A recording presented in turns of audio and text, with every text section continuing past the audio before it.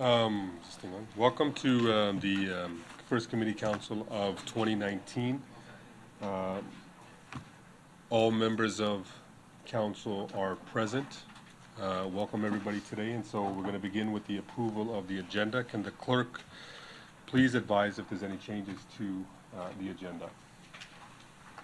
Thank you, Mr. Chair. There are a few changes to the agenda that are in a package before members of committee. The first is a report identified as 7.2.9, a report from the City Clerk's Office regarding the Council Office Support Model. That report was distributed electronically to members yesterday, posted on the city's website, and a copy is in the package before you this morning. And secondly, item 11.2, a briefing report from the Office of the Chief Administrative Officer regarding government relations matters. That was distributed electronically to members, and a copy is before you this morning. In addition, in regard to item 5.2 on today's agenda, which is a delegation regarding municipal fireworks display for Diwali, there are speaking notes from the delegate, Sylvia Roberts, in regard to this matter, and those are the changes that the clerk's office is aware of at this moment, Mr. Chair. Thank you, Mr. Clerk. Are there any items that any members would like to add to the agenda? Councilor Santos.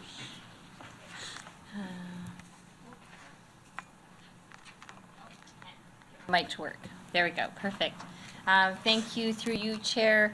I'd like to add a couple of items to the agenda today. The first one, an amendment to add the discussion around parking enforcement in the vicinity of Metrolinx GO train stations and across the city.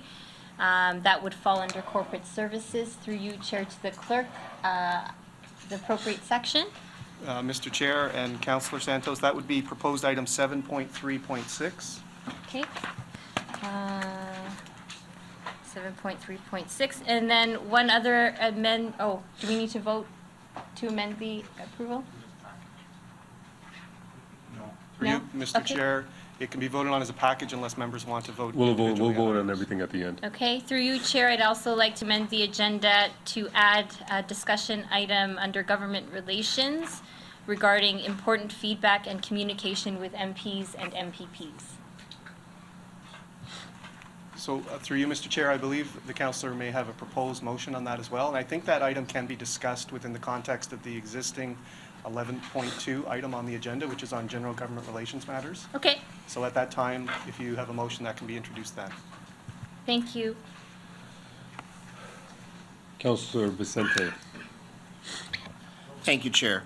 I'd like to add a discussion item on economic development implications and planning staff reports, please. So, Mr. Chair, that proposed item would come under Economic Development and Culture section, and it would be identified as proposed item 6.3.2. So that's 6.3.2. That's correct. You done? Oh, sorry. Mr. Chair, one more item.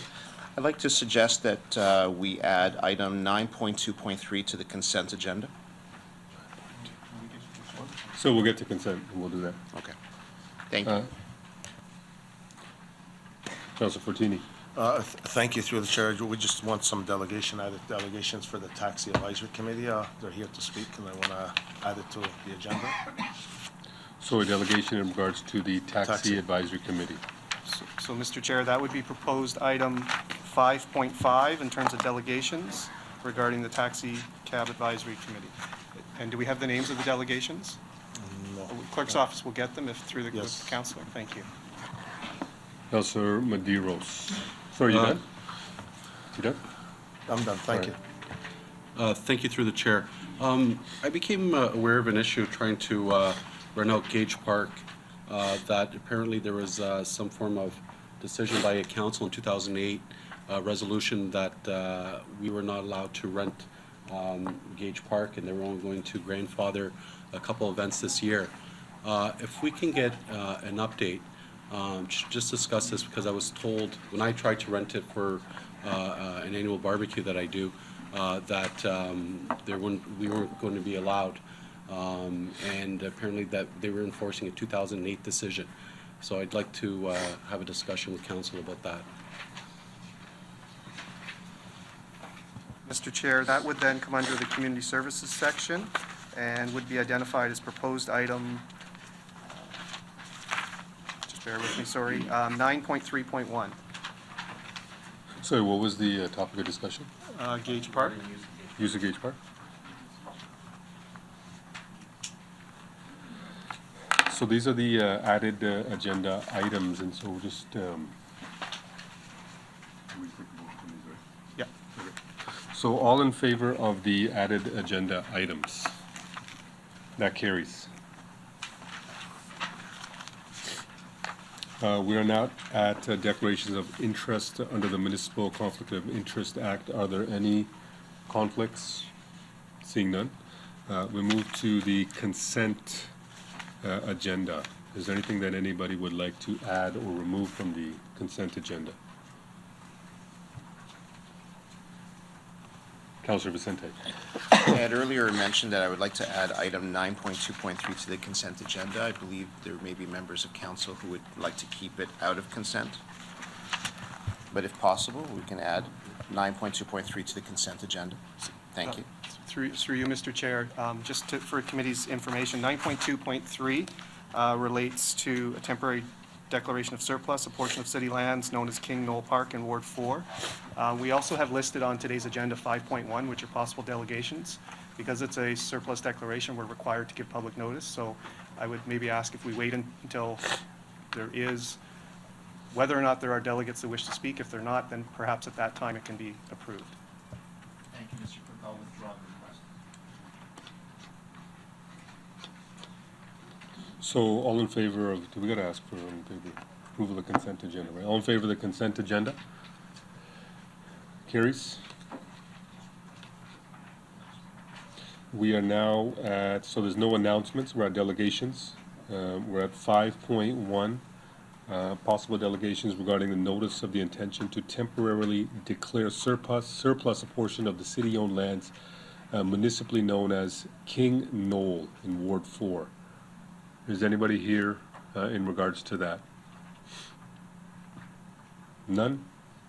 So do we move, so 9.2.3 we can move together at once, right? Yep. We're moving it in consent? We can approve it right now. Okay, so, so that's related to 9.2.3, so, does anybody want to move that? Councilor Vicente, all in favor?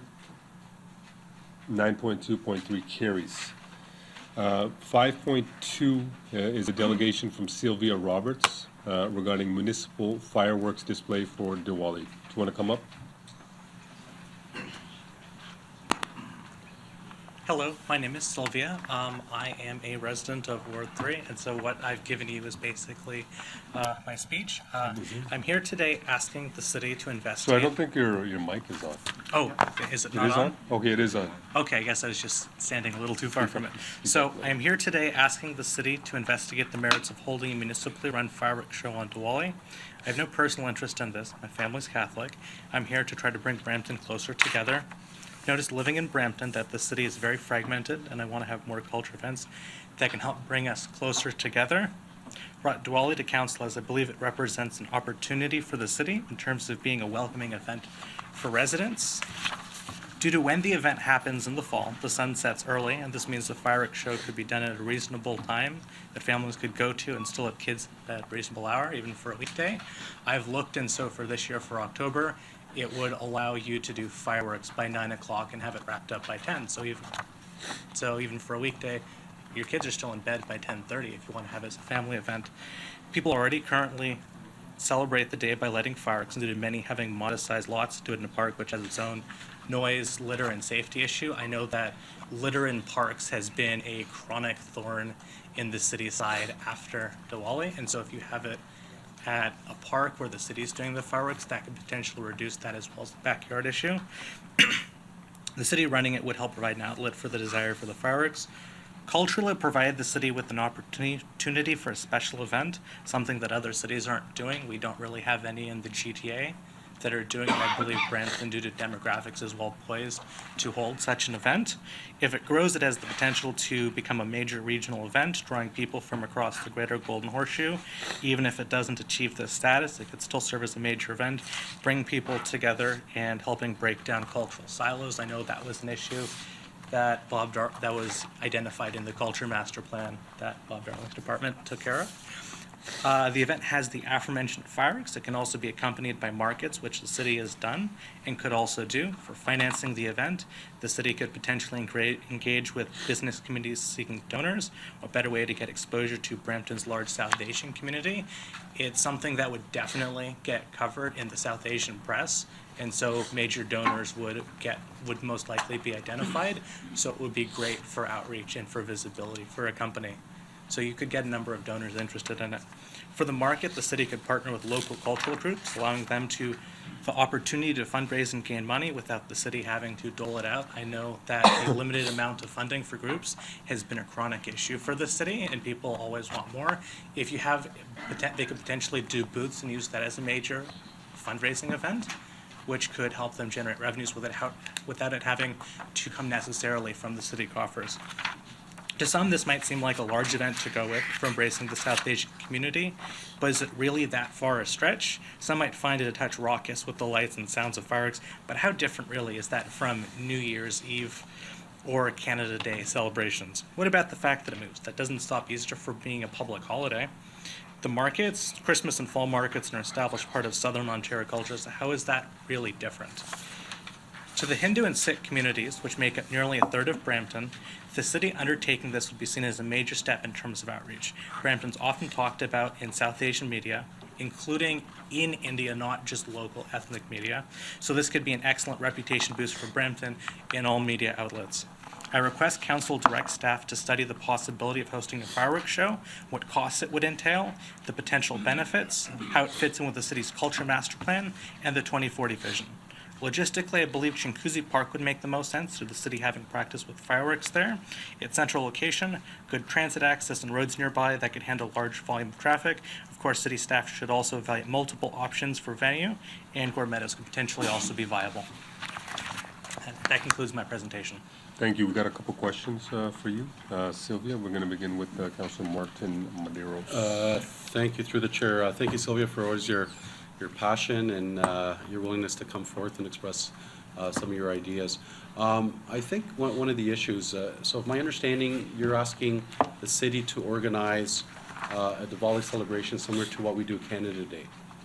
Something like that. And through the chair, and my colleagues can intervene and correct me, my understanding Diwali, having visited the places of worship, a lot of the Diwali celebrations are sort of part of the places of worship, and that's where the community gathers to do their celebration and do their firecrackers with permits and enjoy. And I would say through the chair, there's always that fine line of the city taking over something that is really a community function based on also part of faith, and that there's strong community ties based on the places of worship in which they belong to. Certainly, I think it's important that we do commemorate Diwali in some capacity. I just don't know if the city jumping in, taking over a celebration, which is already being dispersed or being reflected in the various places of worship, there would be some form of effectiveness. And we don't want to get in a situation where we're competing with the places of origin. I think also there's an opportunity from different groups that make up the community to rent our facilities or rent out and do a celebration of that sort. And I think our staff are always willing to collaborate and support them in doing these type of activities. So I'm not sure and I guess what I'm saying is that the need, understanding that this is your opinion, has not been expressed by, I guess, the community. And we wouldn't want to impose our sort of, it's almost like top down, our expression of what we think their cultural celebration should be. So in short story, what I'm saying is I appreciate the passion, I appreciate the idea. I'm just not sure at this stage, unless I've heard a community come forward to express that I would necessarily direct our staff to sort of get involved and take over that type of celebration. understanding we do commemorate Diwali here in City Hall in a certain function. But I do appreciate the idea and wanting to really put Brampton on the map in that capacity. Through the chair, may I address Councilor Maderos' comments? Yes. Councilor Maderos, so I've actually talked to local businesses and local people, and they have in the past tried to get the city to do Diwali. However, previous councils did not see, well, why should we pander to 200,000 people in the city? It's only 200,000 people, right? So in the past, it was a smaller demographic, and so I think this council might be an appropriate one to start exploring it. I'm not saying that the city should do it and that they have to do it. I want the city to have staff look at it and consult with relevant stakeholders to see if it is appropriate, and if so, how the city would execute it. In South Asia, it is common for cities to municipally run the fireworks in addition to local places having it. And because the city has not done it, you do have religious groups doing it. But I'm not asking for a religious event. I'm asking for more of a secular event where there'll be a market associated with it. We do our fall and Christmas markets here in Brampton, and markets are also traditionally associated with Diwali in countries where even cities run fireworks. And I guess through the chair, and I appreciate your comments, what I would suggest then, those retailers or those members of the community, and if you'd want to collaborate them, we do have an opportunity, or you have an opportunity, or the community has an opportunity to come and there are community grants and work with our staff if an event like that was identified as a need. So there may be an opportunity to further collaborate, but, you know, I do appreciate your Part of passion. it was also as a tourism event, not just for the local city. It's something that would be different for Brampton. I mean, if you get 5% of the Hindu and Sikh population, you're talking 10,000 people right there, which is a decent crowd, and it will get talked about. And it has the potential to become a regional draw across the greater Golden Horseshoe for people to come in Brampton to the festival, because really, how much is actually going on in late October or early November? Who else is doing fireworks at that point? Niagara Falls does it, but if Brampton does it, we could do it on a larger scale with the markets and that kind of stuff. It could be a tourism potential option. Yep, I'll open it up to involves. Thank you. Thank you, Councilor Maderos. Mayor Brown? Thank you, Councillor. Sorry, can you put yourself back? Councillor Dillon, I'm actually very intrigued by this idea. I appreciate the points that Councillor Maderos has raised, that we would want to reach out to the community to verify this is something that they would wish. I think that work would be essential if we were to proceed. But the reason I find this intriguing is, and as mayor, I get invited to a lot of events, and there was certainly celebrations at places of worship at Gurdwaras and Mandirs. But what I couldn't believe, and I was actually shocked by the number of events, I actually attended 9 Diwali celebrations with fireworks this year, and I was shocked by how many different ceremonies are happening, how many more different celebrations are happening in Brampton. And it wasn't restricted to places of worship. It was in backyards. It was in parks. I'm sure the fire chief will want to put his earmuffs on for this, but you'd be shocked by how many fireworks happen across the city. And so if we look at this, I'd say get the feedback. I'm sure Brampton Fire has done has some awareness to the number of ceremonies that celebrations are happening. It was across the city, and maybe if there was a central point where there was a celebration that would result in having not as many backyard fireworks celebrations. So I do think this would merit doing some research on, and if I could, I'm not sure that the clerk can advise, but I was talking to Councillor Singh, if we could do a motion to refer this to staff to get additional input on whether this is what the local community wishes in terms of the local Gurdwaras and Mandirs, and also get the feedback from Brampton Fire in terms of how frequent this is across the city. I'm pretty sure they would tell you it is rampant in terms of the celebrations. And I have to say, I like the tourism angle on this. I do think we can market this as something unique to the city of Brampton. Thank you, Mayor Brown. Councillor Singh? Yeah, so I would also support it being referred back to staff. I think there's a huge opportunity here, just on citizen engagement and the tourism aspect that you brought up. I also attend many functions for Diwali, and so long as that staff report incorporates various stakeholders, including places of worship, I think there would be potentially a good event for the city to host. And being at many events, I would also say might help in addressing some of the fireworks things that I see on the fire chief if we have a central location from a safety standpoint as well.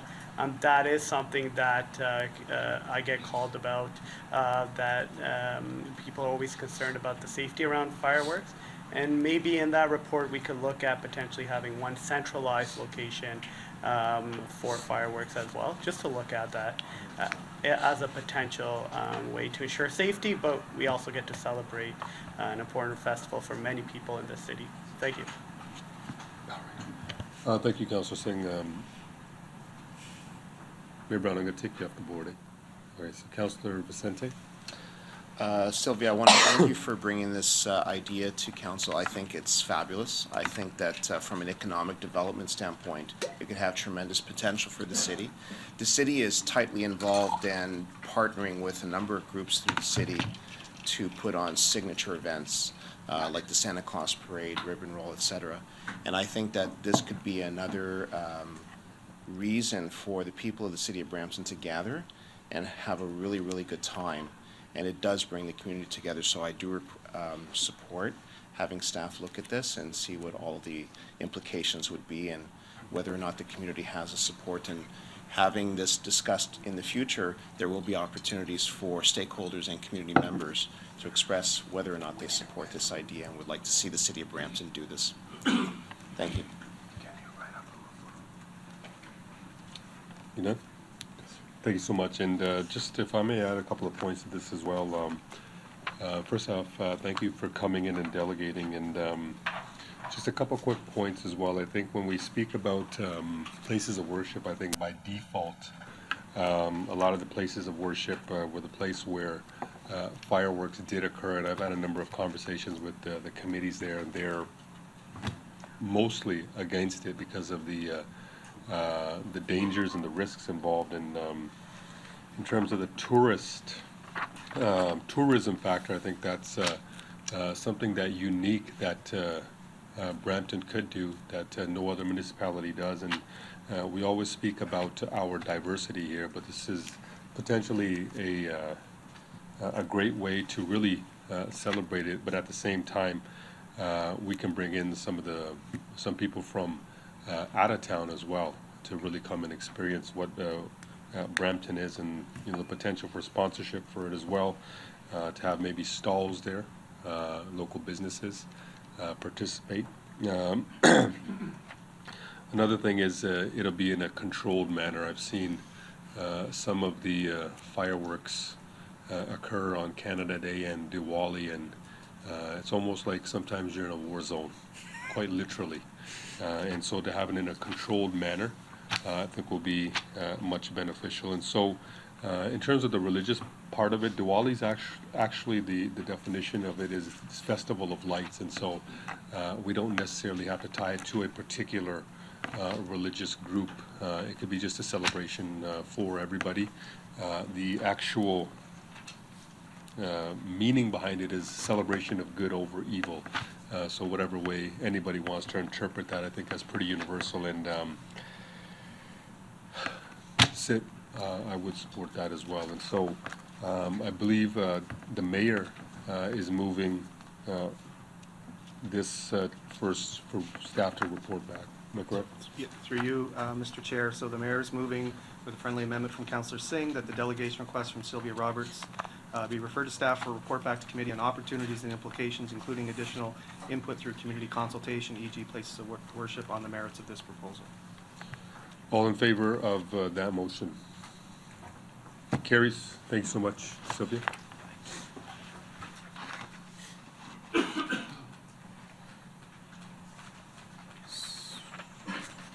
So we next have a delegation from Regan Hayward from Beaux Arts.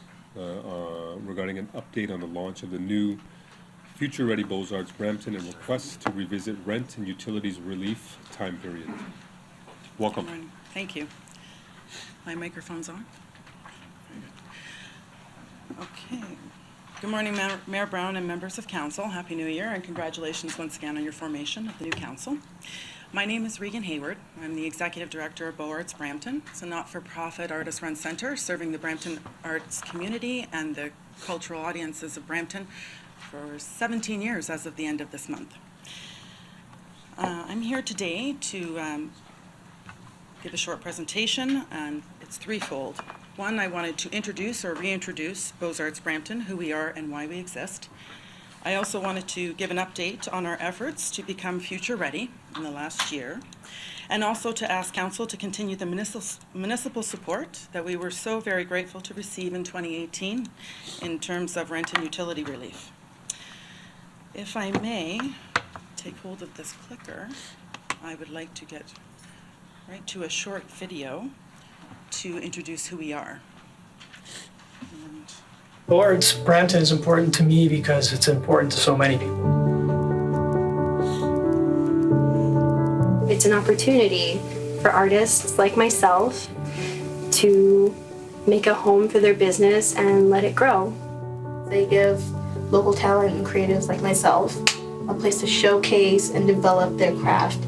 They care about their members and they advocate for them, as well as the people who come here and other creatives who participate.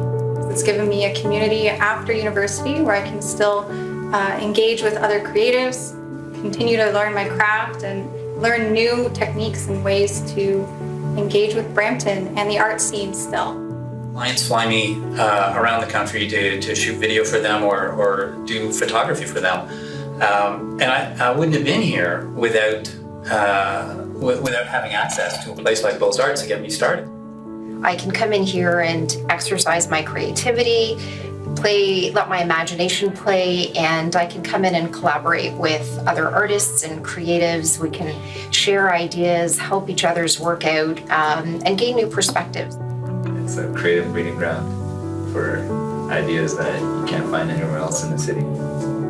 A place for people that just like art and they want entertainment. So they come downtown for something to do, they go for something to eat, and where it's a great place to see all different events as well as the arts is Beaux-Arts.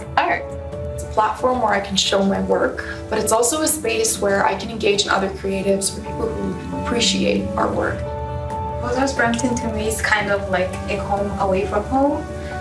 Over here I've gotten the opportunity to meet a lot of people from different backgrounds that all come together in the love of art, and I find that pretty amazing. So it's kind of like an oasis to me, you know. Artist-run centers like Beaux-Arts across the country are kind of the grassroots to help emerging artists. And as an older emerging artist, it's great for me to be able to mix with young people and to talk to them about their ideas and to help them help me make my art better. Not just technical teaching of the art itself, but how to sort of manifest that creativity in the work that they're doing.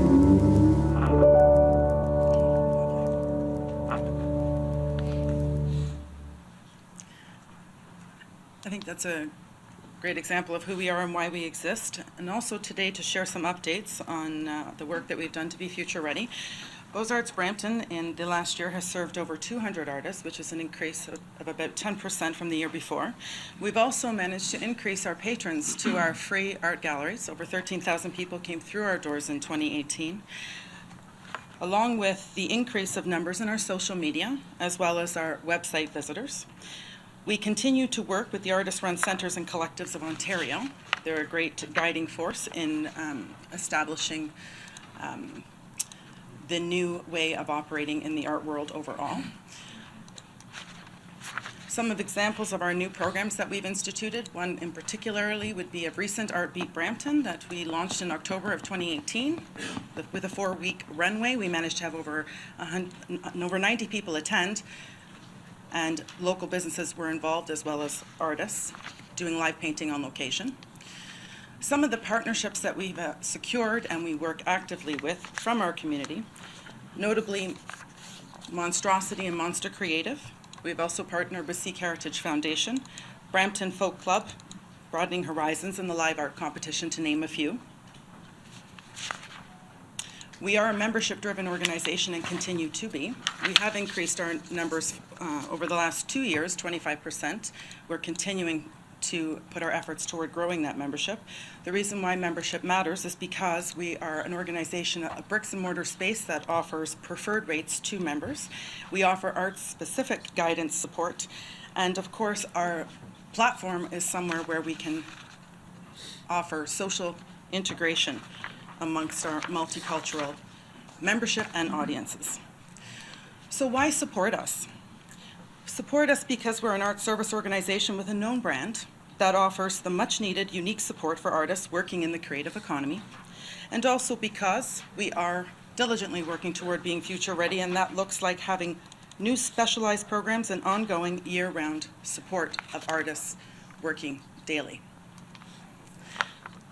With current council granting extension to our rent and utility relief until June 2020, we believe Beaux-Arts Brampton is able to continue to solidify this new foundation for our future sustainability, and we continue to extend affordable prices to practicing artists and our creative community partners. Thank you. Thank you so much. We have a couple of members of questions. Councilor Vicente. Thank you, Mr. Chair. Through you to the delegate. Ms. Hayward, thank you so much for coming once again to Council to talk about the great work that you're doing in downtown Brampton to promote the arts. I just have one question for you. How many times, as you recall, have you come to Council to present this request before? A request like this? A request like this would be my 4th time. Okay, thank you very much. I also have a question for staff.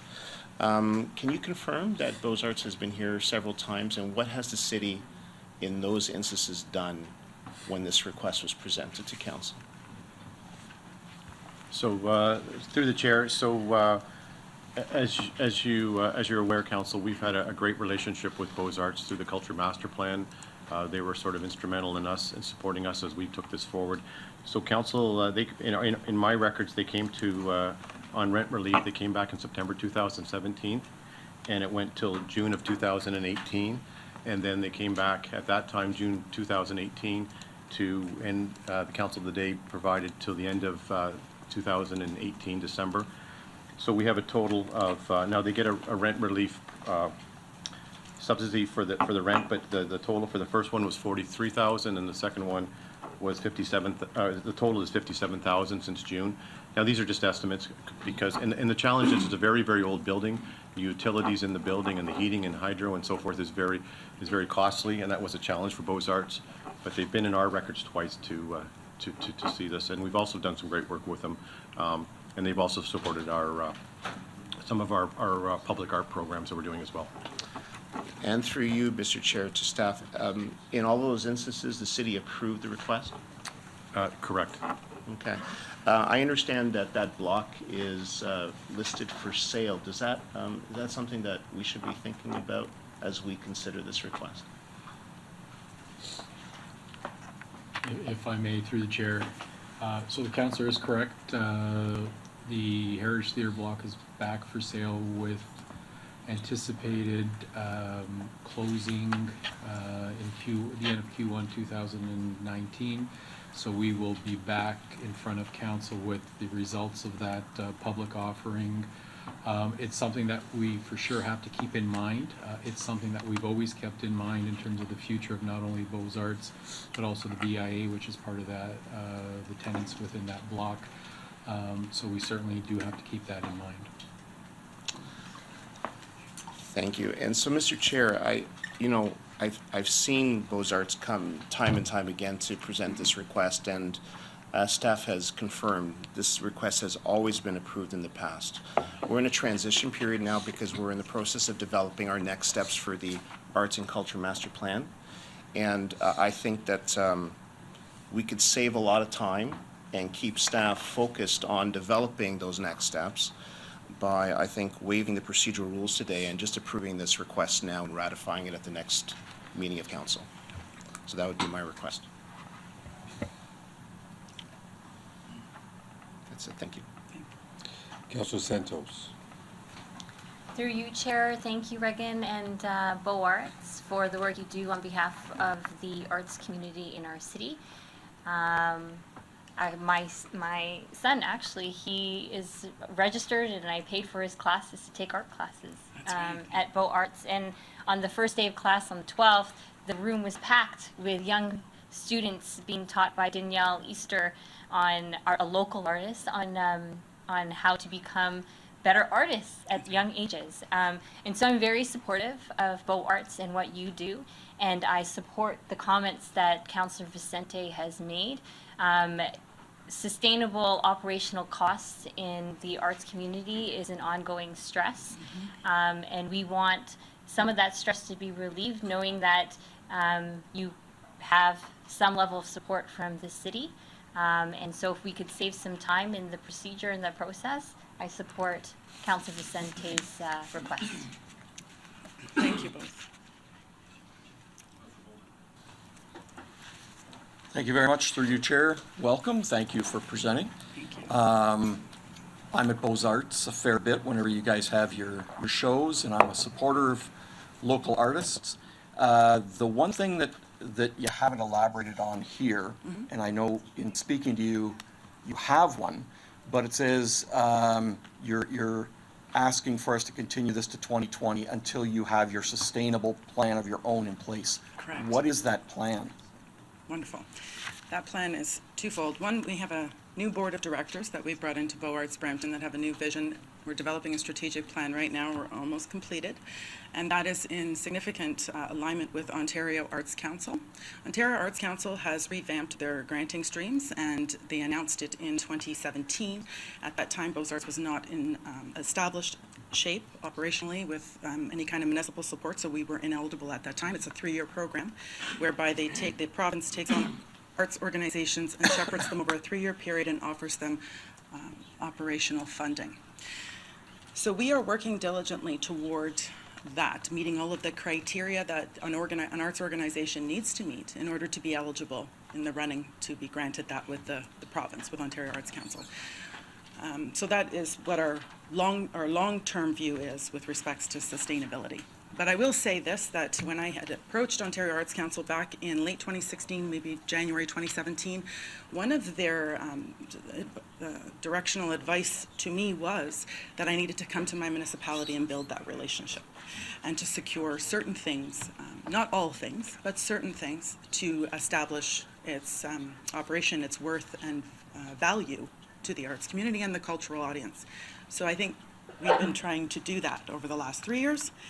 And by, so the Ontario Arts Council, we would be applying for that at the end of 2019. And the granting system, by June of 2020, we would know where we stand with Ontario Arts Council. And then we could, we're hoping for a smooth transition with operational support from them, with basic supports in place from our, continuous basic supports in place from our municipality. I don't know if that answers. I've got no problem with the grant or providing relief, Reagan. I don't have an issue with that. Thank you. The only thing that I do want to avoid is we've got a lot of other arts groups as well that are looking for the same thing. Yes. And they have to come to us year after year after year as well. Sure. I know that Economic Development is working on an arts and culture plan, which will include multi-year forms of grants. I just don't like going for multiple year periods. I would far rather say, yes, you've got it till the end of 2019, and then reevaluate where we are in 2019. We don't even know where we're going to be with the building actually in 2019. It may be there, it may be gone. We may be looking for a bigger and better place for Beaux Arts at that time. So I'm fully supportive of the funding and the continuing of the relief. I just think we should be just doing it on a 1 year to year basis, like every other arts group.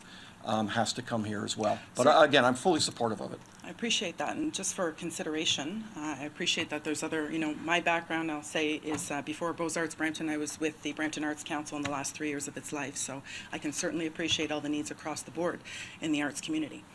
Having said that, I do think it's for your consideration.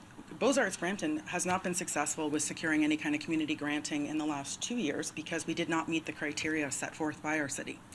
And so we were unable to access that as a support to our operation, to our producing of different art exhibitions and so forth. So although I understand that all the groups have needs, as we do, Beaux-Arts Brampton is active member of the Brampton Art Coalition Committee as well.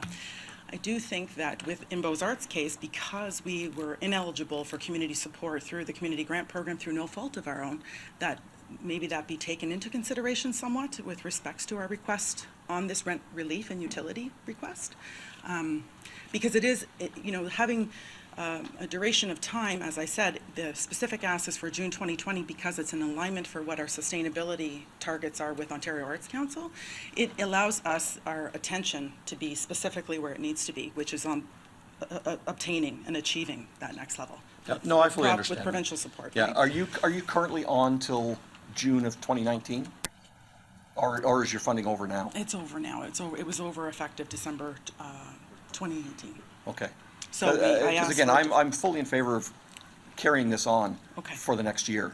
I just don't like to see the multi-year things because of what's going on in our downtown. We really Sure. have no clue where we're going to be or who's going to be in the building or if the building's going to be there. So Okay, no, fair enough. that's my suggestion anyways. But Okay. I'll hear what council has to say. Thanks very much for coming. Thank you. Thank you, Mr. Chair. Through you, I don't have any questions of the delegation other than thank you for coming and delegating here today. I'd like to just offer my support behind Councillor Bowman and what he was saying. I agree with what he was saying. I guess there's a lot of moving parts to this, and I've always been a big supporter of arts in the past. Although I do not support waiving the rules of procedure here today, as I think that since we have that information, the information is out there. I'd kindly ask for staff to bring back a report before council next week for members to actually have a look at all of the moving parts that we're dealing with this area. So I don't think that it's definitely not pushing anything off. We would have to make a decision by next council anyways. I don't think that we should have a yes or no vote here today, when it doesn't really matter because next week's yes or no vote will actually tell the tale. I just think waiving the rules of procedure at committee there's a fine line there, and I don't necessarily think it should be done here today. So I refer the delegation back to staff to bring a report back to members of council prior to council next week. And that information we've dealt with the information before, and it's mainly for new members. So unless there's anything new, which I'm not sure that there is, but if that report can come back to committee before council next week. So a referral on the floor.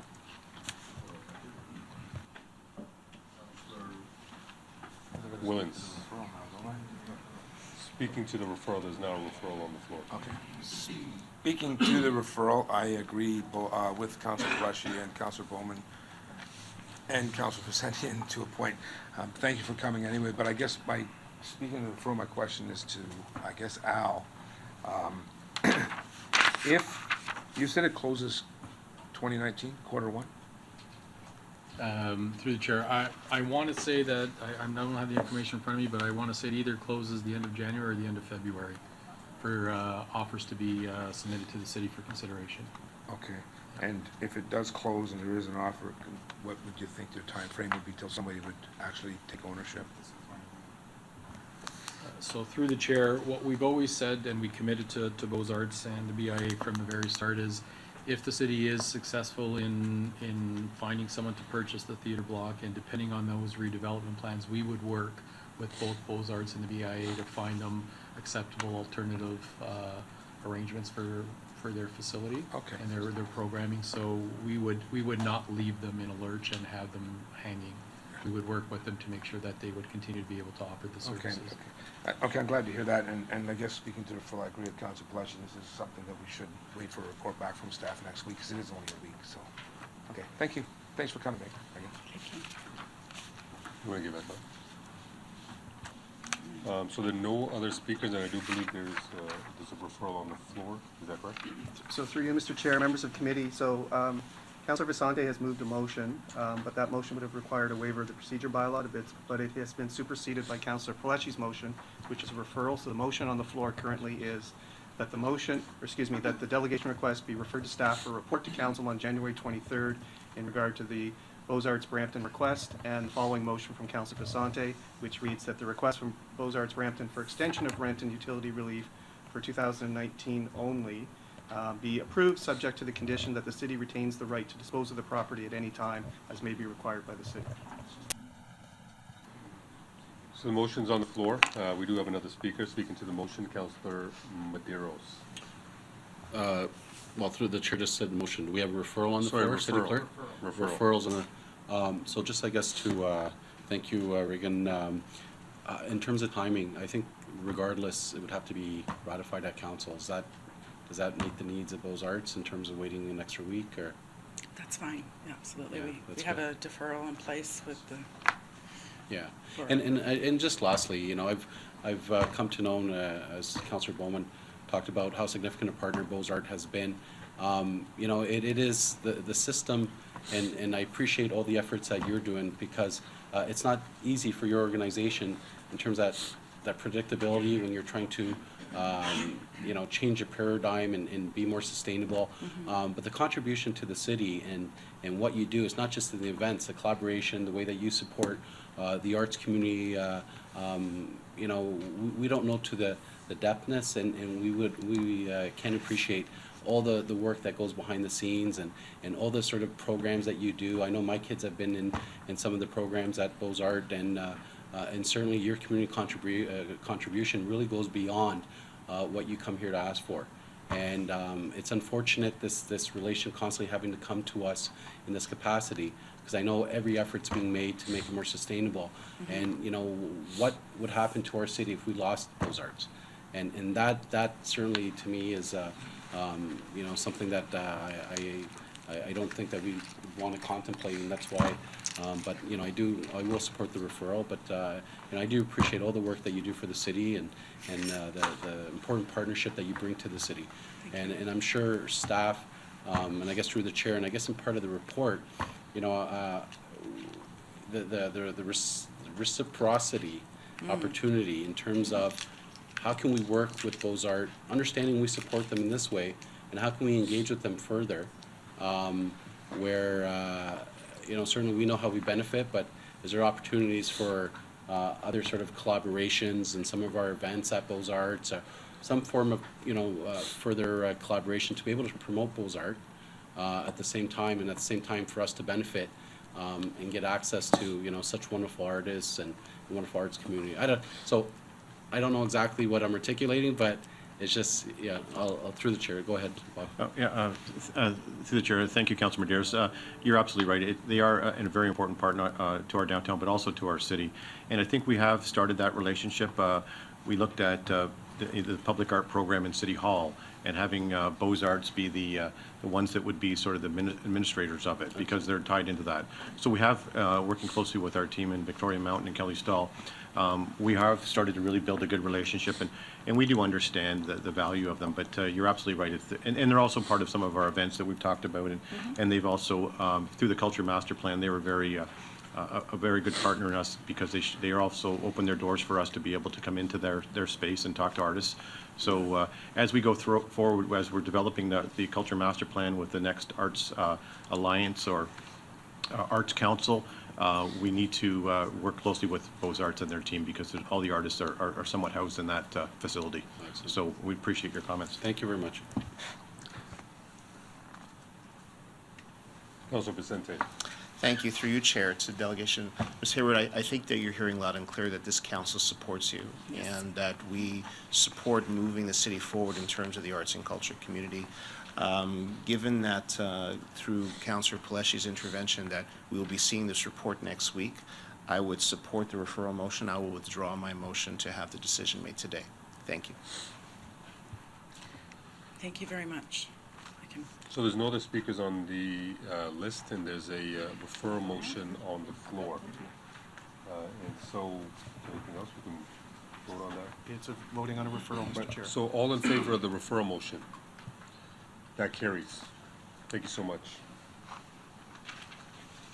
We now move to the next delegation, which is from Kevin Montgomery, regarding the compulsory parking permits as a cost recovery property tax reduction mechanism. Welcome, Kevin.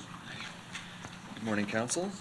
All right, that's great. Yes. So, as mentioned, I know the budget process is starting, and there's an interest in minimizing, if not, what's the word I'm looking for? Not increasing property taxes, or maybe even looking for opportunities to reduce property taxes. And so with that in mind, I wanted to talk a little bit about a big operating budget. Within the operating budget, most of it you can see comes from property taxes, with a smaller portion coming from fees and service charges. So I wanted to look at two items in particular. Their operating costs are comparable. The first is the roads maintenance, operations, and fleet, and the second is transit. A key difference between them is that transit comes with a cost recovery target of 45% that comes from the fare box, whereas to date there is no cost recovery mechanism for roads, operations, maintenance, and fleet. So the total recovery from transit comes to a little over $29 million a year. But within this model that we have right now, there's an equity problem. If you look at the ratios of vehicle ownership in Brampton, we can estimate that there's something of over 8,000 households in Brampton that don't actually own vehicles, but the taxes that they pay would reflect the expectation that they do. And if you go one step further, with an average number of cars, of 2 cars per household, 38% of households in Brampton own less than 2 cars, but they're not getting a break in this operation costs of the road maintenance and operations.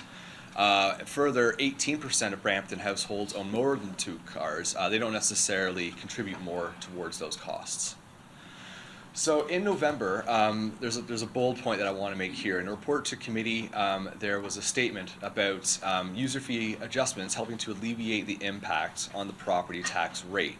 And so with that in mind, I wanted to propose this idea of some kind of a scheme of compulsory parking permits as a cost recovery proposal. With my delegation, there was a report that goes into more further detail, breakdowns and numbers based on what I was able to find in the budget documents and the Transportation Tomorrow survey. I'm not going to go into that detail. I'm just going to highlight some of the more interesting kind of key points here. So current present day revenue, the situation that we have right now that I want to highlight is that we have an annual average property tax rate of about $4,800 a year, and monthly transit fare adult pass is $124 a month. That becomes more relevant in just a moment.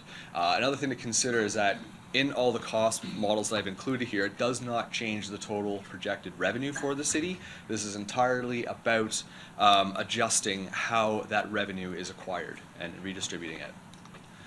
So let's look at hypothetical scenario number one. If we look at the same recovery target for roads, operations, and fleet, 45%, potentially that could bring in as much revenue as $26 million a year and reduce the average residential tax rate by a few $100s a year. And that's just based on the current situation of the cars that people own. That will reduce the property tax rate every year, but more or less for people who own 2 cars, on average, will do nothing to their bottom line. But for 38% of Bramptonians who own less than 2 cars, they could potentially be looking at a bottom line reduction. And the last scenario that I thought was kind of interesting is currently the municipal parking rate is $308 a year.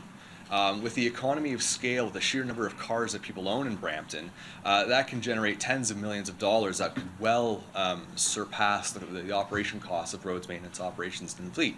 That surplus could go towards operations of transit operational costs to reduce the monthly transit fare perhaps to as low as something like $40 to $50 a month for transit users.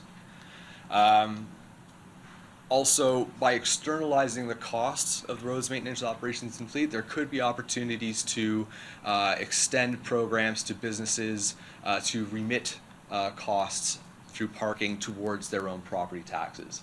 And that can take any number of forms. And of course, for entrepreneurs, the receipts that they pay for parking permits are tax deductible, which kind of indirectly introduces a way of acquiring revenue from higher levels of government through income tax deductions. So that concludes my presentation to council today. Thank you so much. We don't have any speakers on the list, so we should move receipt, right?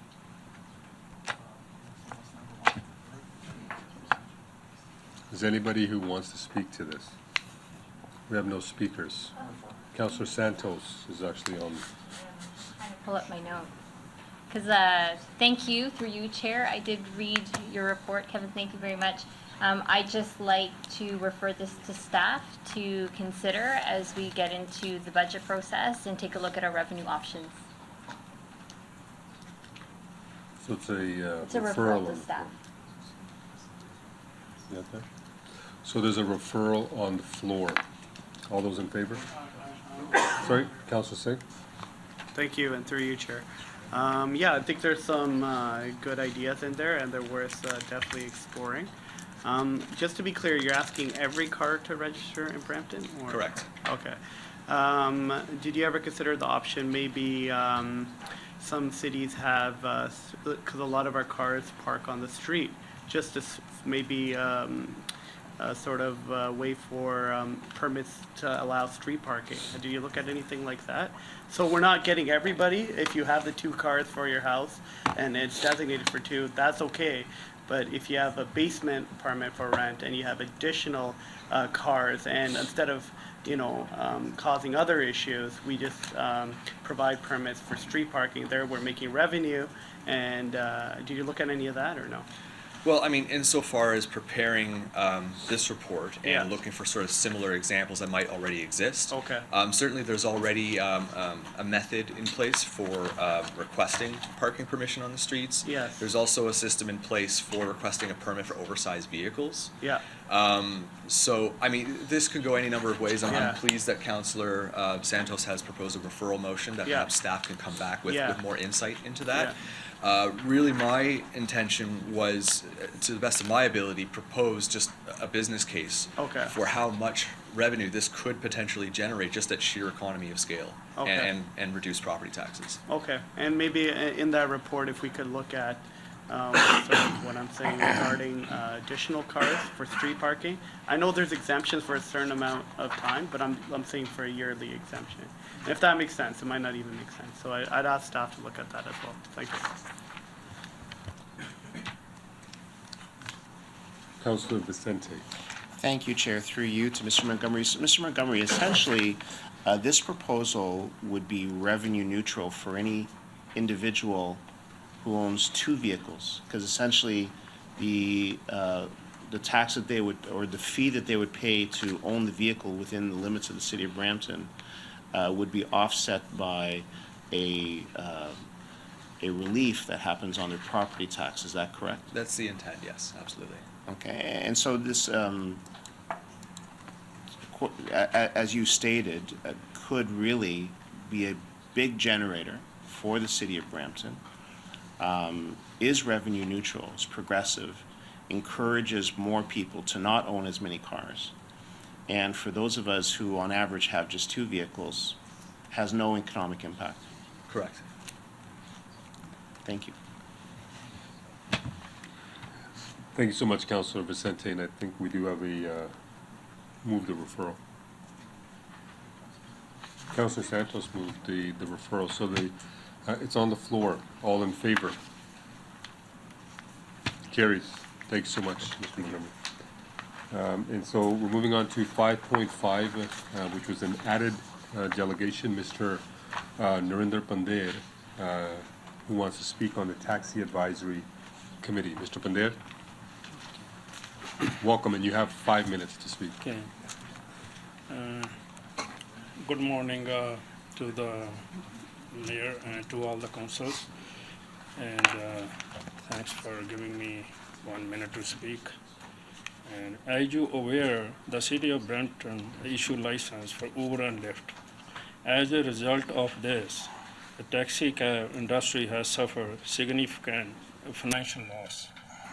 So currently, there's 20 taxi plates sitting on the shelf at the city. We expect to going more end of this month. So current taxi cab formula is not working. So the city should freeze the plates. Then they shouldn't issue any taxi cab plates anymore because the city of Mississauga, they removed this formula. This formula is no longer going to work. This formula need to review. And number two, I would like to make a request to all the council to establish a taxi cab advisory committee to address all the matters for the taxi industry. That's all I want to say. So I have a long list to discuss all these matters. There's no way we can discuss here. So, and they'll make a new advisory committee, that would be nice. So, Right, so just hang on, we got a speaker on the floor, Councilor Patino. Yeah, thank you. Just to staff, I remember we had the Taxi Advisory Committee, last committee, with Pete Dillon as chair, me and vice chair. To bring this back, how do we, because we were waiting for them to delegate if they want it back or don't want it back. And if it looks like the request that they do want it back, Mr. Clerk, so can we add it? So through you, Mr. Chair, so this is a delegation request, then the request could be referred to staff. Okay. Council's procedural rules are that establishing any new committee require terms of reference to be approved by council. So committee today couldn't just make a recommendation to establish the committee. It still would require terms of reference to come back to council for approval. Okay, thank you. Councilor Patino, sorry, finish it off. And I just wanted to ask, I think we have one of our staff here from our taxi advisory. Who's in Bizot? Bizot, I think it is? Yeah, oh, there it is. Sorry, just maybe come up, we could hear, on the plates. So, how many plates, just a quick question, how many plates we have sitting on the shelves now? you asking me, sir? The staff. Through the chair, at this time, we have 28 plates on the shelf. And we're adding 7 more? No, Is that we're, my understanding? the plates, we averaged 9 plates on the shelf over the year. For the months of January to March, we had 0 plates on the shelf. The highest time that we had plates on the shelf was in December, and that was after the issuance. Starting in October and November, December, we started to see more plates come in, and that was as a result of the industry not having drivers to drive the vehicles. Okay, so now that the plates are sitting there, we're not gonna add more plates to it, right? So until those plates actually go out again. So, under the current bylaw, there is a plate issuance formula. It looks at economic factors of the industry, 4 factors. As you may recall, we did bring this through Taxi Advisory Committee and subsequently through council. It was passed in 2017, the new model for formula, and it will look at economic factors when it is applied. We would have it applied in October of this year, and we would look at what the factors are. And if in fact there are losses in the industry, it would certainly go towards the formula working and not issuing plates at all. But we can keep an eye on that and report back as that goes. Okay. Can I ask a question to the delegation there? Sure. Sorry, James, can you come back? Is there any No. other questions you got for James right now? That's right. So you can ask them all now. Sorry, if I can ask you a question, do you need a report, do you need council to move for you to report back, or you can bring that report at a later date? That's something you're gonna bring in? It is something that we could bring as a result of this letter to the industry. from the Okay, industry do you to know council. when that could be? When would that be approximately? To review the plate issuance formula, it would probably be mid-July of this year. that we would have all of the numbers in at that point, and then we could report back in that time period. Okay, is there any more questions No, for just for James? the Okay, delegation. so thanks, James. Mr. Pandit, can you? Yeah, Mr. So thank you for that. So the taxi industry is asking to reform, put the committee back on? Is that what you're asking? That's right. Okay, so we'll make that request at the right time. I would recommend this, that since I was the chair of the past terms committee, Councilor Fatini was the vice chair, that we can meet offline, have a meeting and discuss some of the issues. And we can certainly have one of the discussion points as to, or hear from you why we need to get the taxi advisory committee back. And so I think we need to have these preliminary discussions first, then we can definitely move into looking into bringing the TAC as a possibility if need be. Does that sound fair? That we'll have discussions offline, the taxi industry, Councilor Fortini and myself. Okay. Is that fair? All right, that's fine. Okay, thank you so much. Thank you. I'll move the delegation.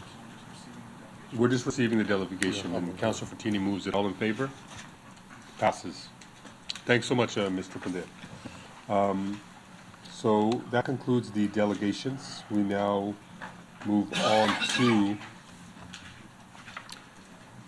Economic Development and Culture section. There's no staff presentations.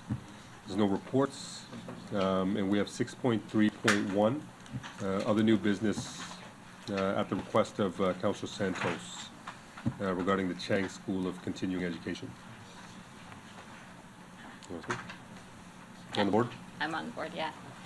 Thank you very much through you, Chair. So the purpose of me bringing up this discussion is to continue to inform the public and keep folks advised that we continue to work closely with Ryerson University and remain committed to bringing Ryerson and the partnership with Ryerson here in Brampton. So I would ask, if possible, if staff can provide an update on the status of Ryerson and particularly the Chang School of Continuing Education in Brampton.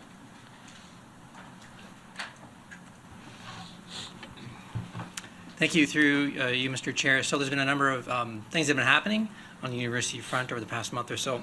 I'll speak specifically about the Chang School to start. So we reached an agreement with Ryerson University and the Chang School back in the end of November for them to provide courses here in downtown Brampton, actually out here at the West Tower. So since that time, they've been diligently advertising and marketing the Chang School courses. And the expectation is that they're going to start teaching those courses next Monday. So Mondays and Thursday nights here out of the West Tower. And enrollment, given that we only reached the agreement and marketing of the courses only started basically at the beginning of December, the enrollment is steadily increasing. We're into the double digits now for those two courses, so that's good news. Typically, they have about a 6 to 9 month lead time when they advertise for those courses. So, I'm considering it's only been a month, and we've had the Christmas holidays in there as well. It's a good sign. So it's a sign of more things to come for sure. And also on the university front, there's a few other things happening as well, and we've been talking with the Deputy Provost, Glenn Cranny. He's actually scheduled to come in this Friday to have an afternoon, basically whiteboard session with myself and a number of staff here at the City of Brampton to really talk about and get down to what the next phase of this university proposal could look like. I talked to Glenn about as well as the other institutions, university and colleges, about the resolution that was passed, I believe, at the beginning of December to form this post-secondary education and innovation committee. They're actually really excited about it. They want to help out, so stay tuned for that, because it's in our responsibility to come back with terms of reference in terms of how we would go about doing that, what the outcomes would be, what the mandate would be, etc. There's also some other exciting things happening on the university front. I think you're going to hear a few things over the next couple of months. The plan is to have again, along the cybersecurity front, they have a new director of the Cybersecurity Catalyst, which is being run out of downtown Toronto right now. Their intent is to bring that to Brampton at some point, and they're really excited about that. We actually had Charles Finley, who's the executive director, who started with Ryerson last September, and he's been steadily building the portfolio on what the Cybersecurity Catalyst could look like. And the intent is to have him come to Committee of Council on February the 13th to do a presentation to talk all about how he's been growing that portfolio and his expectations for growing that here in Brampton eventually. So some exciting things happening in the near future. Of course, we have the Pilot Innovation Hub that's coming well, actually not, I was going to say across the street, but it's actually downstairs on the first floor of this building. And I'm not going to say too much about that because I'm going to save that for the intent is to come back with some news on that as well. But just on the whole, I mean, those are some of the low-hanging fruit that we're working on. But overall, on the university front, we're still moving forward. Ryerson is still committed to going forward with the campus here in downtown Brampton. Of course, the setback, the delay of the funding being postponed, of course, puts a bit of a wrench in the plan. But everyone's still eager. Everyone we've been talking to still wants it to happen. So I'd say, stay positive and stay tuned because there's going to be more to come for sure. Any more questions? You still got the floor. Sorry? Okay, don't touch it. Don't touch it. Got you. Thank you very much through you, Chair. Thank you, Paul, for your update. I'm going to request, probably bring forward a motion and request staff to prepare just a communication piece that we can make available on the city website, just to update folks based on your report, what we've been doing, where we're at, and what we can expect in the next couple of months. Okay. Thank you so much. Thanks, Councillor Santos. Oh, we got, Bob, you want to speak? Sorry. Through the chair. So to Paul's point on the exciting news, we are meeting with members of council now regarding the incubator space. And we will be bringing a presentation and the official launch of the name of the incubator space and the rollout of the communication and all the application process committee of council, the next committee of council on the 30th. So we're really excited about that. I think that's, to your point, is going to build momentum and sort of help us with that. So that's coming down on the 30th. Thank you, Councilor Bowman, you got the floor. Thank you, through you, Mr. Chair. Just following up on Councillor Santos's point, for the past 4 years, monthly, this university update was a standing item on the economic development, so I'm just wondering if we can continue to have it once a month as a standing item, and that way communications and reports automatically get generated through the Economic Development Committee. Through you, Mr. Chair, I think that's a great idea. I think that's something we still need to continue to do.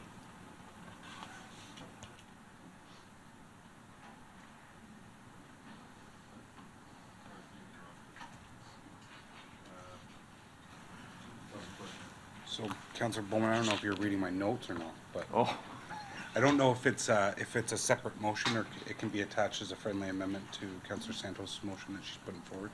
But I think I'm not sure a report needs to be generated. I think most of the time, if it's a verbal, I think that's good enough, unless a lot of information was coming forward and it did need to be an actual report. But if there are no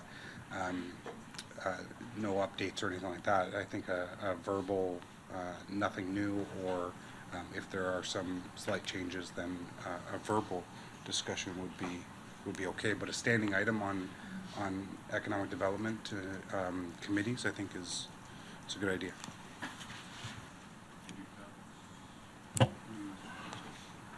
Thank you. Councillor Willens. Through you, Mr. Chair. Thank you, Paul, for the update. Just a quick note, a positive note. Mayor Brown, myself, Councillor Vicente, and Councillor Williams went to VMP Metals the other day on economic development. I had a chance to talk to Joanne, or we were asking Joanne, VP of Operations, and she actually mentioned the cybersecurity, how excited they are because they're getting into a lot of that now. So we've got the business community talking about it, which is good, and they're a good employer of Brampton. So thanks very much for keeping us updated. Actually, through you, Mr. Chair, that's an interesting comment because one of the things that we want to do through the cybersecurity portfolio is to start visiting a lot of these businesses with Charles Finley to make them more aware about what's happening on the cybersecurity front. So we'll be sure to put VMP Metals on that list. Councillor Santos for the second time. Thank you, through you, Chair. We did a few workshops on media training and how we communicate to the public. So I appreciate that we're getting these updates here in the Chambers of Council, and it's likely going to be a standing item of business monthly now, but that doesn't necessarily mean that the public actually know and understand exactly what's going on. And I think there are still questions out there as to what is happening with the university, the Innovation Center. I know that I get it myself often, and I would love to give them that good news story that is packaged in the right way. So that's the intent of my motion. That's a fair point.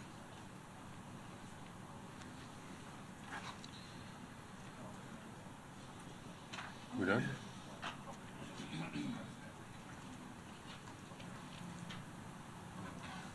So no more questions then. One sec. Peter, we don't need to, it's done. Is there anything on the floor? No, there's no motion. Councilor Santos, do you have a motion? I'll get you on. Yep. Through you, Chair, yes, the motion is to request staff to prepare a communications document that outlines on the city website the update that staff has provided in a way that the public will understand. I don't know how to put that in proper terms.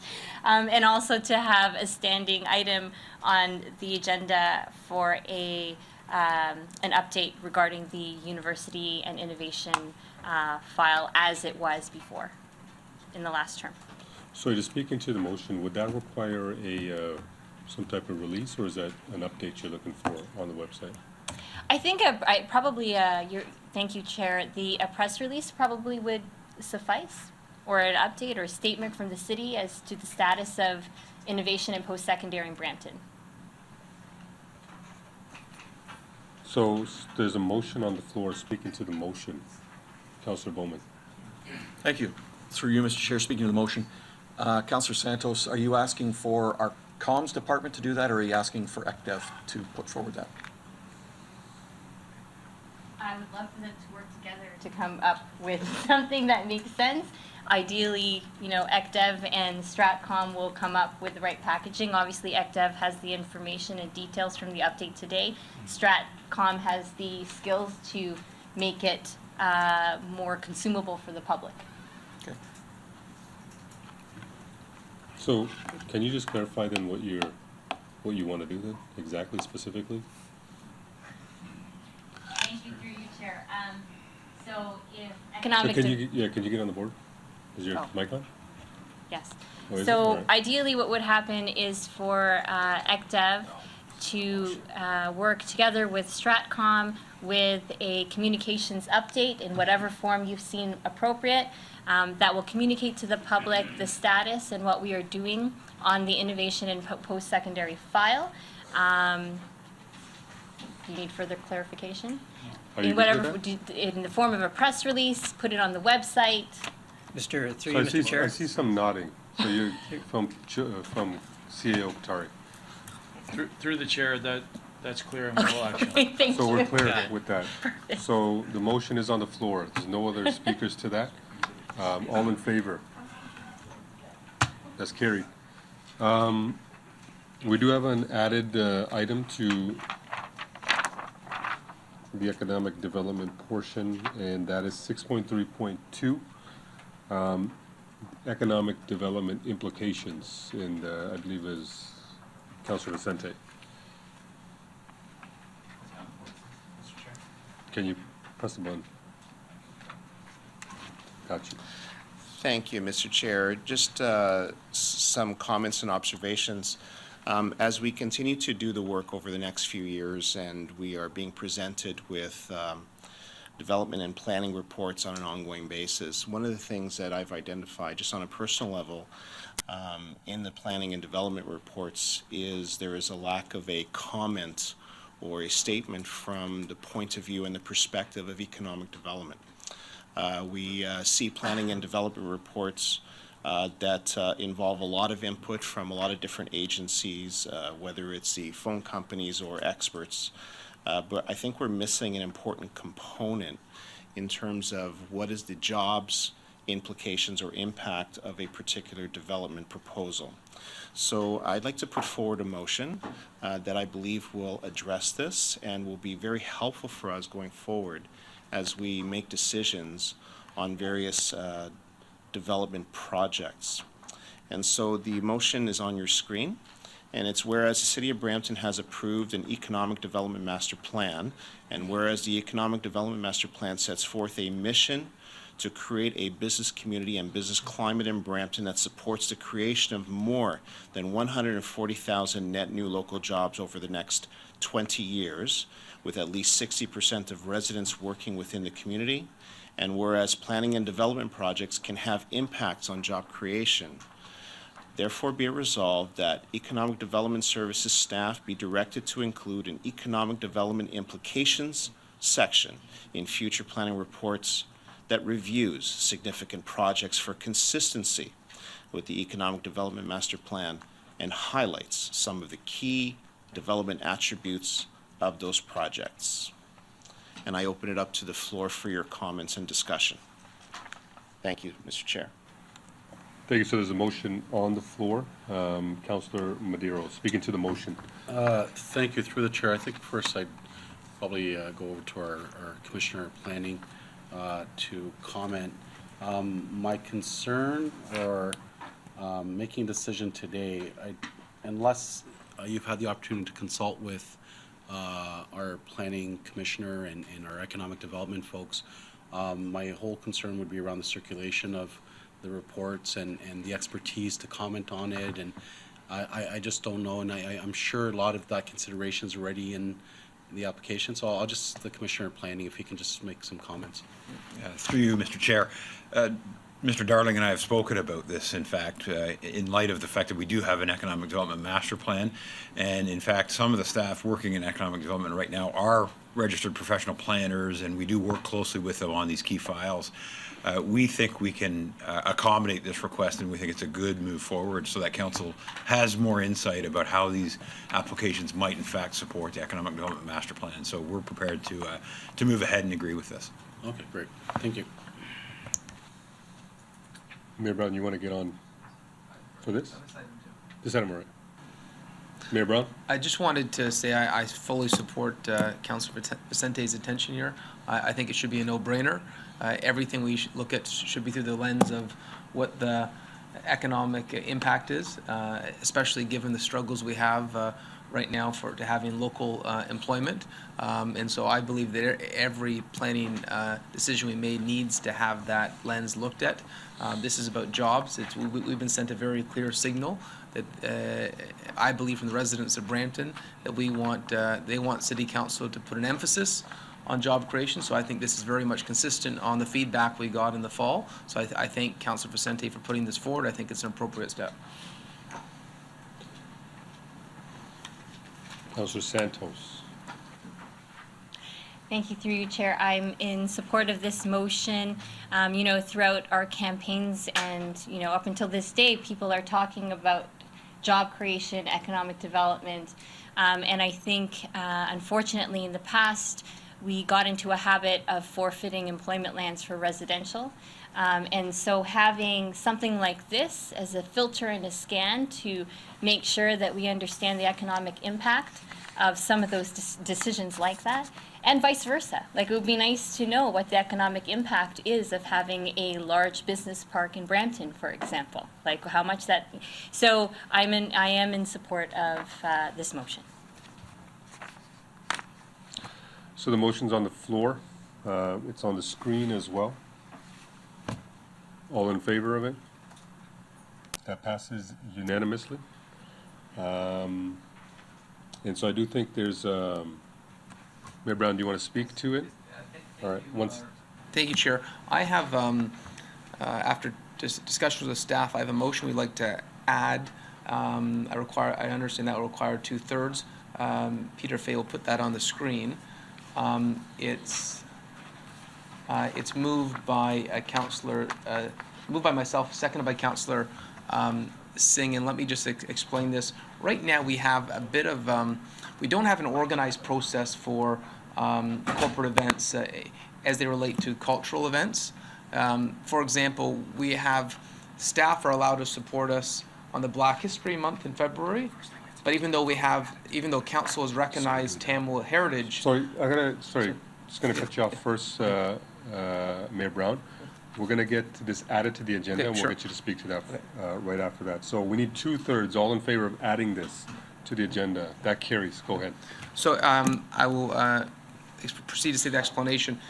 City staff can help us host Black History Month, but they can't help us host a Tamil Heritage Month, which is a little bit, of course we want to celebrate Black History Month, proud to do that, but we've also recognized, this council has recognized Tamil Heritage Month, and so we have a mismatch of what staff can help with and what they can't, and there's events that are hosted here that they can't have anything to do with. And so what I'd like us to have is a uniform policy around these events, and I'd like to have a staff report back on what the events are and what the budget implications for those events are prior to this year's budget. Councillor Medeiros has talked about Portuguese Heritage Month, where he's having some challenges right now getting that going. Councillor Santos has talked about a Filipino Independence Day event in June. Earlier today, we had a deputation about Diwali, about bringing the community together, learning about each other's heritage, ancestry, cultures. It's a beautiful thing. It's one of the beautiful aspects about Brampton is that we are the mosaic of the world, and I love having these events. So I want to get it more uniform. I want to have a structure behind this. I want to have some guidelines around these events, specifically events that have been already endorsed by council, events that like the Tamil Heritage event. And so the reason I specified these two events is these are the two events that would be happening prior to getting a staff report. So I just want to get the council's buy-in that yes, we want to celebrate Tamil Heritage Month. Yes, we want to celebrate Chinese New Year. There's limited cost implications, but it does require some staff assistance. And after speaking with staff, their preference would be, of course, that this is something that they would love to participate in, but having the direction from council would be helpful. Thank you, Mayor Brown. Councilor Williams. I support the plan to move it forward and have something more uniform. I know some of the concerns from staff, especially in regards to the Black History Month. They would really like to have their time used for work purposes and not have to try and juggle work and being responsible for planning events. So I do feel it is important that we as a city do find something that's uniform, that will support staff and support the community at the same time. Thank you. So I'm just gonna add a couple points in here. 2015, this council passed that Sikh Heritage Month be on the official calendar, and the reasoning why was because there's a large Sikh Heritage Month celebration that brings 20,000 plus people to the city of Brampton, directly to downtown, where the majority of the province's events are. And this council felt that it was appropriate that with the largest Sikh, one of the Sikh largest populations outside of India, that there be an investment, a small investment made into having a city-organized event. And so I believe it's about $4,000, which is essentially nominal. And I do support the motion by the mayor. I think it's very good intentions, and I think there's many cultural communities or religious communities who do have their celebrations or their heritage months each year. There's just one quick, I don't know if it's a question or if it's a comment. There's considerable, like when Sikh Heritage Month goes on, we work directly with staff to organize the event. We work very closely with Bob Darling and his staff as well. And so I'm hoping that when these do come around, that we also have include councilors within the, for example, for Black History Month. I'm hopeful that Councilor Williams will get involved, just because I think sometimes you have a read or an ear to the community as to what's going on, and your input would be greatly provided. And so just a heads up to the councilors here. And so, is there a motion on? There is a motion. I think sorry. If I may, Chair, just a point of clarification on the motion. Right now, we do have several methods in place, including our community grants program, where some of these organizations do have access to, potentially get funding to do their events, and our staff facilitate that process. Looking at the motion now and listening to the discussion, and I'm indifferent to the direction, just want to be clear on it. The second half where it says, City of Brampton staff report back on a plan for 2019-2020 Corporate and Heritage Month events. Is it that we would, as staff, be delivering those events, or would we be facilitating those events? Because even on the Tamil Heritage Month reception as well as Chinese New Year reception, just for clarity purposes, because the cost and resources to do those are distinct and different, so that clarity would be helpful for us in bringing that report back. Sorry, I'll let Mayor Brown answer that. Yeah, if I could add some guidance to that, and if it needs to be wordsmithed at all, Peter Fay can offer instruction. What I'd like to see is that there are some signature events in the city that we would have here. And the community may have their own events, but these are events we'd have at City Hall. And, after talking to Bob Darling, I think there's about 10 or 12 key events, and I think those would be events that we would host. The cost implications for an event could range from $3,000 to $5,000. It's a smaller amount, but I absolutely believe these are celebrations that we have in the city that bring the community together.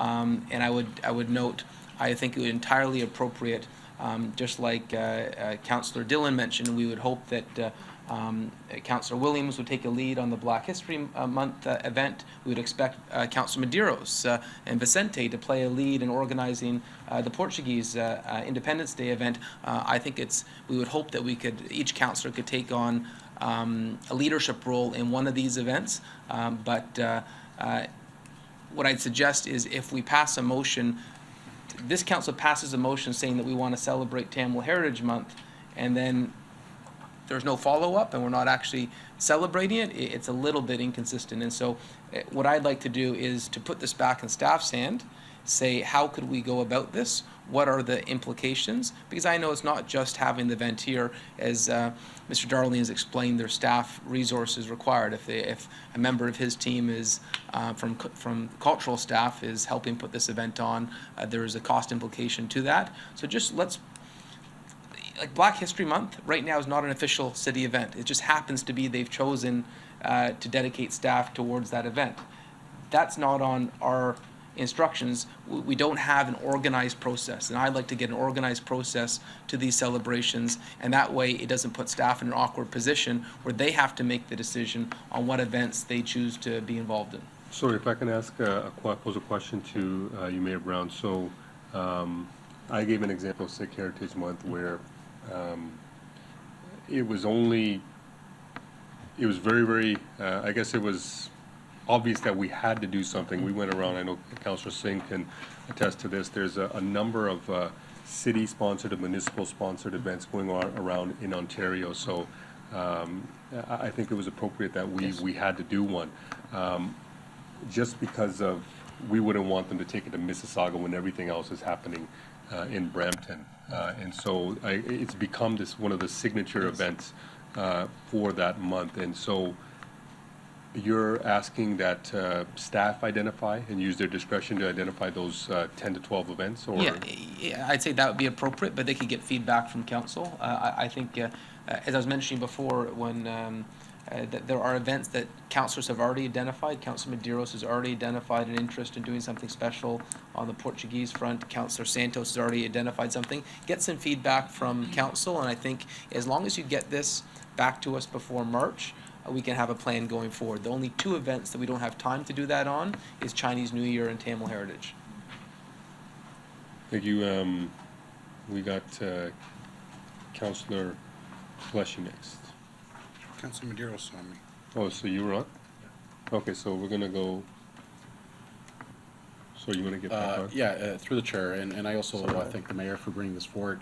I do think that I guess one of the challenges staffs that I find with the cultural events, having, for example, the Friends of Gujarat, is something that I've personally sponsored. It's been here at the city, but not everyone has benefited. The city has benefited, but there was the cost to it.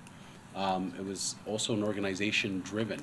So I guess the one of the challenges in your report is when the community wants to lead, I guess, the festival, or if we take over, what role they have and what are some of the cost implications, with food and beverage, because that's, something even at the Portuguese event that we sort of, took over sort of the cost and so on, and I got a sponsor and most other stuff. So there's some detangling, I'm confident it will be done.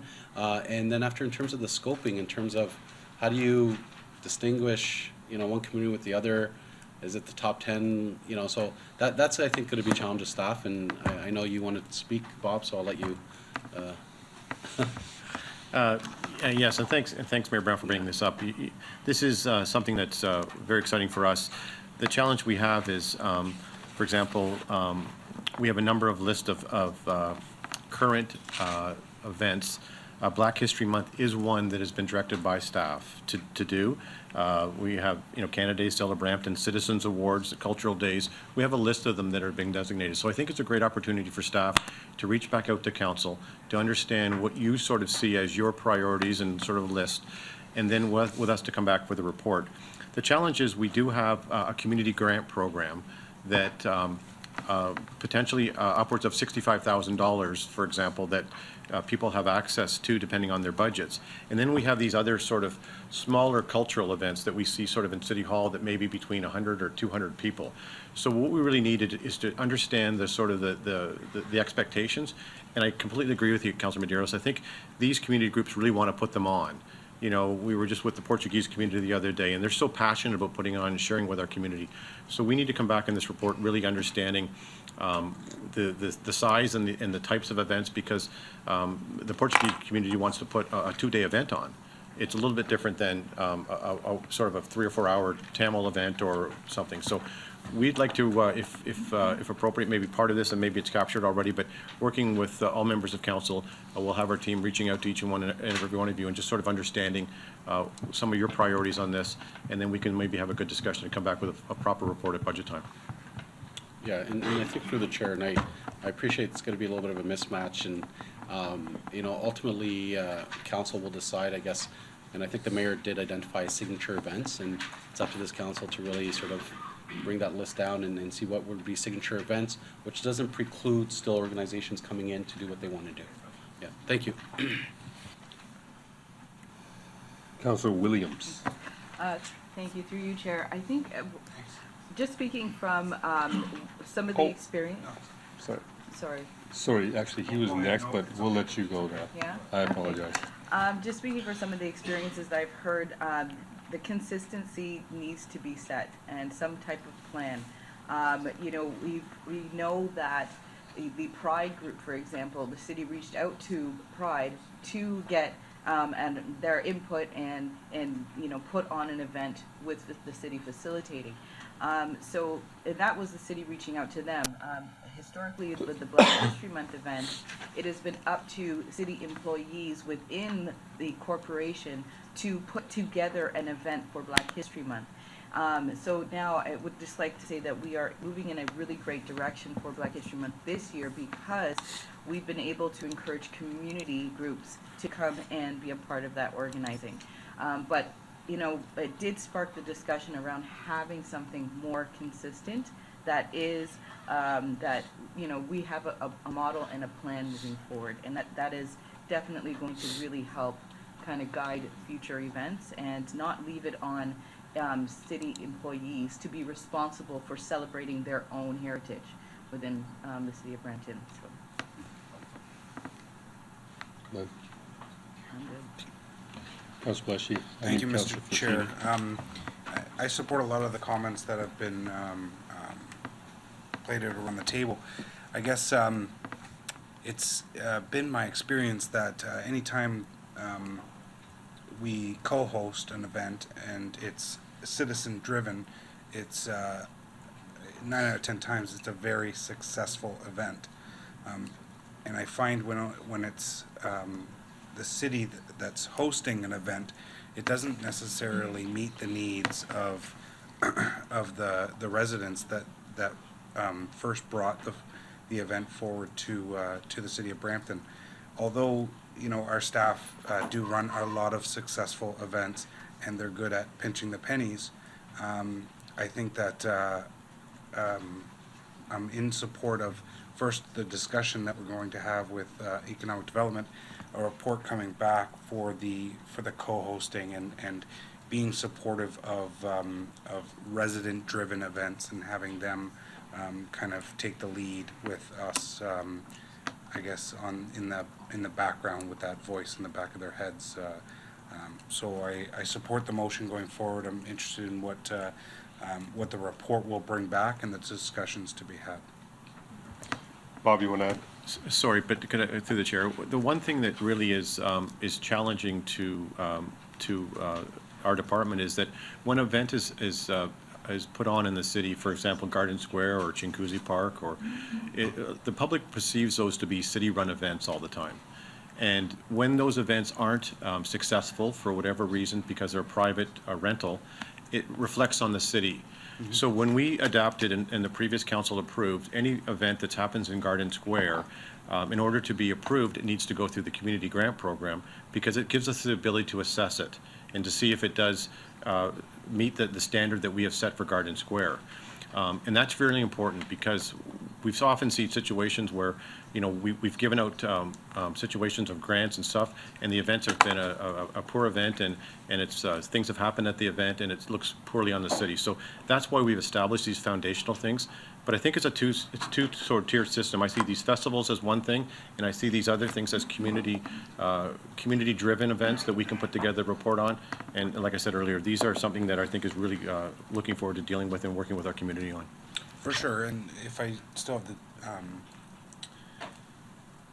if I can still allowed to speak through you, Mr. Chair, the one thing that I do hear from, and this is getting off topic a little bit, but the community grants has evolved from where it's come, and it's gone down I think a better road for the people that are requesting the grants. Still, I find it's turning away a lot of people, or where the problems are incurring is the application format. And I think maybe that's a future discussion that we need to have and better understand. I know you've made some tweaks, and we've given you that full authority because we knew that the community grant was going to be an evolving process to make it better for not only the citizens but the city of Brampton as well. So maybe in time to come through this report, maybe we can have that discussion on how it has evolved and kind of what are the comments and the feedback that we're hearing from recipients of the grants and non-recipients as well. Through the chair, I totally agree with your comments on that. It is always challenging when you're giving out money to these groups, that how it's documented and the accounting process behind that. And if I could add one last comment, and maybe it's a plug for our department, but this city, and I was talking to Councillor Singh the other day. This city loves to gather. Our community loves to gather, and I think that one of the things that we've often looked at is there a space big enough to hold 20 or 30,000 people in an outside space, and that's something that I think that we need to have further discussion. I was talking to Councillor Singh the other day. I was talking to Councillor Dillon about it. This is something that we maybe want to look at as we go forward and build a space that does accommodate these large festivals that they're using the GoLands for, or they're using other facilities, because they just can't fit into Garden Square. Mm-hmm. These things are so hard. So it's just something that we should be looking at through the process of the budget. Thank you, Mr. Chair. So before I move on to Councillor Bertini, just another thing, Bob, as well, is that I think the question we have to ask is which group do we work with specifically? Whether we're celebrating Gujarati Heritage Month, do we work with Friends of Gujarat? Do we work with another one? Do we work with the respective Heritage Month itself? And so I think that's something we've got to take a look at as well. Councillor Chair, Martini. just a question to Bob, yeah, and I agree. On the grant program, can't we separate, this is one thing in the grant program, it has nothing to do with this? Through the chair, absolutely. I think the challenge we also have is, as you know, through the Culture Master Plan, we also are determining a new arts council, a third party that will take some of the pressure of the arts off and maybe have them run that, and then for us to focus more on the festival grants, as well as the sort of cultural events. So we're putting this all together, and it's all coming together very quickly. But I totally agree. It's we need to look at these in two different sort of streams. Yeah. And one other question is, so how do we determine which group we're gonna take?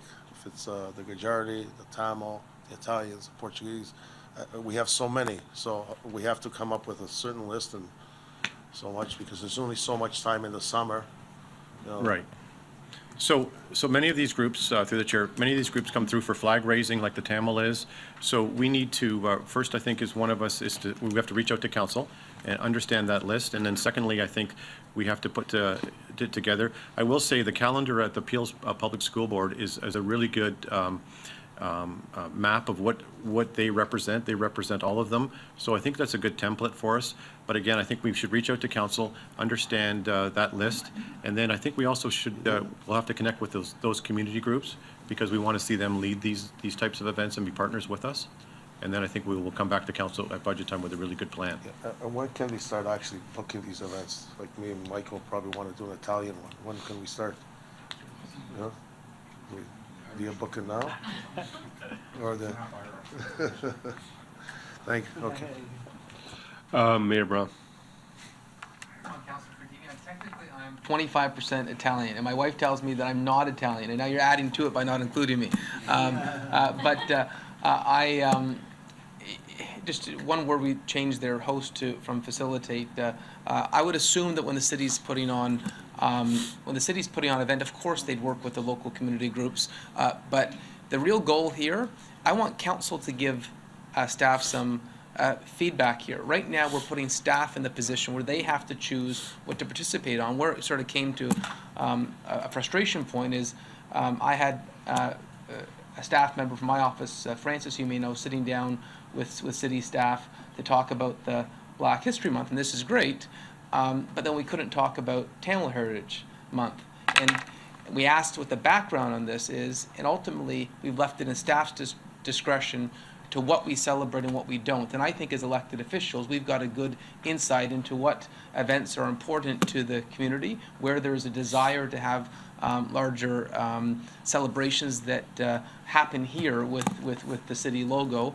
And so I think the framework can be set up with staff, but the way this motion, I hope, is interpreted is Joseph and Bob are going to reach out to all of you and say, what advice do you have on how this process should be structured so that we have a plan as quickly as possible? And the only reason, to stress it, the only two reasons these two events are listed is because they're the only two before we get into before this would be designed. The Italian Heritage Month or Italian National Day, that would be June, so it's much after. And staff has already decided that Black History Month is something that they want to celebrate, so that doesn't need to be listed because that's already actually funded. No more questions, and so we do have a motion on the floor. It was amended, I guess, from facilitate to host. So it's on the screen. Everybody's read it?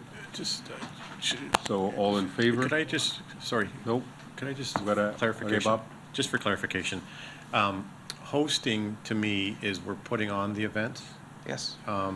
So that's fine. The Tamil one is coming in already on a flag raising, right? We need to work with the Chinese community right now to do that. So is there budget? Because again, we're directed by budget now, so we'd have to, in our conversation, just want to be clear on what our expectations are. If I may, Chair, respond to Bob, we'll find it within current funding to support this, even if it comes from the CAO's office. Oh, we got more people now. Okay, Councilor Martini, your second and last time. Do we have to add in there about the budget and separating the budget or the grants from these communities? Or no? No? No? Okay. Through the chair, Councilor Fortini, that would come back in the report as one of the options. So Mayor Brown, you done? Yes. You're off the list, right? Okay. And Councillor Paleshi Thank you. is the last speaker. Thank you, Mr. Chair. By next week, you'll have some sort of ballpark figure for what this is going to cost for the two highlighted events, correct? Through the chair, I believe that would be too premature, Councilor Paleshi. We've never hosted a Chinese New Year event, and I think a lot of time is required to do the assessment of what it would take, the scope of the event, the types of activities we would have there. So I think a week would be too premature to collect that information, but we will start working diligently and provide that information as quickly as And I'm possible. not asking to have it in the week, I'm just wondering, so when you do have somewhat of an understanding of how much it's going to cost, you're gonna advise council of what that number is, ballpark? Through the chair, we can do that, yes. And then after we ratify this next week, this is only for this year. For next year, we're going to look at other ways. We've beefed up our, in your office, Bob, sponsorships, and there's a lot of other opportunities. And that's why I talk about, involving communities. There are a lot of communities out there that have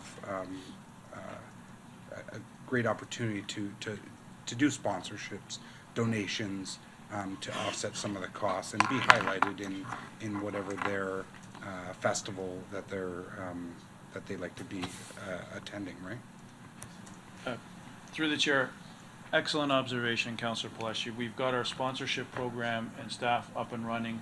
That is coming to council very shortly. The intent or idea is to build that partnership and relationship with our businesses and community out there to support some of these events and bring additional revenue in to facilitate and mitigate some of these costs. Absolutely. The intent here is that the costs for these two events we can absorb through this year's budget, but it would be included in following year's budget so that they are fully captured. The other aspect is the intent would be every October or so, we would come back to council with this list of events to ratify and validate that this list is still relevant, and if we need to evolve it, we do. Okay, great. Thank you, Mr. Chair. Councillor Vicente.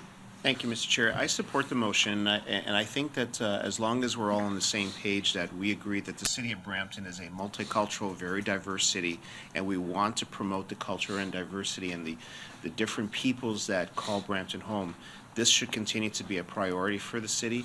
As a second point, I would just point out to staff that we have a very valuable asset here in the city of Brampton. It's called Caribram, and Caribram, they have a massive contact list, people who are involved in all of these communities. So if staff is looking for help and for assistance on who to contact, whether it's people in the Tamil community or people in the Chinese community or the Portuguese community and so forth, I would encourage staff to contact their leadership team and to canvass them or involve them in any way that you find is appropriate. But I think that we need to really declare here and today that this is a priority and that we believe this is important in developing our heritage and our culture and our arts, and also from an events perspective, I think it's something that we should be supporting.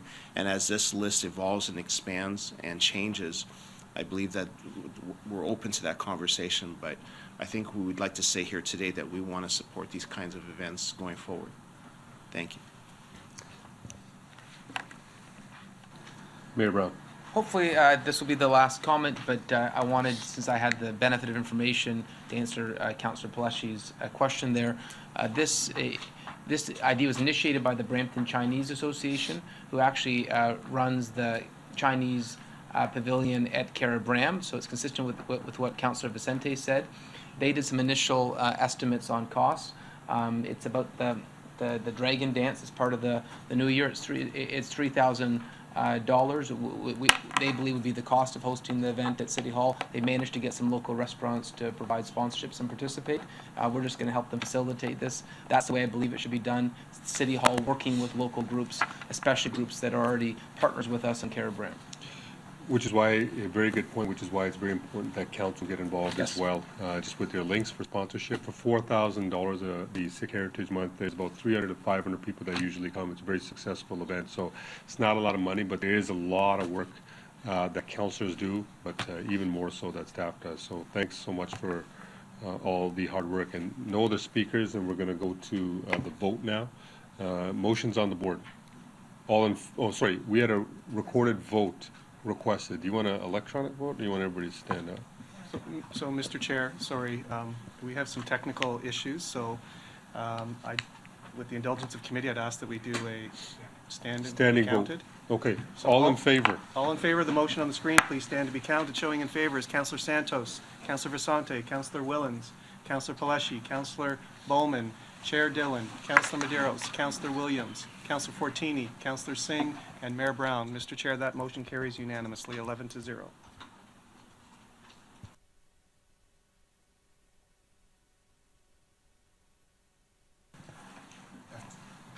Gotcha. Yep, so that concludes the items. I'm still getting adjusted to not having the print, so I gotta find where I am. We'll call it council question period. Are there any members of committee who have any questions regarding economic development? None.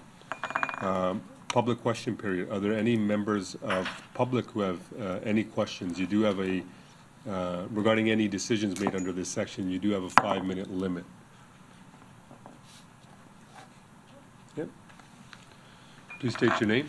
Hello, my name is Sylvia. On the topic of the parking permits, I would like to note that Ottawa actually does parking permits. They charge approximately $660.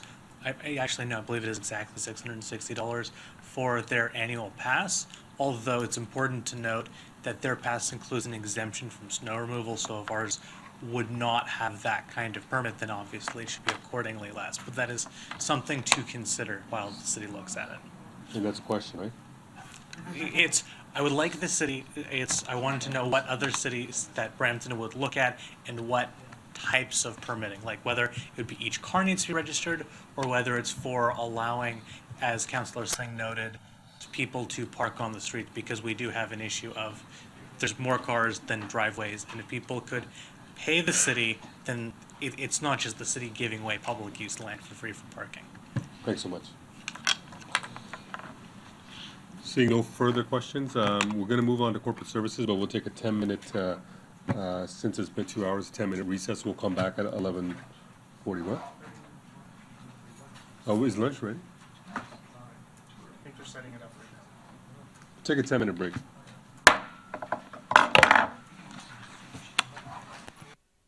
Appreciate that.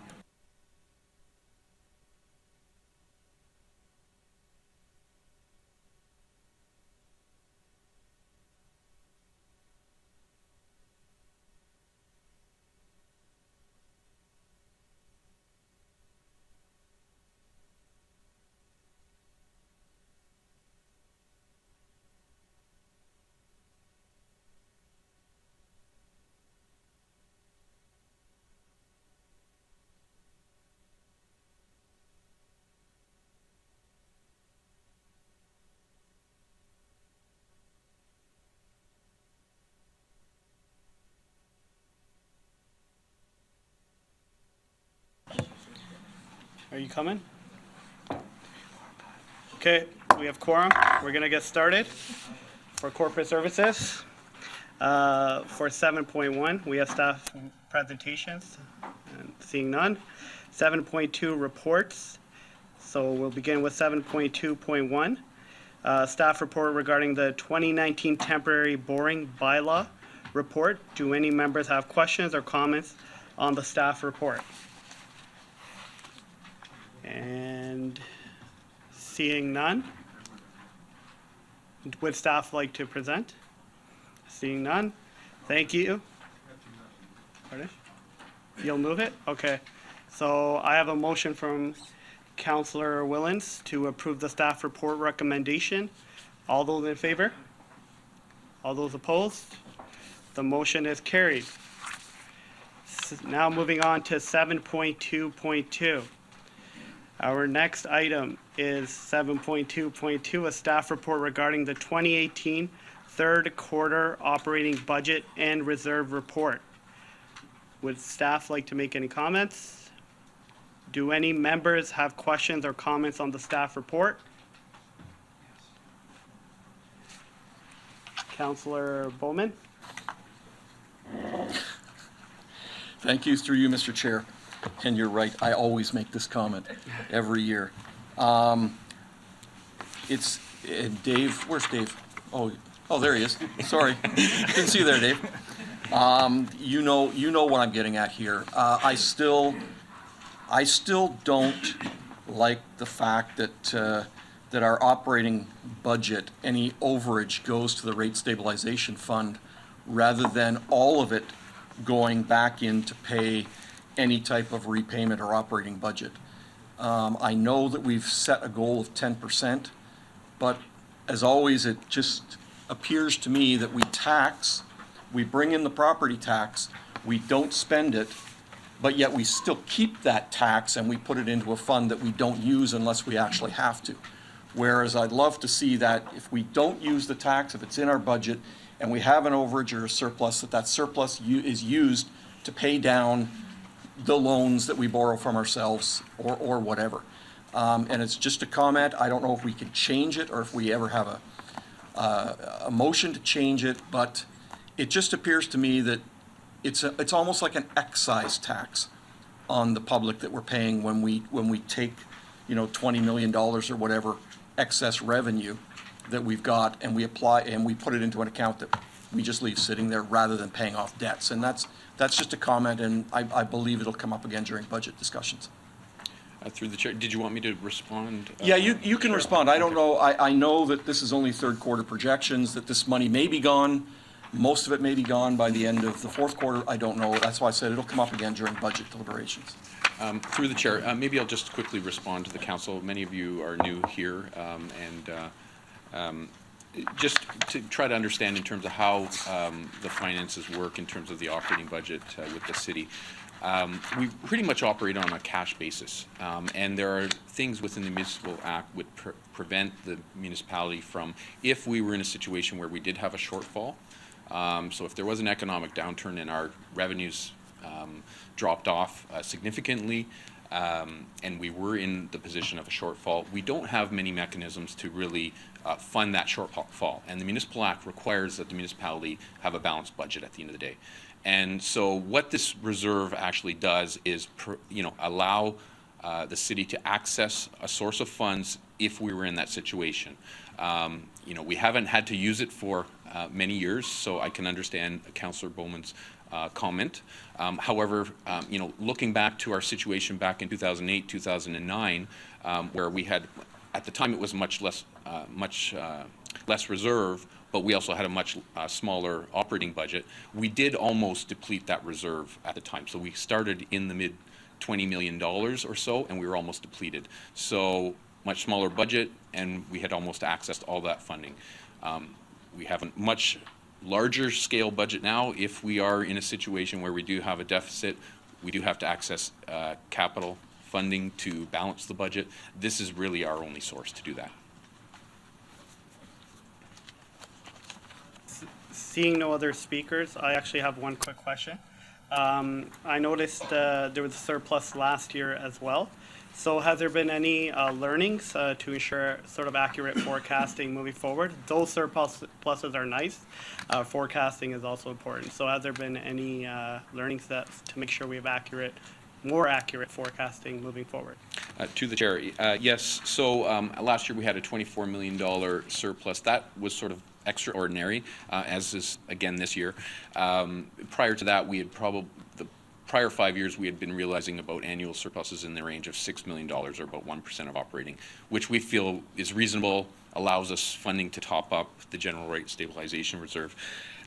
We did take some measures last year in the 2018 budget to adjust for some of that surplus. However, with 1 year's information available to us, again, we're approving at that time a budget in December.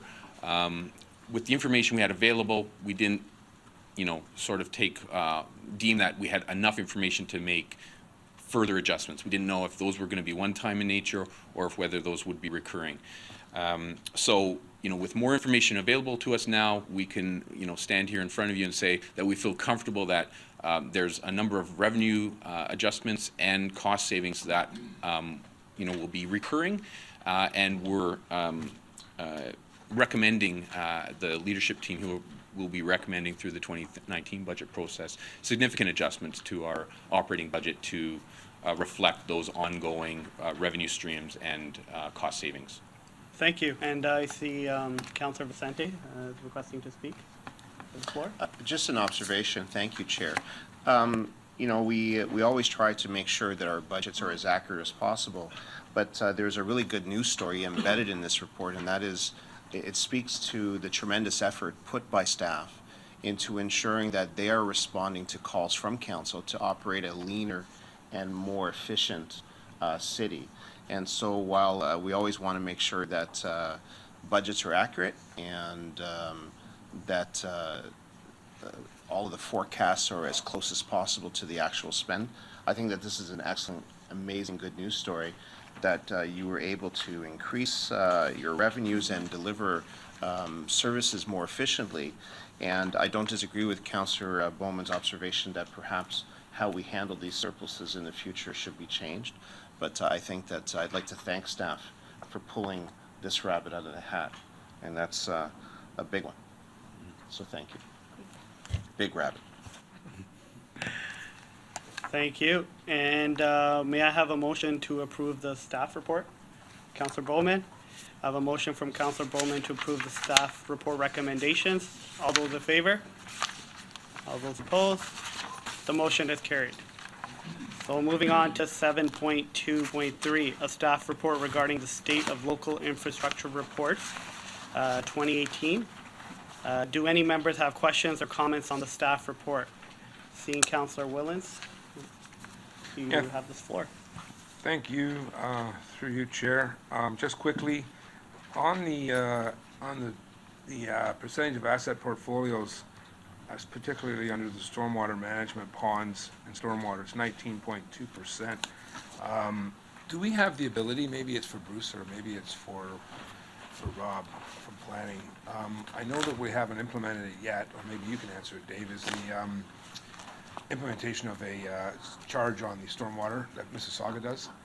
I think in reading their reports in Mississauga, you can use that money recovered for your stormwater management assets. So are we capable of that? Because I know the stormwater management ponds, they're upwards to $800,000 to clean them out, as well as we do have aging stormwater infrastructure here. Will we be allowed to use that if we implement that I guess levy, as to say, for?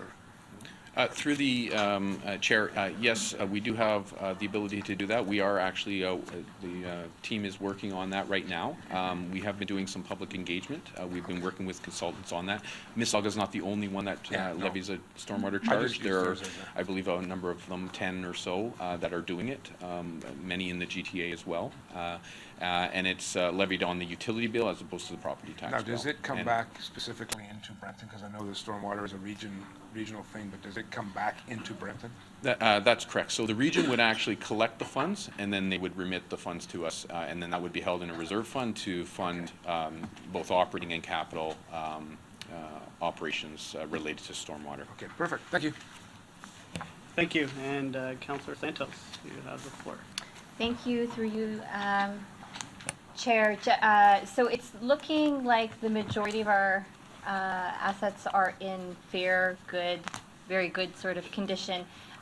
But my question is about the data confidence rating and the fact that the data confidence for the assessment is low to medium, just considering the age and condition of the assets.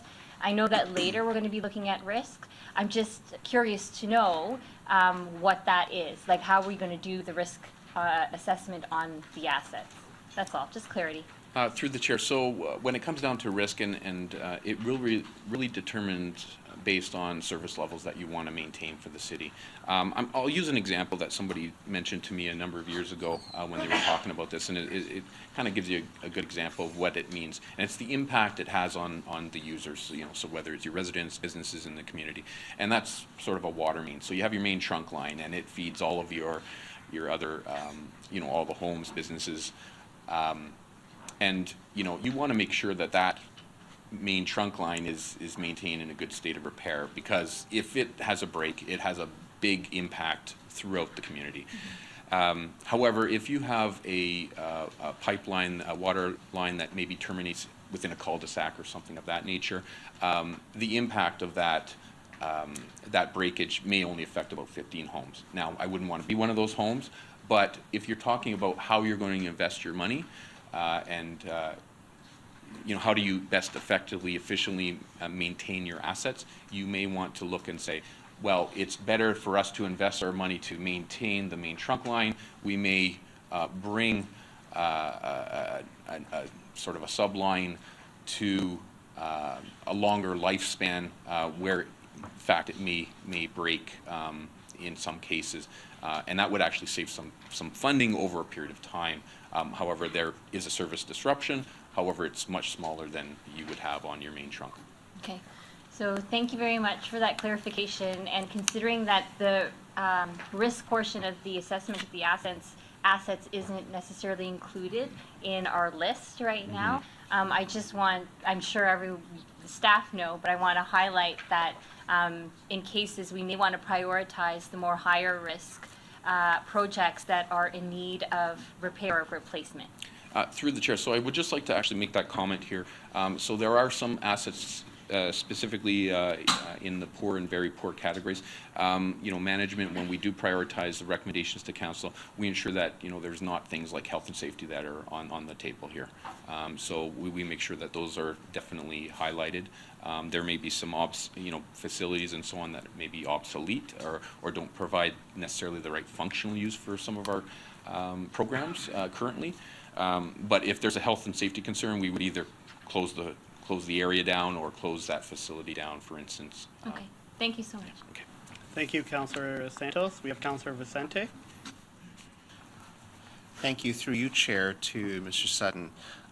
This report is actually very important and significant because it speaks loudly to some of the decisions that the city has to make going forward to ensure that we're not falling behind on the investments that we need to make on building infrastructure. Here on the third page or fourth page, it says here that based on current information available, the city is tasked with managing a significant infrastructure deficit that will continue to grow. It states here that the current level of our infrastructure deficit sits at approximately $246 million. And if nothing changes, that will increase to over $700 million by 2027. And so you almost have a kind of a ticking time bomb here that you want to make sure that you address and deal with long before it becomes a serious problem. And so could you just, for the benefit of all of us here at the table, and for those who are in the audience and those who are watching at home, can you explain for all of us how important it is that we look at this and address it sooner rather than later? Through the chair. So I just want to preface this by saying, we're using current information available to us, and that these assumptions also include funding assumptions, in terms of what of capital we have available to fund this program based on what we know today. So if there's infrastructure funding, for instance, that can come from other levels of government, that would help out reduce some of this backlog. If we're only currently assuming federal gas tax maintains the same level as it is today, we have had no indication that it'll increase. By all indications from prior adjustments, there should be another adjustment, but we're not making that assumption today. Obviously, we talked to just briefly, just before your question with Councillor Santos about, risk-based approach to condition. We're hoping some of that would alleviate some of this pressure because of the confidence level of the information. We're usually largely using age-based and some condition-based in some cases, but we haven't gone as far as risk-based condition assessment. So it really determines in terms of the service level. So there is indicating that there's a gap here, but I think we need more time to really get our hands, or get a better feeling of the data and information available to us to really understand what that gap really means. And is some of this can be pushed off possibly to a later time period with the right investments at the right time. All right, and an analogy that kind of comes to mind when I see this is how folks who, for example, live in a condominium deal with the potential costs that are creeping up on them without them even knowing. All condominium owners pay a condo fee, which is meant to cover the ongoing costs, but also to go into a reserve. So when that roof or that wall starts leaking or needs repair, you have the necessary funds in place to be able to repair that promptly, as opposed to having to catch up later or borrow funds. And that puts that community into a more dire situation. In your opinion, what priority should the City of Brampton place on seeking federal dollars and finding more revenue streams, whether it's from provincial or federal coffers, in order to close this gap, as opposed to putting it all on the taxpayer here in the City of Brampton? Through the chair, I think that's obviously one of the things that the team here is always looking and seeking funding. We obviously would rely on the mayor and other members of council with MPs and MPPs to obviously encourage that as well, that Brampton gets its fair share of infrastructure funding when it is available. There are programs out there. We've done work with our government relations team to identify all of the different programs that are out there. And where possible, we're applying to those programs to seek funding to fund some of this infrastructure replacement. Okay, and my last question, Mr. Sutton, would be with respect to staff and their ability to handle all of these projects and this infrastructure gap as it pertains to the workload that the city and staff may need to be ready for and anticipate and be ready to deal with. Are we in a position to have the resources here at the city itself to be able to deliver on these projects in the future? And is some direction required by staff in the future in order for us to address that? Because we're talking about a labor gap, if you will. Through the chair, it is a challenge. There's no doubt about that. In terms of ramping up the capacity to manage these projects, get it through our procurement process, as well. Just the sheer magnitude of the gap and trying to get yourself in a position to deliver on this is definitely a challenge. We've had those discussions with the management team about the capacity to deliver. From a logistics standpoint, not only that, there's only so many facilities you can close down at one point in time and not have a major disruption to programming in the city. So you do have to determine where that programming is going to go. Road resurfacing, how much disruption to traffic flow will you create if you do so much road resurfacing or major road reconstruction. So there's challenges not just from a staff capacity side, but just from a logistics standpoint in terms of delivering some of this. There's only 24 hours in a day as well. Correct. Right.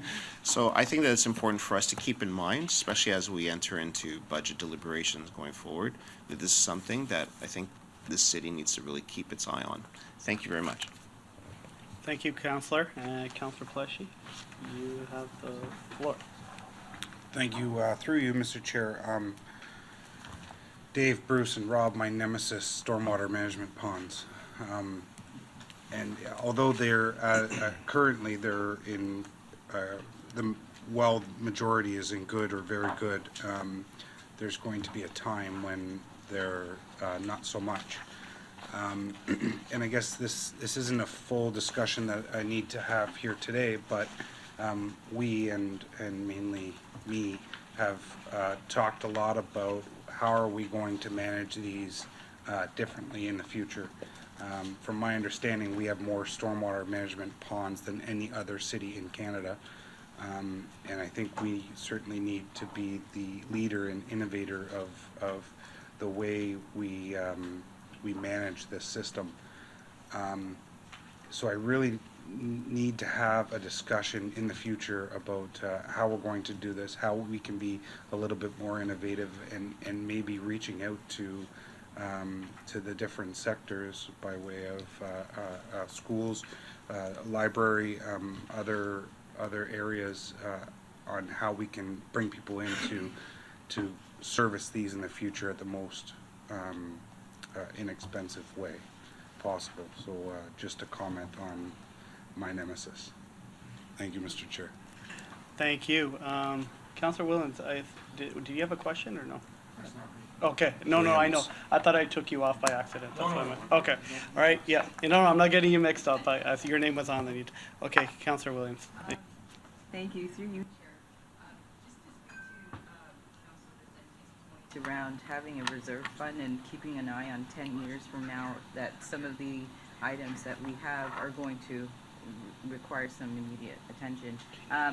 We do have the year-end surplus of the 25 million, and I know we do a 1% levy for things like this. Is it possible to start looking at using that surplus to add to a reserve fund, and especially keeping in consideration the talks of splitting as a region? So I'm just wondering if we could start forecasting that and being a little bit proactive and using some of that surplus to put into a reserve. So through the chair, so typically in a year, we would take any residual surplus after topping up the GRS, and that surplus would actually go back to this repair and replacement reserve that we already have in place to fund asset replacements. Just because of the sheer size of it, we're trying to balance a number of things. We know with taxes, we want to be competitive, and we know people are struggling out there, so we're trying to balance that versus the assets are becoming in. There's more wear and tear on our assets over time, so we're trying to balance a number of things. We've had that discussion at management team with the proposal we feel we're going to put in front of you for 2019. Going back to Councillor Vicente's question about the capacity to deliver, we felt that this would, putting this money aside for other council-directed initiatives would be a more feasible option at this point in time. It doesn't preclude you from accessing that when we get into 2019 budget discussions. It is going to a reserve fund, and you as council could decide if you want to access or tap that money to put something else forward that you have in mind. And that could be a new council directive, or that could be a replacement initiative as well. Thank you. Thank you, Councillor Vicente. Oh, okay. I think I don't have any more questions. Well, thank you. May I have a motion to receive the staff report? Councillor Vicente. All those in favor? Motion is carried. Thank you, Mr. Sutton, for coming. Asset management is a very important topic. Our next item is 7.2.4, a staff report regarding the status of general accounts receivable. Do any members have questions or comments on the staff report? All right, we have a motion from Councillor Medeiros to receive the staff report. All those in favor? This motion is carried. 7.2.5, this item was considered as part of the consent motion. Moving on to 7.2.6, a staff report regarding the capital project financial status report, Q3 2018. Do any members have questions or comments on this staff report? Seeing Councillor Vicente, I'm going to give you the floor. Thank you. Thank you, Mr. Chair. Your capital project financial status report. Have a couple of questions. It states here that as of September 30th, 2018, The city has 525 active projects with a total approved budget of 1.9 billion. Many of these projects are underway or being tendered out or being worked on. For the remainder that are not being worked on at the moment, it says here that there is $448.8 million of projects, open capital projects, that are not yet committed or spent. Can you explain what that means? So through the chair, what that means is that, so we look at the unspent amount of money, which is just over $500 million. Of that money, approximately $133 million has gone out the door for procurement, and there's been a PO issued to a contractor. The balance, the 448, which you're referring to, is in either the process of going through procurement, or in some cases, we have sort of standing POs that are not necessarily committed directly against a project. So there could be some blanket purchase orders that, for instance, in IT, we have infrastructure that goes into many different types of assets. So they're not necessarily identified to a specific project. However, when the spending time comes to spend that money, the spending will then hit that project at the specific time. So, you know, 448 million, there are some projects waiting to go through the procurement process, and we're working on those projects. Okay. Would you have a rough idea of how many projects does $450 million, how many projects are in that $450 million approximately? Through the chair, I could not answer that today. 2 or 3? Well, you know, that could happen, Through the right? chair, I could comment to say that, you know, in 2018, we did approve a number of projects that were significant in nature. So we did have, we approved some funding for Downtown Reimagine, we approved some funding for the university, we approved money for Goreway Drive, which is a substantial project. So there's a number of large projects that are not necessarily typical, you wouldn't see every year. That makes up some of that funding as well, and whether those proceed, and there's still some council direction required on that in some cases. Okay. And another question I have, and this goes back to my earlier question with regards to seeking federal dollars or provincial investment. Do we have an idea of which projects are in a shovel-ready state? Through the chair, we have, the team has been working on that. I believe we would have to, you know, I don't have those numbers today with me here. So with that in mind, I would like to, for council's consideration, Mr. Chair, if you'll allow me, request that the clerk put up a motion that I have drafted. And this has not gone through staff, but I think it's pretty straightforward. And I put this together after looking at this and considering all of our orientation and past conversations at council. There were conversations around this table years ago about when the city had $760 million worth of projects that were open, and council didn't have all of the information with respect to what those projects were. And then staff did come back and report on what those projects were, and we have that here today. But what we don't know from the information presented to council today is which of these projects are ready for looking for investment or for us to seek support from federal or provincial governments. And so I'll just read it out for your consideration. Whereas the city has $448.8 million in open capital projects, and whereas the city's infrastructure gap currently is $246 million and will reach approximately $743 million by 2027. And whereas the provincial and federal governments provide opportunities for requesting funding for projects from infrastructure and other programs, and whereas usually requesting funding requires having shovel-ready projects, and whereas we want Brampton to be more active in engaging the provincial and federal governments looking for funding for capital projects, therefore be it resolved that staff be directed to provide a complete list of all shovel-ready capital projects at the next Committee of Council meeting. And I open that up to the floor for council's comments. Thank you. All right, speaking to the motion, Councillor Bowman.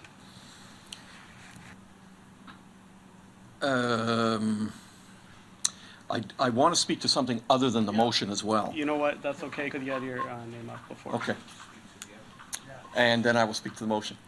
I just wondered, this is a question, Al, Chief, probably for you guys. We did allocate budget money, about 47 million in 2016 for the new fire facility. And we've only spent 600,000 of that 48 million, so 47 million so far. Just really quickly, where are we on that project? Sure, through the chair. So right now we've issued the RFP and it's out for construction management services. Closes on the 29th of January. So then we'll hope to know after that and issue the award. Okay. Hopefully break ground August this year. Perfect. That's what I wanted to hear. Dave? Through the chair, if I could just make one additional comment. So in this report, it identifies under 2016 project. Actually, in 2016, we only approved $5 million. That was to get sort of the project rolling. It was only in 2018 where we approved $42 million top up to that project. I'm just real happy to hear that it's going. So are we. It's yeah, it's long overdue. Now, speaking to the motion, I fully agree with Councillor Vicente, but there's another part of this that I think we need to address as well, and that's the fact that as a councillor, and I don't know about the rest of councillors, and I don't know about staff, there are very few times we hear from our federal MPs and MPPs about opportunities to apply for grants. Now, we did just get one. We all got one, I think, an email just a couple of days ago. But I think that we need to have those people more involved in telling us, hey, Brampton, there's an opportunity for you to get this paid for. So I would like to see, and I don't know how we do it. I don't want to put a motion forward because I think it's just advice for all of us to get the MPs and the MPPs involved in telling us what the infrastructure grants could be and how we can best utilize them. So I don't want to change the motion at all. I'm fine with the motion, but I think that's a piece that we're missing right now. Thanks. Thank you, Councillor Bowman. Councillor Santos, you have the floor. I also have a different item outside of the motion, and also I'll speak to the motion as well. So through you, Chair, I just wanted a little bit of clarification on, it's the spreadsheet. So I'm looking at page 7.2.6-9, and it's second from the bottom, item 174115, light rail transit extension alternative routes EA. Budget allocated at 4.4 million, and as of September 30th, spending has been 694,732. We passed a motion in December, essentially to prioritize the EA on the LRT along Main Street. I just want to make sure that, because it says here EA study ongoing, just want to clarify and make sure that it's no longer ongoing.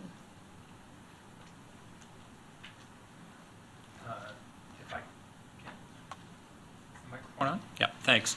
If I can, the study is still ongoing in the sense of the contract with the consultant still there, and we have a report and update to bring to you in March to provide all of the details. So it's not, the rate of expenditure is very, very low right now, but it's still an ongoing project from that perspective until we come back to council and get the detailed direction on that. Okay. And based on the motion that we passed in December, is there room to reallocate that funding over to the Main Street LRT update? Through you, Mr. Chair, that would be the nature of our report Okay. in March to tell you that. Okay, Exactly. thank you. And then to the motion that Councillor Vicente has on the board, I support this. I think time is of the essence. We have an election year this year.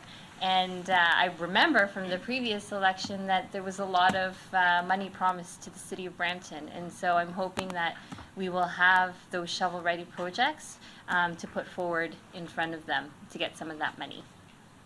Thank you.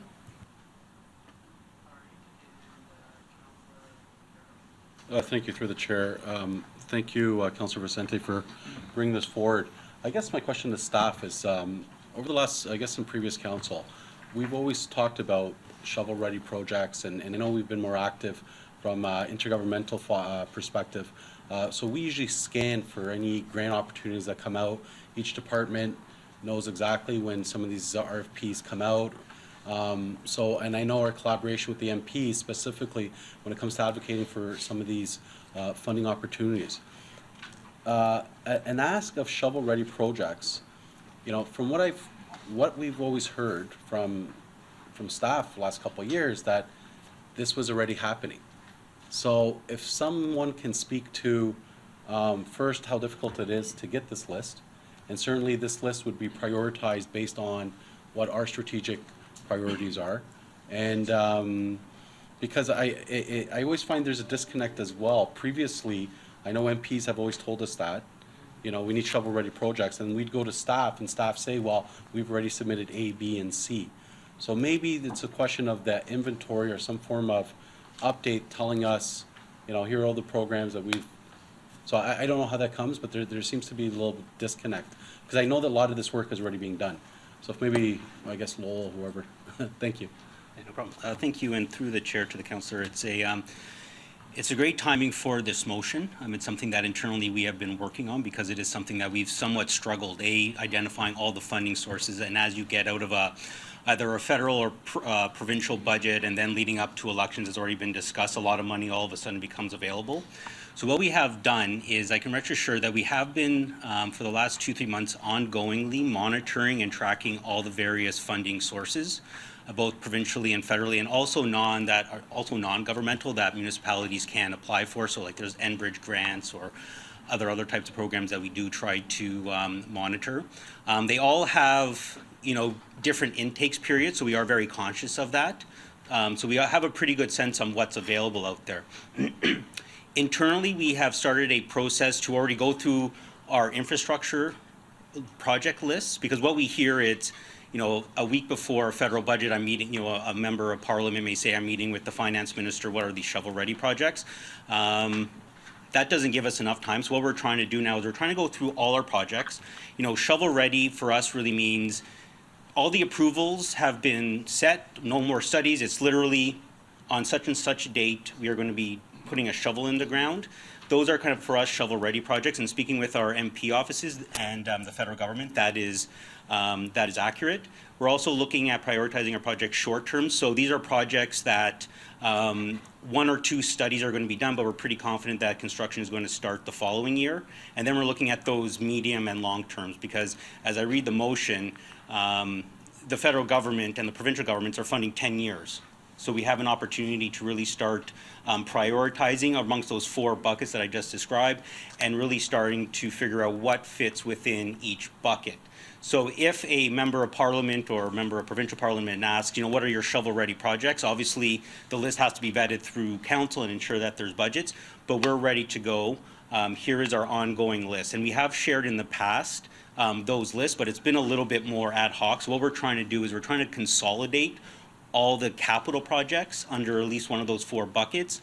We're also trying to identify, because we also have to be conscious of the political of this and the riding. So we are trying to identify, here are the ridings per MP and per MPP, and we can also do that obviously by our city wards.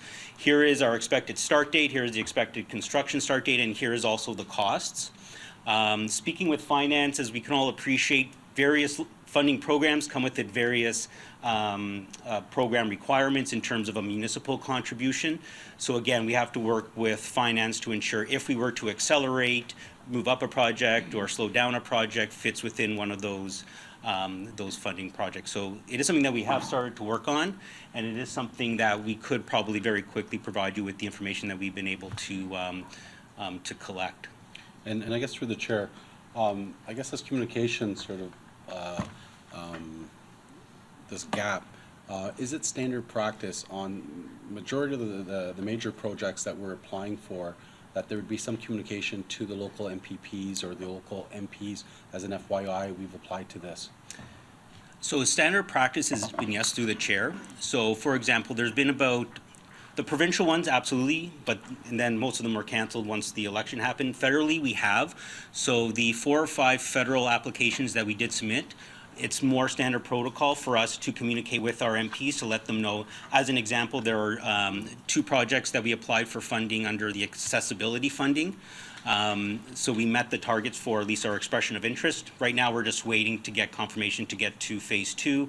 And also what we've shared with council is also our submission to the federal government for Riverwalk, so that disaster mitigation fund. So we're seeking $105 million from the federal government.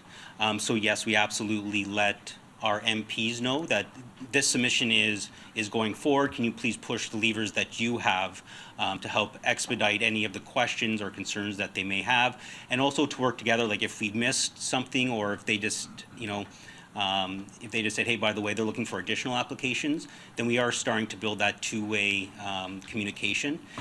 The other point on external funding, because I personally believe that this is important, is when we look at some of the funding sources, not all of them are applicable to the municipalities. However, they are applicable to the community at the large. So what we've also started to do is, if it's something on climate change or something to do with, age-friendly communities, accessibility, we've been trying to push that out to the community to say, hey, here's an opportunity. We know that there's a lot of innovative people out there. There's some great business minds out there. Here's a program, and we've been leveraging economic development to get them out to their network. Because at the end of the day, it's not whether or not the city receives, like the city of Brampton receives it, it's whether or not the community receives it. So whether it's not flowing from us or from the community, as long as the community receives our fair share of funding, that's our premise as well. And that's something that I think would be great to, once we get that, perhaps there's a way to loop in members of council to get that out to your network as well. Yeah, and through the chair, and that's another point I was going to bring up, because even though there's not direct funding implications for the municipality, I know in the past we've collaborated and supported groups who are going after funding, and I can think of the seniors group. But I do like, just lastly, Councillor Vicente's direction in terms of this list, because it helps us to advocate when we meet with the MPs and MPPs to sort of say, what's happening with that application? Can you follow up on that? Because right now, what I've got consistently for the last 2 or 3 years is whenever I meet with the federal MP and I'm saying, when you're going to show the love, and they're telling us, well, you have no shovel-ready projects. And that seems to be, at least if we have something, we can sort of say, here it is, this is what we're doing. So thank you, and thank you, Councillor Vicente, for bringing this forward. Thank you, Councillor Amaderos. I'll give Councillor Vicente the floor, then we'll vote after, seeing no other speakers. Thank you, Mr. Chair. And I just want to emphasize that it's very important that we understand that time is of the essence. We're in an election year, and the campaign will begin perhaps at the end of the summer. And so we have an opportunity, a window of opportunity for us to present some projects to the various streams that are available. And I think you'll find that the MPs and the MPPs will be very forthright in communicating with us what those opportunities are in terms of streams for funding projects. Further, I just want to also point out that this isn't just about those big projects that are there to pick up headlines, shall we say, or to get attention in an election year. We have a large number of small projects that are just as important, and they're still very expensive. And when you're looking at an infrastructure gap right now of $250 million and growing to $700 million plus, there's a lot of work that can be done, even in just the next, 8 and 10 months, to make sure that we get this number down and offset the potential cost for the taxpayer, and to save us some money and get these projects built. And so I think it's very important. I appreciate Council's comments, because I think that this should be a priority. And on the plus side, it speaks to economic development and creating jobs, which is another priority that we have here in this city. Thank you. All right, we'll let Councillor Willens wrap up. Yeah, I have no issues with the motion. It's a good motion. But I just want to let members of council know, and especially the newer members of council, we're going to have to advocate to our MPs or MPPs. We're going to have to do that work because we've missed a lot of opportunities. I won't mention any names or what parties, but we missed some opportunities with the Healthy Community Initiatives where there was grant money available. We prepared a proposal to the province, and we were denied. And the response that we got from our MPPs wasn't the type of response that I would have liked. But it's going to have to be our job with working through Lowell and that to really advocate for what we consider the shovel-ready projects.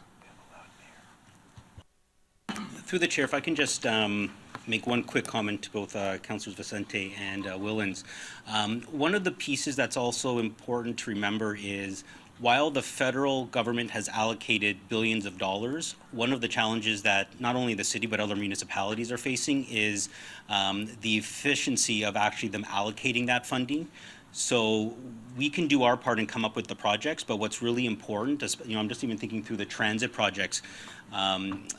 Alex's group is ready to go, but right now we're just waiting for the federal government to work with the provincial government to start releasing that funding. So continuing to put pressure on both levels of government to ensure that any funding that is available through the transit stream, through the green stream, as well as the social stream, is not only is it allocated, but it's actually flowing to municipalities in an expeditious manner. Because if we are going to be providing them with the shovel-ready projects, we can get an approval in January for a project that could start construction in March. But if we don't get that money, then we could in theory lose an entire construction season. So we really need the federal government and the provincial government to step up and just cut out the kind of, they're looking for efficiencies within their process and system. So cut the red tape and work with us so we can actually start to invest in our community as well. So I would offer that piece of advocacy as well moving forward. Thank you. Councillor Vicente, do you have your, is it access? Okay. Thank you. So we have the motion in front of us, and I'm going to call to vote. So all those in favor? All those opposed? All right, the motion carries. May I have a motion from councillors to receive the staff report? Councillor Vicente, all those in favor? All those opposed? The motion is carried. 7.2.7 was a consent motion. So I would like to wrap up 7.2.8 and then break for lunch. So we'll finish off these council appointments. Are we going to put up each? Yep. So we'll give it a second. And the clerk has notified me that we don't need a seconder. So if you want to nominate yourself, that is okay as well. Yep. Councillor Santos. I would like to nominate Councillor Fortini for Chair of CAO Performance Review. So we'll go in order if that's okay with councillors. So any other nominations for Chair of CAO Performance Review Committee? Oh, do you accept?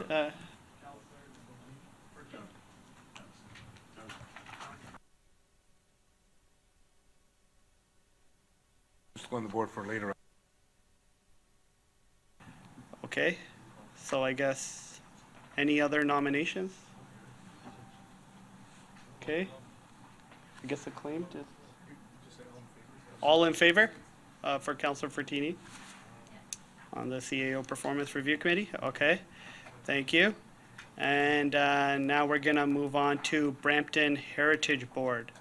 Do we have any nominations for the Brampton Heritage Board?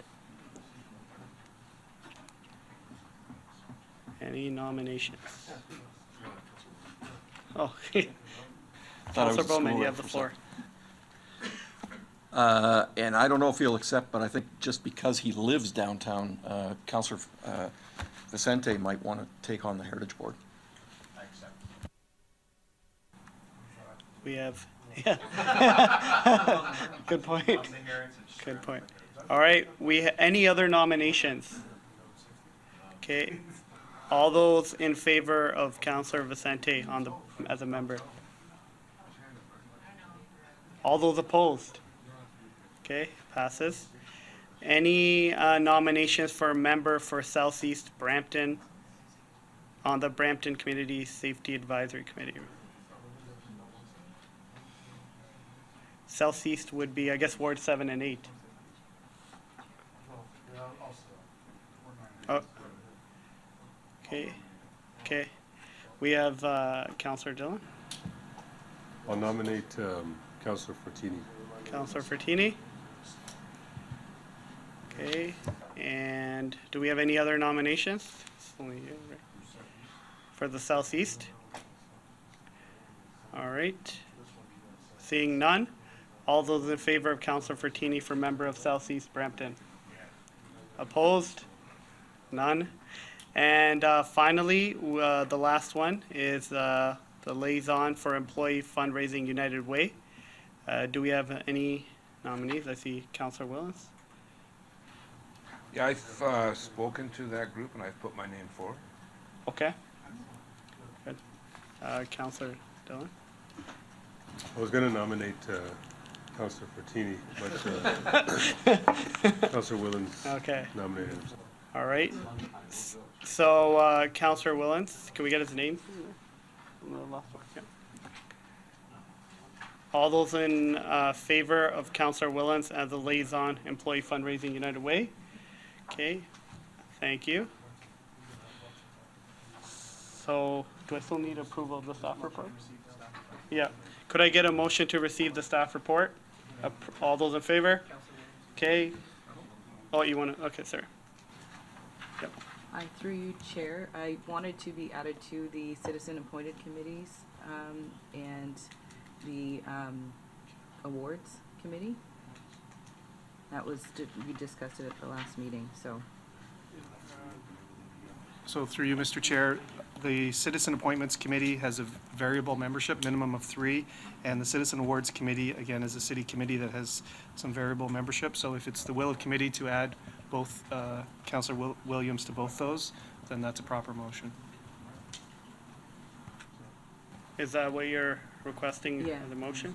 So many people are on the citizen appointment already. Is there a vacancy? I'll direct that to staff if they know. Through you, Mr. Chair, the Citizen Appointments Committee, if memory serves me, has 5 members, including Councillor Chair is, Councillor Fortini is chair. It may be 6. I thought it was at least 5, but the terms of reference approved by council is a minimum of 3, so that number is variable. Can you tell us who's on it now? I would have to look it up, but I can if that's. Should we? Yeah, there's 6 of us. But it's a There's minimum 6 of of 3, us so it already. can be a maximum of 12. Then after, then we have all of council there. There is.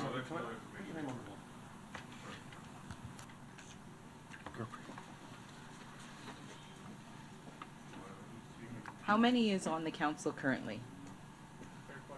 Through you, Mr. Chair, there are 11 members of council. There are, I believe, 5 or 6. I'll go with what Councillor Fortini said, but we're verifying now, members on the committee. It is a committee which the terms of reference says it's a minimum of 3. Yeah. So frankly, as long as 3 members, or more than 3 members, that satisfies council's terms of reference. So if another member wishes to add their name, that has been the practice of previous councils, is to allow that to happen. Thank you. It doesn't matter, so just. Okay, I guess we have this motion on the floor, so I'll let, speaking to the motion, Councillor Fortini. Thank you, through the chair. We all say on this committee, at the end, on the committees, we make the final decision, but the more we put, the more harder it is. And I remember last time me and Councillor Wellens and Jeff, we did a lot of the interviews, and it causes a lot of problem. We should have stuck with 5, we went overboard, because it's an odd number, and when there's always, so, I don't know, because at the end of the day, when we start doing all the interviews, it's gonna be hard to pick who we're picking, and this is where all the battles start all the time. So, I have no problem, but I thought we should have stuck at 5 and said there's 6 of us. We might as well have the whole council doing the interview. We should have usually stuck with 3 like we did last time, but we went to 5, we went to 6. Okay, thank you. Councillor Fortini, Councillor Willens. There's always a problem after. You have the floor. Put someone else on. Councillor Willens. I'm going to put my name forward for this. The reason being is I was the chair of the last Citizens Appointment Committee, and we had a hard time making quorum. We had to call in Councillor Bowman quite often, because it's not always a scheduled day, because it all suits the councillors that are on the committee, as well as when the applicants can attend. We have night meetings, we have early morning meetings, we have mid-afternoon meetings. So I'm gonna put my name on the committee, because I know that you're not gonna make quorum sometimes. So I'm not interested in being chair or anything else that, but I'll put my name forward, because we did have a hard time meeting quorum. Thank you. Thank you, Councillor Williams. Councillor Dillon, you have the floor right now. Yeah, I think usually it's 5. I think we made an exception for 6, and so we do have 6 now. I think that's enough. So I think as it stands right now, to the motion, I do not agree. But I agree with what it is currently. So I think you're going to get too many councillors on there. I think 6 is the limit, in my opinion. Thank you. And Councillor Medeiros? Yeah, just echo through the chair. I think, I appreciate the intention, but we've doubled from what it was. And to go to even 6, if we start opening the numbers, unless there's other councillors who want to drop off and make room for those councillors who want to come on, we essentially just become a committee of council doing the interviews. So I appreciate that the people have had sober second thought. We can't be on everything, but I think there's an opportunity if there's other councillors who want to give up their position who currently sit on the Citizens Committee, they're more than welcome. Thank you. All right, thank you, Councillor Medeiros. Councillor Bowman, you have the floor right now. Thank you, through you, Mr. Chair. The only comment I have is that the Citizens Committee makes decisions on who is going to sit on the various committees, and if we have an even number, I think that may cause even more problems, but I'll leave it up to Mr. Chair, Councillor Fortini, about whether he wants an odd number or an even number. Okay. Councillor Fortini, yeah. That's why we stuck with 5. We put 6. We should have just stuck with 5, and it would have been an odd number. But like Councillor Wellman said, a lot of times, last time we had 5 and 2 people wasn't here, were on holidays. But that also happened between the March break. We're going to do it earlier. The notice is already going out, and I think the interviews are going to be starting in February. I think here, the middle of February. So the applications are going to. Oh, sorry, expires the 18th. The applications are coming in. Through you, Mr. Chair, application deadline is Friday at 4:30. 4:30, it's And dead already, we will so- convene a meeting of the committee within a few weeks after that to review the applications, which Okay. stand at almost 200 Yeah, it's- applications at the What moment. else are we going to end up? So, The whole Thank council. you, meeting. Mr. Chair. For, yep. Sorry, just for clarification, a question was asked about the current membership of the committee. Council in December approved the following members as committee members. Councillor Fortini as chair, and with committee members, Councillor Vicente, Councillor Santos, Councillor Paleshi, Councillor Medeiros, and Councillor Bowman. And as I understand now, there's a motion on the floor to add Councillor Williams and Councillor Willens.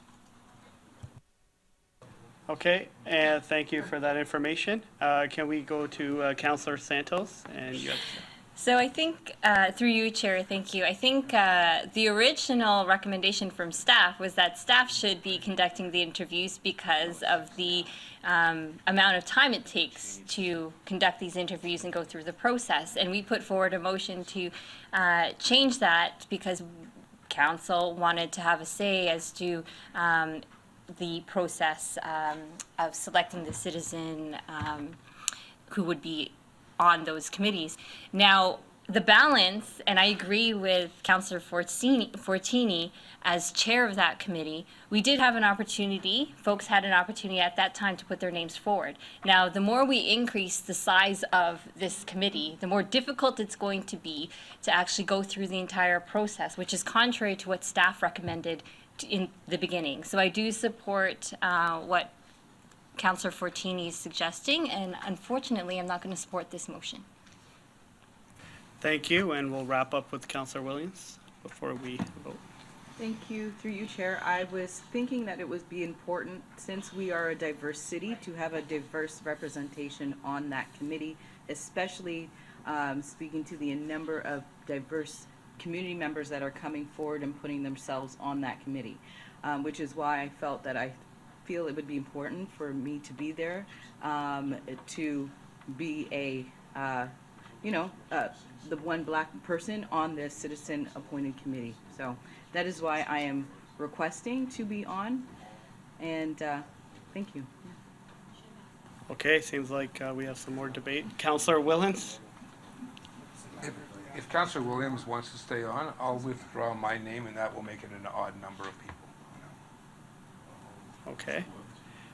Thank you for that. So I guess we have, yep, thank you. Clerk? And we have no more, Mayor Brown. Okay, can we have just, It's like 20 nights in a row. can we have Mayor We'll all Brown sit on it. speak? You were on the. We all have to. Oh, I'll take my name. Just ask a question here. There's two committees. If we split it, there's interest in greater participation. We could have, yeah, we could have, would you be interested in sitting on the Citizen Awards? We have two meeting on the Citizen Appointments Committee, would be interested in sitting on the Citizen Awards. That way there's an opportunity to participate where there's not an overabundance.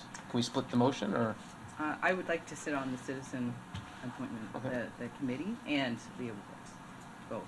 But if we. But it's the will of council. But and, I'm saying if you vote on them split it, separately, yeah. then you might be six. Okay, yes, I will please make that separate call, them. yeah. Yes, We'll thank vote you. on it separately. Vote on it separately. Okay, just looking at just looking at the request to speak, nobody is left, correct? Your name's still on this one, Councilor Willard? I'm fine, and Okay. it would be the will of Councilor council. Mayor Brown, okay. So we will call to vote. We'll start with the first motion. Well, the first vote is, okay. That in addition, Councilor Williams be appointed to the Citizen Appointment Committee. Could I have a recorded vote, please? Sure. Thank you. Recorded vote's been requested on the first motion. All in favor, please stand to be counted. Showing in favor of the motion is Councillor Willens, Councillor Paleshi, Councillor Bowman, Councillor Williams, Mayor Brown. All opposed to the motion, please stand to be counted. Showing opposed to the motion is Councillor Santos, Councillor Vasante, Chair Singh, Councillor Medeiros, Councillor Fortini, Councillor Dillon. Mr. Chair, the motion loses. And the next motion is 5 to 6. 5 to 6. That in addition, Councillor Williams be appointed to the Citizen Awards Committee. Those in favor? Stand. Recorded? Yeah. Recorded vote in favor of the motion. All in favor, please stand. Councillor Vasante, Councillor Willens, Councillor Paleshi, Councillor Bowman, Councillor Williams, Mayor Brown. All opposed to the motion, please stand to be counted. Showing opposed is Councillor Santos, Chair Singh, Councillor Medeiros, Councillor Fortini, Councillor Dillon. Mr. Chair, that motion carries 6 to 5. All right, thank you. And seeing no further questions, may I have a motion to approve the staff report? Councillor Willens.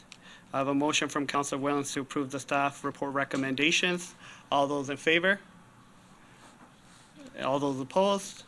The motion is carried. May I have a motion to recess for lunch? Oh, no, okay, all right. We'll return back at 1:15, 30 minutes, okay?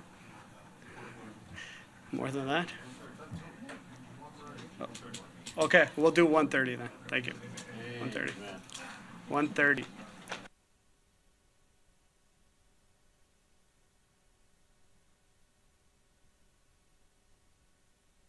Have quorum, we'll get started.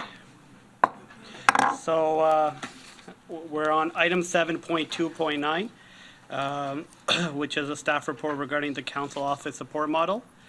And I believe staff has some comments to make. Presentation? Through you, Mr. Chair, to members of committee. So this report was distributed electronically yesterday, was published online and on your desks this morning. I apologize for the lateness of the report, but this was something the council asked for just before it broke before Christmas, and staff were working diligently to actually pull this together in time for committee to meet council's request. I'm available to answer any questions. I hope the report itself, if you've had a chance to review it, is relatively self-explanatory. I do just want to say that really what we've tried to do as staff to pull this together is we looked at the expenses that a councillor may incur, and we've looked at benchmarking in other municipalities. And there's really two key buckets that we have to look at. One is what I would call sort of the office budget for a councillor, and it has two particular components: salaries and benefits for the councillor's staff, and we can talk about that, and then discretionary business expenses. And both those components make up the councillor's budget. As well, moving towards a new model, if that clearly is the intent of this council, there are some additional one-time costs that will have to be considered, namely technical costs in terms of providing technology to the new political staff that are working for the councillors, where existing technology cannot be redeployed. And then finally, based on decisions council will have to make on accommodations for those additional staff, how we accommodate those will have to be funded through one-time costs. And I know it's going to be a busy afternoon, but I'm available to answer any questions. Thank you for your presentation. So do any members have questions or comments on the staff report? I will give it to Councillor Fortini right now, and you are on the floor. Yeah, thank you. Through the chair, Peter, I think I give you a sheet there for different motion, because it shows your renovations of the offices and all. To save on the taxpayers' money and all this renovation, I just wanted to add a different motion on, part of the motion on it. It's saying that we just get one executive assistant and just give us that funding of the administration of funding, and it's up to us if we want to decide or not. Some councillors probably are happy with one, some want two, some want a part-time, and it's up to them. And we don't, in that way avoids any construction or also floor space for other assistants. And I think our offices are big enough to put a second table to have an assistant inside if anyone chooses to do that. So through you, Mr. Chair, I'll just address those 2 points. One is on, I think what you're alluding to is sort of a councillor staffing budget.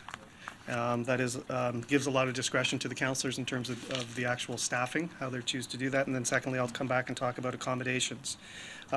If you look at page 7.2.9-10, at the bottom of that, we've introduced a table that talks about the political support model that council asked for. And just to recap, it was based on the Mississauga political support model of one executive assistant and one administrative assistant per member of council. At that bottom of that table, we had estimated, based on comparable costs for similar positions in Mississauga and looking at other jurisdictions as well, almost $2 million for those effectively 20 positions, 10 executive assistants, 10 administrative assistants. So if I gather from what you're saying, Councillor Fortini, in what you're proposing is allowing the councillor to have one executive assistant, and then the balance of that money, which essentially would be $200,000 per councillor, available for using for staffing up their office as they see appropriate within some parameters that may be set by council. Yeah, and absolutely, because I guess some of the councillors don't want to hire a second person, and maybe they're happy what they are, and this way each one could choose what they want to do. There's also different wards compared to different people and staff that you want to do. My ward, it could be different for, let's say, from Ward 2 and 6, and it's their choice what they want to do. And it avoids the construction, and avoids the extra spending of the money. And if whatever is not used, it just goes back to the city, and whoever wants to use it, it's up to them. So I'd like to address the second point on construction and particularly accommodation. So you mentioned that, members could, for the most part, accommodate these staff within their offices. That holds true for really 8 of the 10 councillors. There are 2 councillor offices, as you know, that are not the standard size. They're small, and frankly, I don't think they can accommodate another person in those offices. So that's why in the staff report, we actually set out options that if council wants to actually bring those other offices up to standard to allow that to happen, that's something that could be considered. So I just want to make sure that council is aware of that. Well, yeah, and I see what you're saying, but that's up to the 2 councillors if they want their office renovated, and I get it, and this should be the same. I've always said it last time, and I remember I stuck in that little office there, and we couldn't get it done, and I stuck in a smaller office compared to other people, and I never, but there should be, everyone should have the same office, and I agree on that. So the principle it's up here, to them. through you, Mr. Chair, is consistency for all 10 members of council. That should be the goal.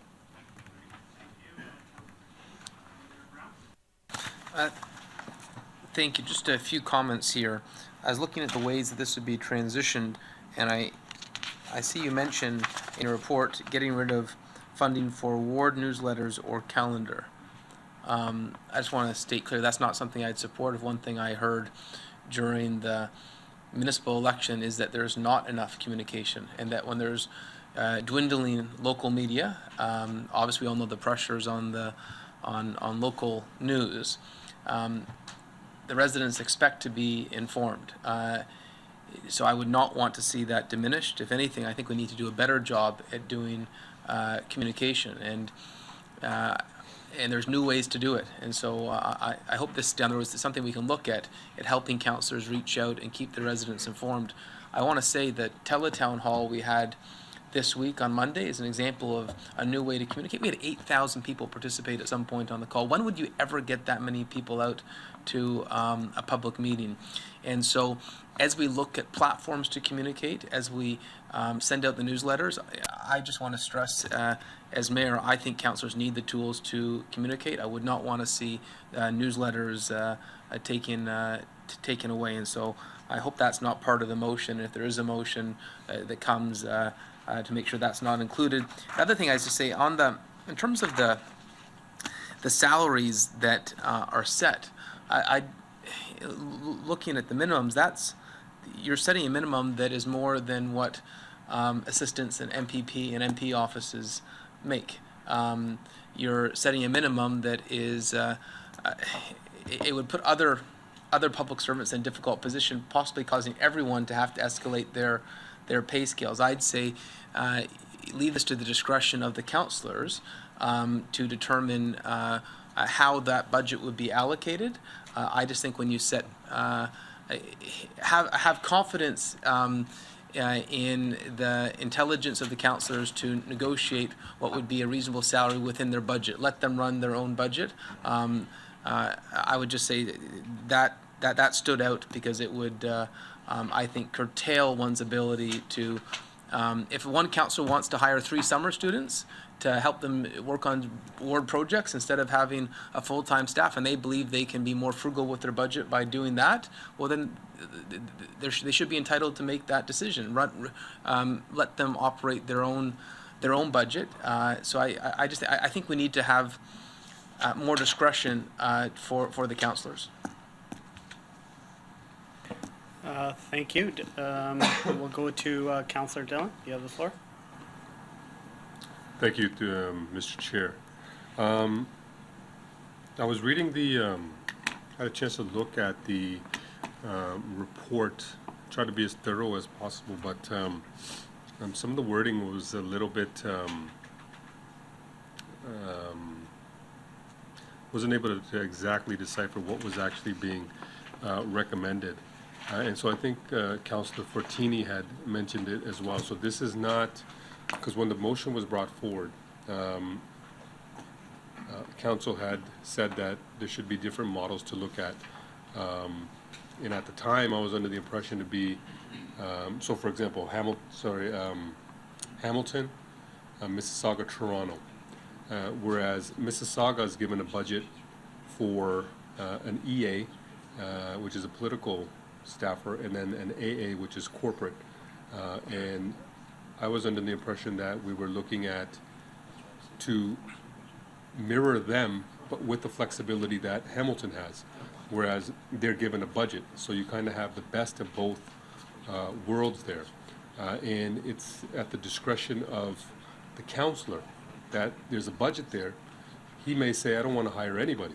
He may say, I want to hire an EA, an AA, and a part-time, or if he finds it necessary when he needs help in maybe the summertime to get some part-time students there. And so was that not taken into account? Through you, Mr. Chair, it was. In fact, when we did the benchmarking, what you're saying is in fact correct in terms of what some other municipalities do. The motion itself that council asked was to report back on the options for the one EA and the one AA. And to your point, in Mississauga, our understanding is both of those positions are political positions. Mississauga there? Okay. Yes. Sorry. So we tried to mirror that to the extent possible, even to the point of the job description, as well as doing a preliminary review against other job descriptions. What you see in Hamilton, what you see in Ottawa, and what you see in Toronto is you see a more varied, a different variety of job descriptions as well.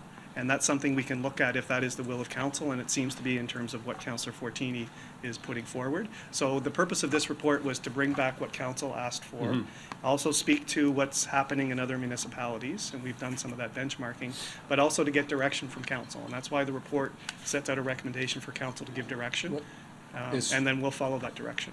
So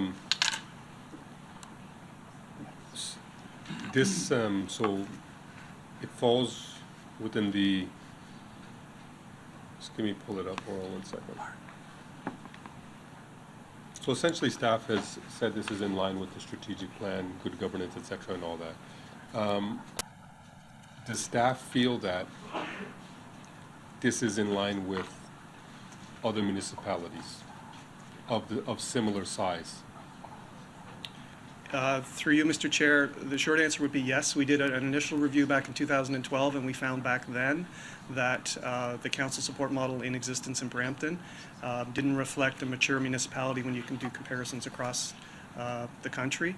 And then, you know, as recently as this morning, when you see some of the information in the media about the impending governance review, and if you looked in the Toronto Star this morning, there was a full page looking at every municipality in the GTA and the number of constituents that each councillor supports. And when you look at Brampton in consideration of all those municipalities, we are only second to Mississauga, and it's a small second in terms of how many constituents each councillor supports. So if you look at that as some kind of benchmark, is the level of support that councillors have in Brampton compared to some other GTA municipalities is below what that benchmark would be. So benchmarking other municipalities, we need to get in line, but also in terms of the workload and the responsibilities and duties of a councillor themselves. Do you feel, or staff feel, that it is appropriate to move to this? Strictly speaking to workload, responsibilities, and duty, does staff feel that this is an appropriate direction? Through you, Mr. Chair, I think staff will implement council's direction. The report says it's been clear for the last, at least the last term of council, that there has been an expressed desire amongst individual members, and now what we saw in the motion in December, a majority of members, to move to a new model. So I'm just trying to get from you, like, a yes or no. If based upon our workload and our duties and responsibilities, that it would be appropriate to have adequate, this would be an adequate, adequate in providing us assistance. Through you, Mr. Chair, councillors should be appropriately staffed to fulfill the role for which they were elected. Gotcha. There are different ways of doing that. All right. So this does not include the flexibility on the budget. And so when we have those pay grades, grade 3 and grade 4, there's a, there's a lower limit and an upper limit to how much you could pay whoever we hire. Who determines that? Through you, Mr. Chair, those grades, the grade 4, grade 3, are based on the current city non-union salary grade. There's a starting point, a midpoint, and a full rate point. If you look at the other models, and if you look at the ethical framework, the draft ethical framework that's set out in here, it does speak to working within the salary grades. But I can tell you in our benchmarking, there are other municipalities, some follow the grades, and there are other municipalities that allow the discretion to the member of council to set that pay grade within that budget envelope that each councillor is afforded. So if so there's an upper and a lower. So it's the councillor's discretion, is that correct? There would be discretion to councillors. So if the councillor chose right in the middle, the budgeted amount that is above that gets forfeited back to the city? Through you, Mr. Chair, I don't think so. If follow the line that Councillor Fortini is speaking about. So hypothetically, as I've costed out here, it would be about $200,000 for a salary and benefits budget for each member of council. And they could use that to fill one position, as Councillor Fortini is speaking about, and then presumably, if you look at the other models, whatever residual is left, they could use that for alternative staffing. So long as they don't go over that budget envelope. Yes. And if members do not use that budget envelope, and all of this would be reported out annually as part of the annual remuneration and Right. expenses report for members of Right. council, that would all be reflected. So you could pay, if there's any residual, you could use that towards part-time staff as well. If that is where council wants to go, staff could look at that. Now, what we put together here was budgeting for 2 positions. So, you guys gonna say something? Just through the chair for clarification, positions aren't budgeted, or if I can say new positions, are not budgeted at the full top of the range for the salary. And while it may not directly apply to any new staffing model, our current non-union approach to salary administration is when we hire someone new, we do not go higher than midpoint. So it's typically from the bottom of the range to midpoint. We can make exceptions with business cases, but there is no residual that if you hire them at midpoint, that there's a balance that's available to fund other things. So you've not budgeted for the highest? No. You've budgeted for mid? Yes. Just for clarification. Gotcha. So, but speaking to that point, if you went lower than the mid, would that's a discussion, like you said, that we could have? Through you, Mr. For Chair. part-times. The acting CAO correctly pointed out how the staffing and salary model works for the corporation. If council's going down a path to set up a completely, recognizing the unique nature of the political staff, that's something that could be looked at, but it would be different than what exists elsewhere in the corporation. Right. The reason why I ask is because every ward is different. It's mentioned in the whereas is in the original motion. Every councillor is different. Their needs are different.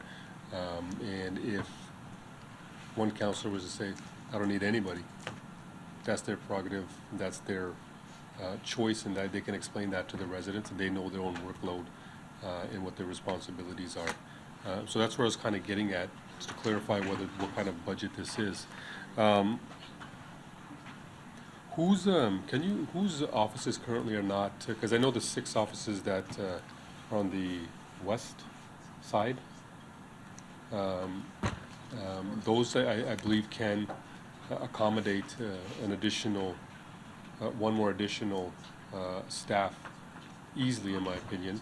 But whose offices currently are not adequate in size? Through you, Mr. Chair, the two smallest offices are Councillor Bowman's and Councillor Williams, in terms of square footage size compared to the other offices. Yes, well, gotcha. And so you've essentially provided 2 options now. One is the option that you provided, and the other one is the transition one. Essentially, an option 1 and option 2. There was an alternative, yes, transition option if council wanted to consider that. Okay, one more question to follow up with the mayor.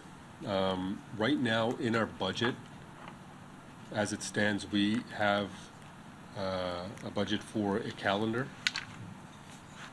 Through you, Mr. Chair, yes, there is a $205,000 that's in what's called a good government account that's available for members of council, as you'll recall from last term, every year except an election year, to have a spring newsletter prepared and mailed out, a fall newsletter, and then a calendar, a council calendar that's sent out to all constituents.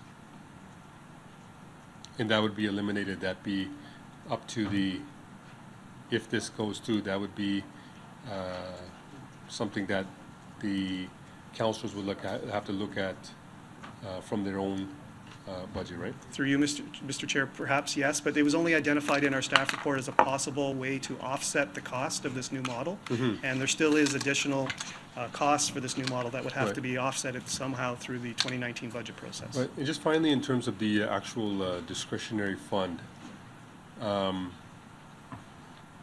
essentially what it's going to do is you're recommending it go back to 10,000 per year as what it was previously in last term's council at the beginning, before it was changed.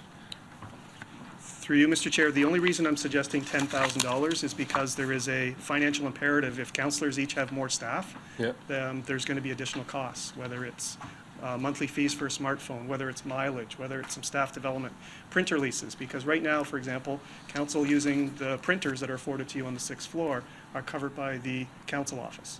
If that budget is no longer available, then all of those costs are going to be allocated out to the councillors. So right now, members have $6,250 a year for discretionary. Right. When you look at those other costs to support the staff, about $4,000, you're looking at about $10,000. I understand that, but what I'm asking is the actual total itself. What did we start off with last year? 45, I believe, right? 40? I don't, it may have been in the low 40s, but it was through the life of the last term of council, it was incrementally reduced. But we started off with 40, so it's going to return to what last term's was at the beginning, essentially. The math works that way. That wasn't the intent, yes. But what I'm saying is, it's not exceeding what it was last term at the beginning. I don't think so. Okay. Thank you. All right, thank you, Councillor Dillon. Councillor Pleshy, the floor is yours. Thank you, Mr. Chair. I think I'm a little bit more confused now. So I've talked to a few people about this report, and all three kind of had a different understanding of the way it was written. In recalling the discussion around the table when the initial motion was put on the floor, I requested that the motion include to the effect that if a member of council does not want to go down this route, they would not have to. Is that included in what you're proposing? Through you, Mr. Chair, I think the answer would be yes, based on the following condition. Council needs to move to a new. Sorry, Peter. The chatter reduced. Thank you. Through you, Mr. Chair, council needs to move collectively to a new model. So whether, let's say council decides to go to a model where they have options for staffing choices and at least one executive assistant, it would still be up to the individual members participating in that model to decide if they want to take advantage of that. So a councillor may choose not to hire an executive assistant, or may choose to hire one and that's it, and others may choose other variations of that, as long as it doesn't go over. But if what you're saying is if councillors elect to keep things the way they are today, that cannot happen. We need to have one model, because everything that we use today to support the councillors, we're taking all of that budget and we're applying it to this new model to offset. And you're going to set up a system that will be very, very difficult and very challenging to manage, because you're going to have corporate staff potentially and political staff. But this model, it includes the corporate staff. It does not. We currently have corporate staff. That's correct. After this model, we still have, if we choose to elect an EA, we still have a CA or an AA, and they're corporate. That is not, through you, Mr. Chair, that is not how the model would be implemented if council goes down this path. The model that would be implemented would be a purely political model based on one, two, or more different positions, and the councillors would have discretion to pick those positions within a budget envelope for staffing for their office, but it would all be political. Okay. I guess so.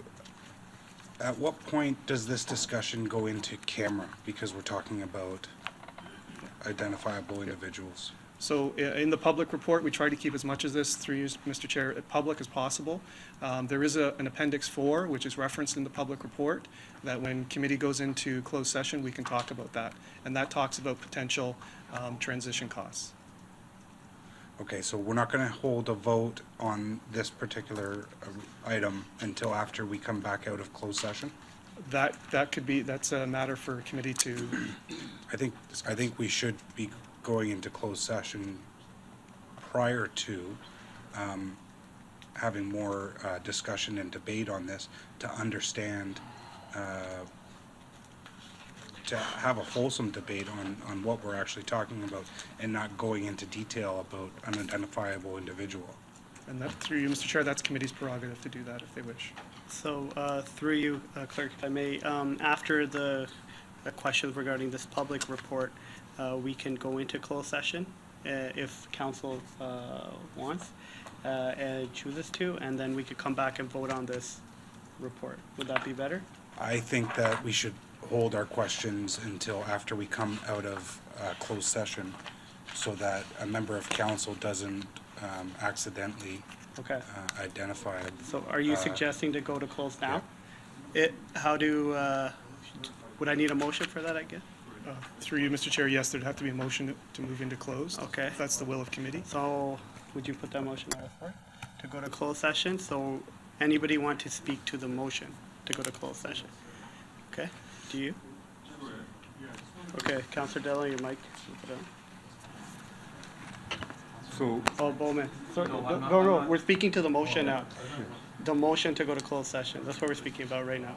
Yeah, we could go to closed session, but we're already speaking about the public part of it, so, and I'm just trying to understand if it's more practical to finish this off, because I don't understand which, I kind of understand maybe if you feel now, because I'm just thinking about it, maybe we could go into closed session just in case that portion of that particular person is mentioned. Fair enough. Okay. Anybody want to speak the motion to take item 13.2 in relation to 13.2 into closed session? Or else I'm going to call it to... We can go to closed, we can go. No, I'm talking about speaking to the motion. Do you want to speak to the motion or to the report? Just go. Yeah, so we could do that once we have a motion on the floor. So you got to speak to the motion. Yeah. We can Okay. come back. So, I'm Just to be safe. all in favor of the motion to go into closed session? Passes. Okay, I guess we're going into closed. No. All right, we're going to go into closed. Thank you. Peter, can we take our... Sure. For the record, the reason for 13.2 is personal matters about an identifiable individual, including municipal or local board employees, human resource implications from possible council support, model changes. Okay.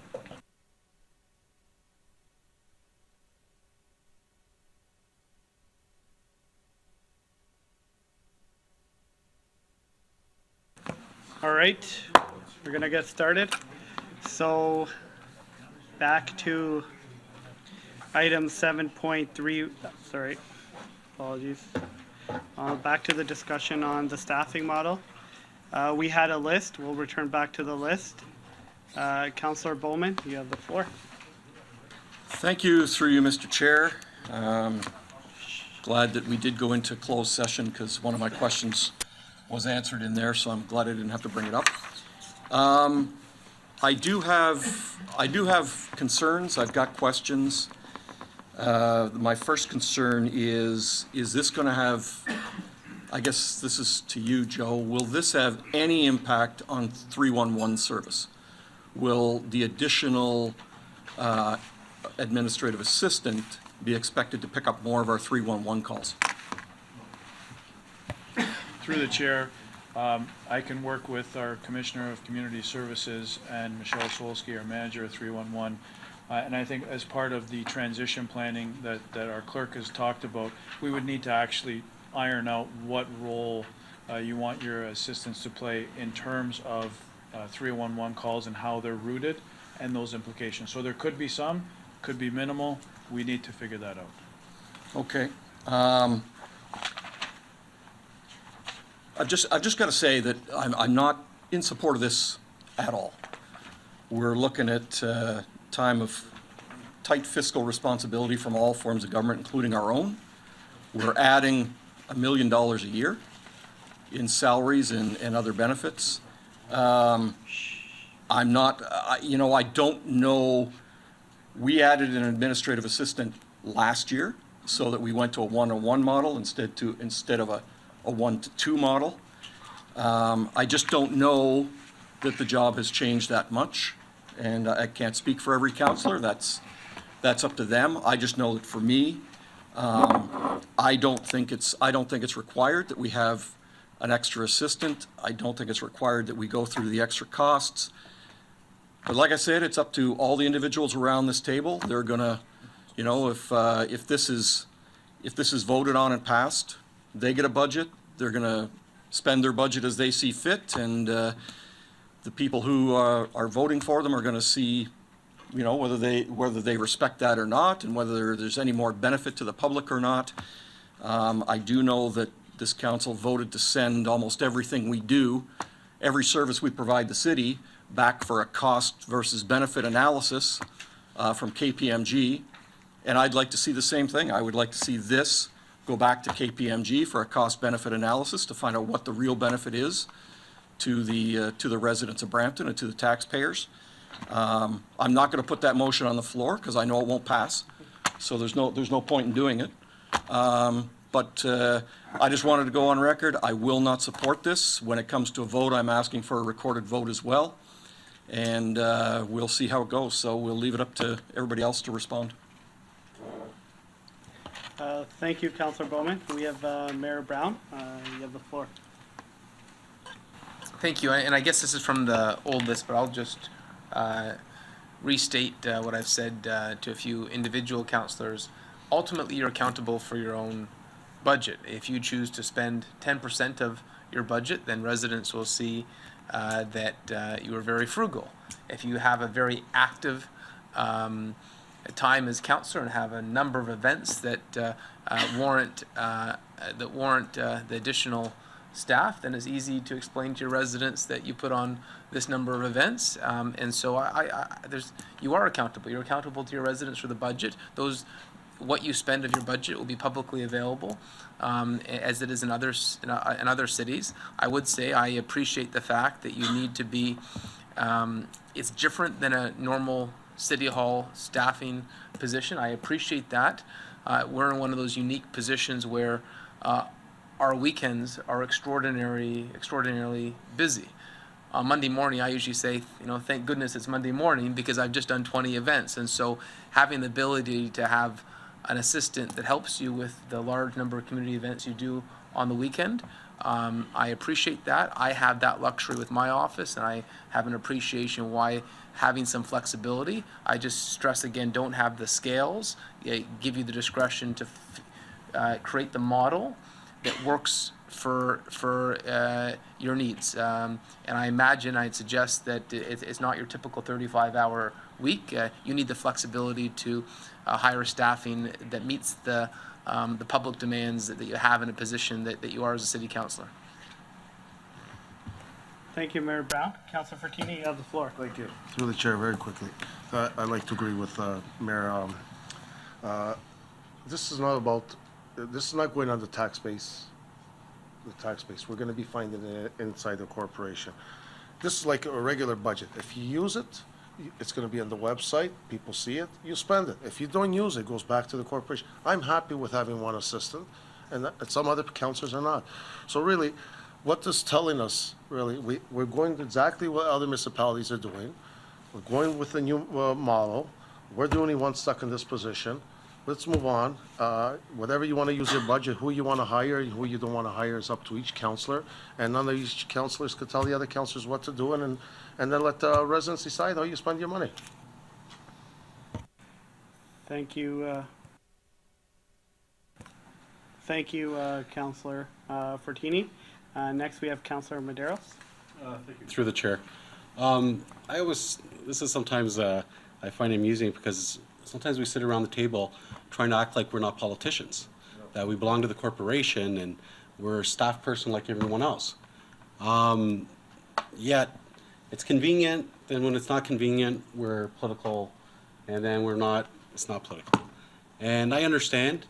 I do think that this does allow a councillor to take responsibility of his own office, no different than the other leading municipalities, larger municipalities. Again, and I think this speaks within the theme the mayor's always talked about. We're not a small community anymore. We're not a small township. And I think this effectively allows, nothing really changes. Effectively, all we've done is an EA position, from my understanding from the motion being put forth by Councillor Fortini, is the same staff person that reports to you now through the corporation, who you don't have authorization over.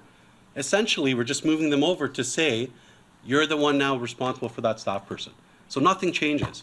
And I think it would be more accountable, because essentially what you do is you say, well, he reports to the corporation. It's not my staff person. And so there's no fiscal impact on this. So I think it's a fake argument. I think second, yes, people will see the level of service that you give and to see if it's determined if it was worth it or not, as any councillor's performance, as any politician. But to sit around here and pretend to be the pseudo corporate employee, we're not a corporate employee. And our offices should reflect what we do, which we are political. So to be in a political position and pretend and put your hands on your eyes and say, oh, I'm not a politician, it's bogus. And I've spent 4 years already listening to people make the argument and try to constantly put Well, it's the corporation, but we are politicians. We are board of directors. And I want to be able to have a management. It's almost embarrassing sometimes when you deal with other councillors. When you go to the region, deal with a municipality like Mississauga. You go deal with councillors from Toronto. We're an upper municipality, a large municipality, top 10 tier. And we don't have political staff. We don't have that preparation. And that's what it goes down to as well. For those who appreciate going to the region or going to other debates, you want to be fully armed. You want to be ready with appropriate data, appropriate research. Now, if you're not a councillor that appreciates that, then God bless you. None of my business. I want to be prepared. I want to do the research. I want to be sure to have data. I want to challenge staff. How many times do we hear from our residents that, you know, what's going on in this department? What's going on? And what do? You go meet with staff. In all respect to staff, who am I with the staff of 10, 15, a department of 30, throwing facts and figures at you? How do you challenge those? You take them at their word. So at least you get a staff person who's going to challenge that data, ensure that you're fighting for your residents, ensuring the well-functioning of the city. And this is what it's about. Thank you. All right, thank you, Councillor Madero. No, please, no topic. Councillor Dillo. Thank you, Mr. Chair. And the mayor mentioned that he looks forward to Monday. But, and I jokingly say this, it seems like every day is Monday for me. Because it's just nonstop. We're elected to make decisions. And sometimes the amount of work we have to do affects our ability to make good decisions. Because A, we're not given the, we don't have the preparation to do so. Sometimes we need to do research. Sometimes we need additional supports to help make these decisions. For example, we got email to do. We have constituent meetings. We have to attend events. We have to organize events. We have to go directly to resident homes to address issues, 24 hours a day on call. And sometimes I wake up in the morning and people are at my front doorstep or they're sitting in my living room on my sofa waiting for me to resolve their issues. We read agendas for both the region and the city. We do committee work for both the region and city. And again, we can't always make the best decisions just because we're tied up in reading emails. I sometimes have to meet with a constituent, but I have a meeting with staff at the same time. And so what we're doing essentially is getting in line, and that's why I try to reiterate with the clerk, let's get in line with other municipalities who are doing much better than us, who are properly equipped, properly staffed. When budget time comes around, you have some managers who say they need additional staff. We give them that additional staff. But in my opinion, the most important role in the whole city is that of the councillor. And to have one staff right now is inadequate. To go to two staff is adequate. It's in line with other municipalities as well. And I'll give an example. Last term at Member Services, all I asked for was the ability to do more work. And I told Member Services, I said, I want to do more work, but I can't do more work because I don't have the flexibility. And so my work as a counselor is limited if I don't have those supports. And one of the counselors told me, why the heck are you going to 40 parks in a summer? Why don't you follow the same scheduling as other South Asian counselors? And I said, I never mentioned I was South Asian, but if that's what you want to say, you can say it. I'm just here to do more work. I want to have the ability to make good decisions. I want to have the ability to be informed. I want to have the ability to do a park tour where I go to all these parks and listen to the needs of my constituents, or have a town hall. We do a municipal 101. We educate our residents. This is not a managerial position where I'm an office manager where I get an email, I get it, I report to staff. Or sorry, I send it to staff, you come back and I'll send it back to the resident. We're not office managers, we're elected officials. We have to make decisions, and there's more to this job than just sending emails off, reading a report, and raising our hand. We have a responsibility to be part of the community, to take part in the events, to educate them, to engage them. And so allowing us to have flexibility in our budget, allowing us to have more help, will help us make better decisions. And again, if there's a counselor who wants no staff, that's fine. That's your decision. But if you look at the whereases in the original motion, every ward is different. Everybody's needs are different. And I'll mention it again, I got people on my front doorstep, and I got people sitting in my living room at 8 a.m. in the morning on a number of occasions because they want their work done right away. And we got to be properly prepared, we got to be properly equipped, and we got to be adequately staffed. And so I'm interested to see where the rest of the discussion goes and what other councillors think of how this model should work. Thank you, Councillor Tinlo. Councillor Willens, you have the floor. Chair, just quickly, Councillor Fortini mentioned that there's no cost to the budget, so there is an operating budget offset required here, correct, Joe? Through the chair, through our budget process, we would find the funds to manage any overages And you'll with this show, process. you'll show where the funds were taken from as well? We will. We need to identify where they'd be taken from, but we plan to do it within current budget funding. Okay. And I'm a little confused on the motion, because there's a motion in this report here at 7.2.9.11. It says if council wishes to pursue a new political model, the following motion should be considered, but it sounds, from what I'm hearing around the room, we don't have to do anything. So Peter, do you have a different motion than what reads in here? Through you, Mr. Chair, I believe Councillor Fortini introduced a motion when he spoke, so we have one prepared that Okay. I'll wait momentarily to we hear the can put motion on the then. screen. Okay. That has some of those elements, but reflects Councillor Fortini's intent. Okay, thank you. Thank you, Councillor Willen. I just clarified the same question earlier, so thank you. Councillor Paleshi. Thank you, Mr. Chair. So I don't disagree with any of your of the comments that are around the table.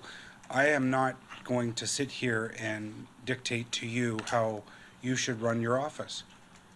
But I ask you for the mutual consideration. I do not want you to dictate how I run my office. And that's essentially what this is doing. So what I think the motion as written suggests is that the budget be allocated to each member of council to do what they wish as in terms of the executive assistant role and the administrative assistant role. Is that correct?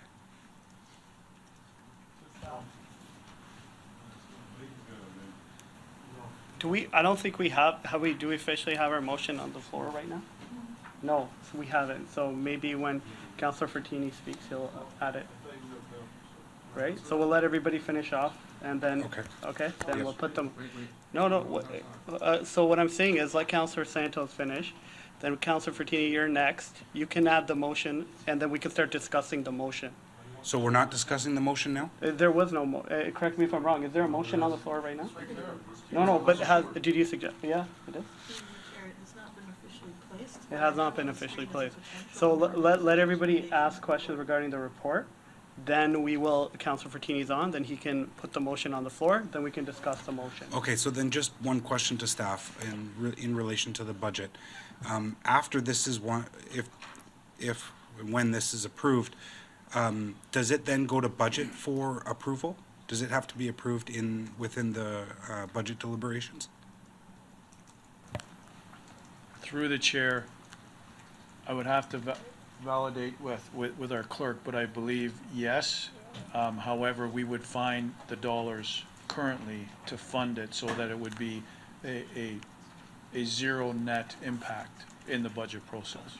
But we don't know where the dollars are coming from. We're going to find those dollars in the next, if approved, we would find those dollars in the next several weeks as part of our transition plan and identify that in the budget process. And just for the record, how many dollars are we talking about? I believe the net impact was about $1 million. About $1 million total, from start to finish. going through the process, Through you. changing the it's- model we have now The to op- a new model. Through you, Mr. Chair, the operating budget impact would be around $1 million net, rough. Okay. There are also one-time costs that were identified in the report for technology, and depending on council's decision on accommodations, there would be one-time costs associated with those as well as other one-time costs that were discussed potentially. Okay, so the dollars, can we get a total number of dollars to be spent once council decides to change the current model? Through you, Mr. Chair, as the CEO has indicated, that would come forward through the budget process, so we would have to find that. So we don't even know how much it's going to cost? As the report set out, there is a order of magnitude costs. Peter, I know we're about to make a decision and we don't know where the money's coming from. Two, my other question is, do we not know how much money in total, including operating? How much is that? Through you, Mr. Chair, I will qualify that by saying it depends. Council has to make a decision first on the model. What's the staffing model? Secondly, council has to make a decision on the accommodations. Once those decisions are known, then we can cost that out. We've put some costs in the report, but it will depend on those decisions that council makes. Okay, so once the motion's been placed and we have an opportunity to read the motion, then I can ask that question then. And through you, Mr. Chair, we can give you some order of magnitude costs of what we know at this time. Yes. Thank you, Peter. Thank you, Mr. Chair. Thank you. When we asked for this report, for clarification to staff, it was not supposed to impact taxpayers' money. They were supposed to find it in the corporation. We got to remember that we already have a staff working for us.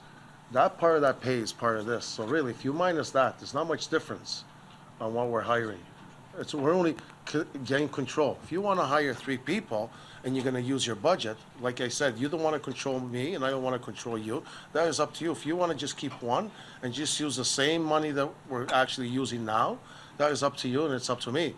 So each councillor can do what they want. I'm not asking that we have to go spend taxpayers' money. If you want to hire 3 assistants, that is your choice. Until now, we did not have control of our staff. That was a problem. And now we're trying to get control and saying we're spending taxpayers' money. I don't see the balance of this. I'm not trying to spend the money. I want control of my assistant. And it's going to say the pay's the same. Nothing's going to change. So are you putting this motion on the floor, Councilor? Change one line on there. Everything was fine, the motion there. What I wanted is have an executive assistant and administration assistant. So we get one. And the difference of the budget is yours, and you do what you want with it. Nobody's saying you have to hire 2, 3, 4 people. This way, if you're only going to keep one, we don't need the construction. You still have everything the same space, and everything stays the same. And just move to receive the report, and just with those couple amendments. That's all. Does staff have any comments on that? Debating the motion? Through you, Mr. Chair, yes. If, in the body of the report, I set out, if council wishes to go down this model, there are a number of recommendations that need to be considered. The very first one, as Councillor Fortini's correctly pointed out and is shown as number 1 on the screen, is what is the model?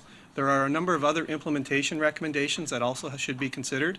The job descriptions probably need to be further reviewed. The ethical framework, which is a draft attached to the report, needs to be further refined. It does speak to maybe pursuing that through the Governance and Council Operations Committee to make those refinements. And then finally, it does speak to the fact that finding the dollars to make this happen, as the CEO has pointed out and staff suggests in the report, would have to occur through the 2019 budget process. So those are additional steps that have to be taken, and that's the direction Council needs to provide if they wish to pursue a new political model. Now we will take comments regarding the motion. And council, okay. We'll take 5 minutes to, no. Yeah, read them. Yeah. So through you, Mr. Chair. No, we're reading the motion. Yeah. Through you, Mr. Chair, I also want to point out in recommendation 1, we've put an effective date and left it blank because that needs to be sorted out because of the work that needs to be required to get to the point of a new political model. And as well, if Charlotte, if you can scroll down a little bit, I think there was Council needs to make a decision on the accommodations. On the We've set out some options in the report, and that's identified as number 6. Okay, if you don't mind, can we start with go point by point where we need clarification? Because I think that would make it easier for Councilor Fertini. Councilor Fertini. Okay, so the first point is, if I'm understanding, you need a date effective?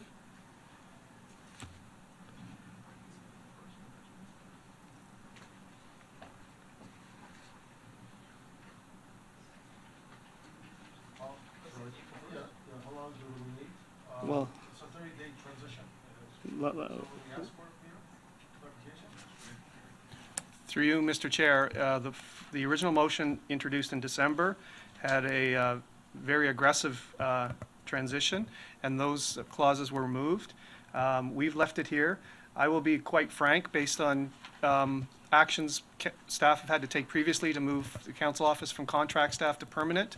This is not something that can happen overnight. So regardless, the funding will not be in place until the 2019 budget's approved, and that won't be until the end of March. So I'll delay it till 15. How's that? Thank you. That would be helpful. Thank you. That's why I wanted to ask. thank you, Clerk. If you could just go exactly what you're doing, wherever we need clarification. So through you, Mr. Chair, that's been added to number 1. Okay. Recommendation 2 is that just the job descriptions be used as the basis for finalizing recruitment and hiring. Recommendation 3 is that the draft ethical framework be used as the basis for finalizing. Recommendation 4 is asking the Governance and Council Operations Committee, which was the former Member Services Committee, to be requested to review and guide the finalization of the job descriptions and framework for implementation. And number 5 is that staff make necessary amendments to policy handbooks to implement council's decision. And number 6 is on the accommodations. So how does council wish to proceed with accommodations for this model? So do you need any further clarification before we start debating on this motion? Except those two, Council Shermaine and Council Bowman's office, if they need the space, then it's fine. All of us, I think we're fine with it. We have enough room in our office to put a second desk if they want to hire one or two people.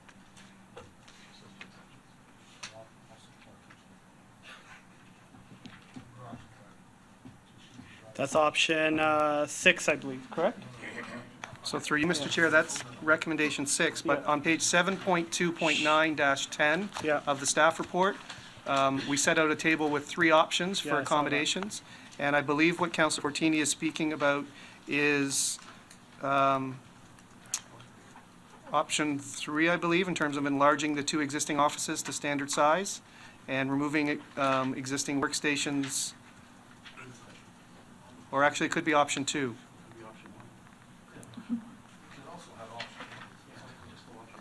Option 1, for the information of committee, was simply to remove the 10 workstations that your constituency assistants sit at right now, put 2 touchdown workstations in place of that footprint, and leave everything else the way it is.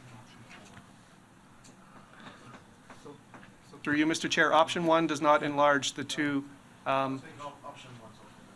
Okay. So he would like option 1 on, in the motion? Yeah, you can talk about it when it's your turn. I'm just trying to get a clear motion on the floor so that we all know what's being discussed. Right?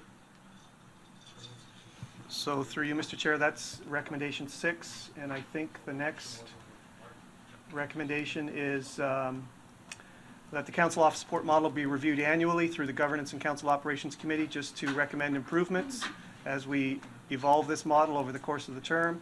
And then the final recommendation, number 8, is that the 2019 budget approval process essentially find the money to pay for this political model. All right, thank you. So staff is okay with this motion now?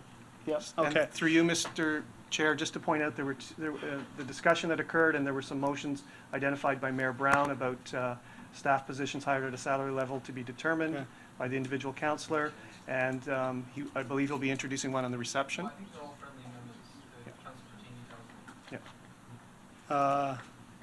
Do you accept those amendments? Yeah. What's the budget? That's what I'm asking. Okay. Give it one second. Let's just get a motion on the floor.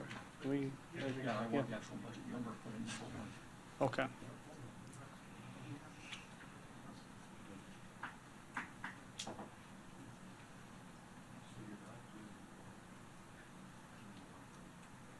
So this would be Amendment 1, Mayor Brown's, correct? This is the amendment? Through you, Mr. Chair, it could be Amendment 1 to the main motion moved by Councillor Okay. Fortini. And then, are you, is anybody else, would I be asking for, anybody else want to put an amendment on, so we can, anybody else want to put any amendment on? Yep, Councillor Bowman? Thank you, through you, Mr. Chair. I'd like in point number 1 to have the actual budget number there. So through you, So we'll- Councillor Bowman, you mean one of Councillor? Hold on, we'll discuss it. No, Mayor's amendment? it says within the accepted councillor staffing budget threshold. And you're asking that that be amended to include a specific number? Right. Subs- Because we already have that. Which one's making different pays? You can't pinpoint that one. Hold up. No. We're gonna go order of each amendment. We're gonna discuss everything.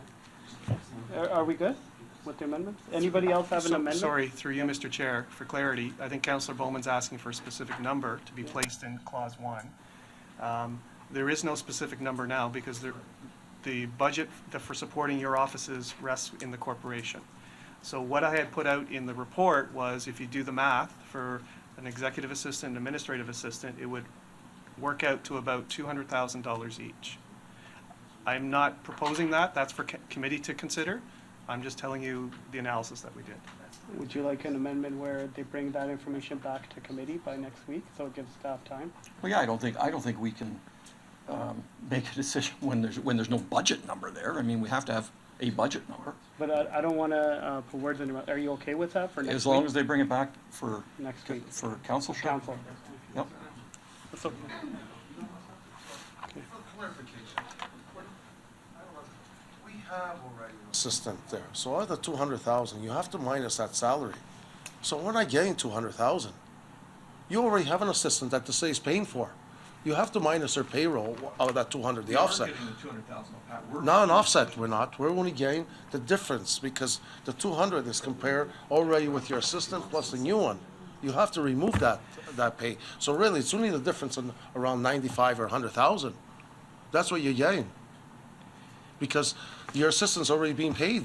It's part of this budget. But Pat, we have the ability now to pay an EA and another assistant, whatever we choose within that salary grid. So we need a budget, total budget, to be able to divide that up to pay them. Well, the way you're trying to say it, sorry, through the I'm not- chair. and through the after your chair, comment, yeah. We cannot put a whole amount there because you have to minus what you're paying already that person. We should only put the difference. That's what, or else it's gonna make it look like we're taking 200,000. We're not, because we're already paying an assistant now. Okay, I'm gonna end So right I there. will leak it like that. We'll see in the council This what is the how we're number is. gonna continue our discussion, just to clarify through the clerk.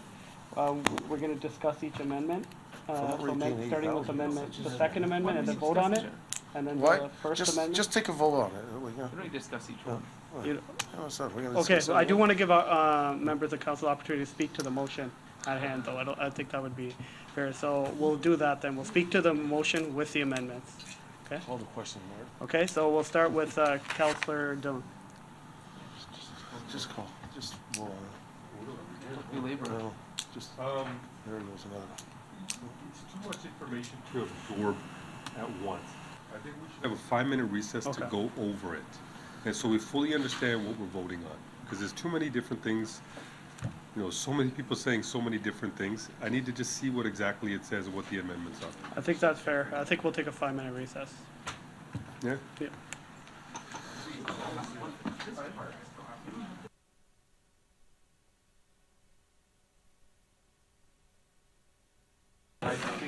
We're gonna call to order. Okay, so I'm just gonna run this by the clerk. So just one, I guess we're gonna start with, is there any additional amendments before we start discussing the amendments? So just for the record, Mayor Brown's amendment was a friendly amendment, and just to clarify, Councillor Fortini accepts the amendment as friendly?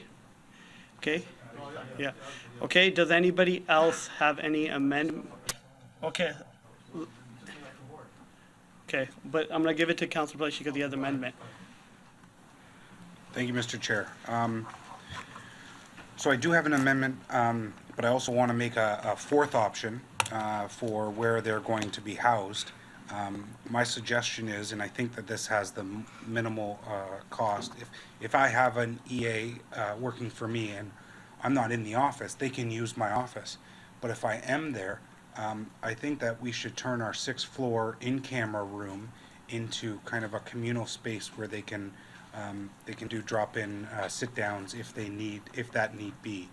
I don't see them being in the office too often if they're out with you at the region, or if you're not here, then they can be using your office, and I don't think any counselor may disagree with that. So that would be my fourth option. My guess is that would be the least expensive, because we're not asking for walls or anything like that. Desks, phones, kind of, and that's kind of it. And then I do have an amendment. I think if we're going towards this model, I think now more than ever, we need a conduit between our political staff and, the clerk's office and protocols and policies. And I think that conduit is the councilor liaison coordinator. So if my amendment can be that position be retained after the process, then that would be my friendly, if you consider it friendly. Do you accept, Councilor Virginia? That position's available, right? I'm asking for it to stay, to remain. Then we just keep adding more and more to the budget, so I think we're complaining that we're spending too much, we just keep adding and adding more now. So you don't accept it as a Well, friendly let's see what the amendment? cost is on the next council. If that's the case, that'll be fine. Else I won't bother. Right? Am I correct, Peter? So what are Why you, do we need that anyway? through you, Mr. Yeah. Chair, so if Yeah. Councilor Pelletti's moving an amendment I know. to the Yeah. main motion, that the Like- position of the council liaison coordinator be retained as a corporate position, it is a proper amendment that can be introduced. Well, I'd like to see, I don't mind on the first one going in that we use all the in-camera room. That's that's every council discretion. If I want to use my office, that's fine. But the second one, again, we just keep going higher and higher with the costs. So until we know exactly why I can't keep going higher and higher all the time. So I won't accept the second one. I'll accept the first one. It's not a problem. So just to clarify then, you're okay with adding costs that suits you, but when another counselor is introducing something that I believe would be a strong asset to the way we all do our job, you're not open to that. Well, I did say no. I said, let's look at the cost and we'll see when the next council comes, and if the cost is fine, it's fine. But for now, we can't just say no without a cost. We already know what our budget is for this part. So let's look at that part and council will make a decision. And then that's why you have your assistant doing that. So why do we need the third person to go look at things? Oh, yeah. And that's what I'm trying to elaborate with everybody. It's a conduit between our staff and the corporation. Yeah, Since but- we're going with a political model, there is no conduit anymore. And I think that position, But as looking at, valuable, All right, I think- as valuable as it is currently, is more valuable once we go to a political model. sorry, I didn't see that in the report because I was looking it up. A lot of municipalities don't have that between 1 and 1. So that's what they brought. So I think it's clear you don't accept it as a friendly. But I just wanted, no. So you don't accept it? I No, won't accept the he's second not one. The second one I accepting. will. The We first can one I vote will. on it if Right. you would like. So, yeah. Yeah, okay, I just so, wanted, I still on the board. I just, so, Actually, sorry, I is he still done? have the Yeah, he still has the floor. He still has- So I just wanted to confirm again then, when it suits your office, you're okay with increasing the budget, but when another member of council puts forward an idea that would better serve all of our offices, I believe, you're opposed to that. Thank you, Mr. Chair. okay, all right. Okay, we're speaking, so that was not accepted. Is there any other amendments? I'm on the floor. Yep. Do you have another amendment? Yeah, I Okay. just, Adding on to this, we have to add that the staffing to ensure there was no impact to our budget, which I don't see on it. We were supposed to find the money into corporation, not into the taxpayers or into affect the budget. All right? So through you, Mr. Chair, that is number 8. Staff did do an initial review, given the time constraints to do this, pull this report together. That's why we initially identified the $200,000. But quite frankly, to do it within existing budget, and finding it within the 2019 budget process, it will require service level adjustments of existing service levels. So it will mean not doing something in the future to pay for this. That's what it boils down to. That's fine. Let's get it over with, or else we're never gonna end. Good. Okay, thank you. Just to be clear, is there any other amendments We're never gonna before finish. we start speaking to the motion? Okay, Councillor Dillon. So, sorry, number 8, so essentially what Councilor Frattini asked for is already in number 8. That's But correct. I wanted to make it more clearer in number 8 that there's zero net tax impact very directly to the taxpayer, and that, who's that written? Give me that. In that, can you give me that paper? Sorry, in that, the savings are found internally, so I just want that very clearly written in there.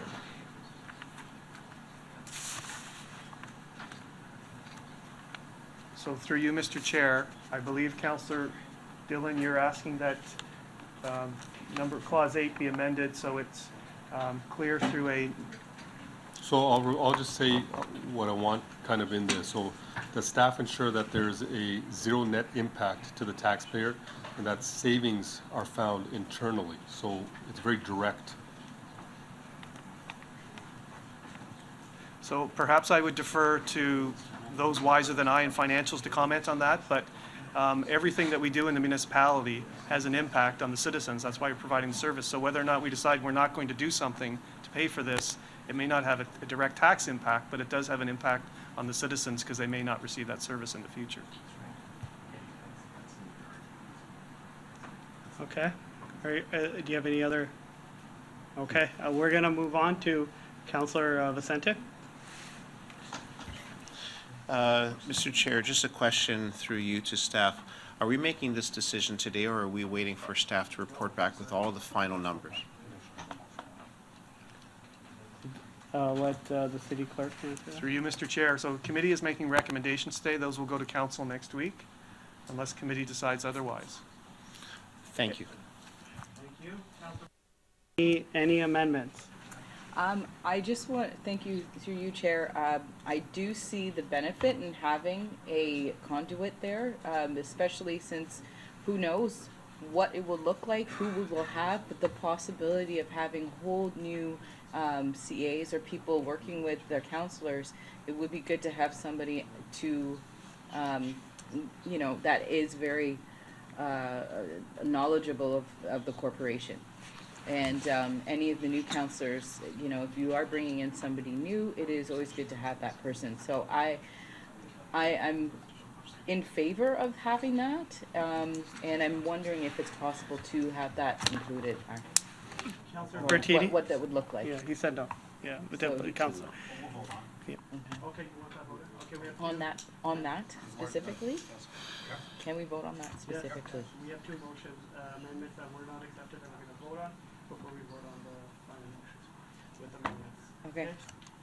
Councillor Madero? Yeah, through the chair. Regarding, I guess, and I appreciate Councillor Flush's intentions, but essentially, the conduit with the council office will be through the city clerk's office. Through you, Mr. Chair, yes, and today it's through the position of the council liaison Okay, now coordinator. through the chair, it's not up to me to tell the city clerk what's the best way you think you should liaison with us. So I don't think we need a motion. If you want to identify that as a resource, you would bring that forward as something that you would need. But I don't think it's council office to decide on what the city clerk would need as a resource. The second point, I heard the city clerk, and I appreciate your opinion regarding impact on the residents and impact on service. I think there are a lot of backroom functions that have no service impacts that stick around this organization that can be easily reassigned to this. Because we're not talking about 3 or 4 people per counselor. We effectively are changing one counselor with the current EA that moves over. So effectively, there's no impact there. And second, if there's another person that wants to come along, I'm sure there's functions here within the corporation that are not impact on service level. I would like the CAO, would there be impact on service level by us passing this today? Through the chair, the model could very well in fact provide a service level enhancement to your respective offices by giving you the flexibility to operate your offices in the way in which makes sense for you. As a corporation, as the clerk had said, we would indeed look to find additional money within the budget, and it could be looking at efficiencies which result in us, continuing to do as we have done, as Councillor Vicente had pointed out earlier in today's meeting. We've been doing a lot more with less resources. We would attempt to do that as much as possible. If there are opportunities that allow us to reduce some service levels with minimal impact to pay for this, we would do that, but we would present that to council to ensure you're well aware of that. And through the chair, at time of budget, we would discuss it. But in terms of the impact of service, I would argue from my residents, their frustration with 311, this would be considered a service enhancement. But at the time of budget, we would decide. So I disagree with staff's notion that there will be a service impact, because we don't know. Second, it's council's decision. Third, would be decided at budget. Is that correct?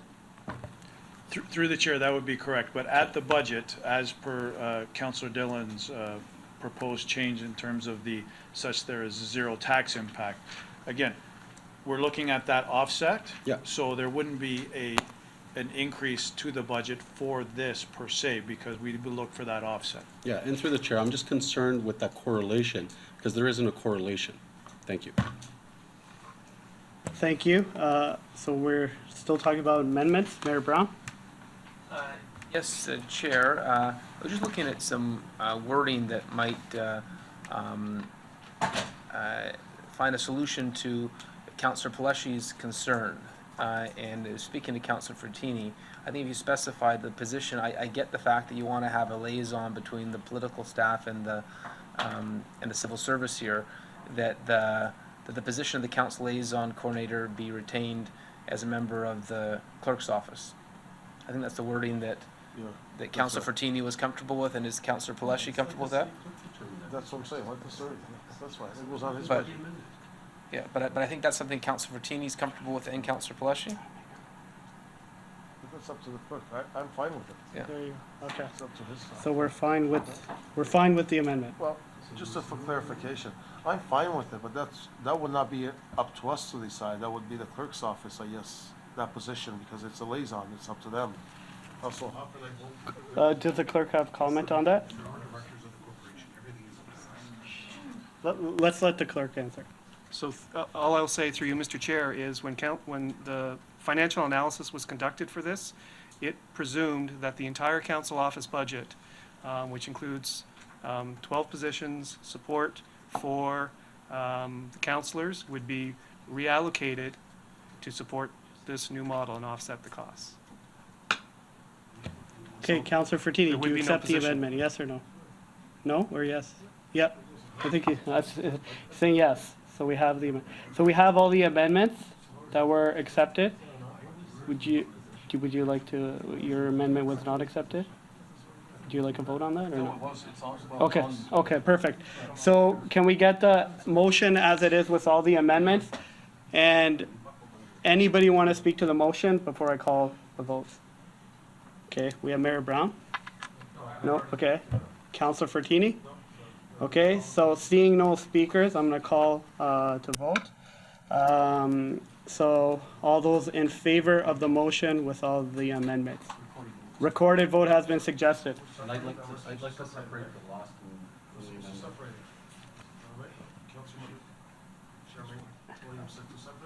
No, it's not gonna be separated. It's as it is. The last edition, can we separate? What the heck? Just do it all together. Yeah, with all the amendments. He's accepted all the amendments. Yeah. All the amendments have been accepted by Councillor Frattini, okay? So, the current motion, all those in favor? Oh, sorry. as amended.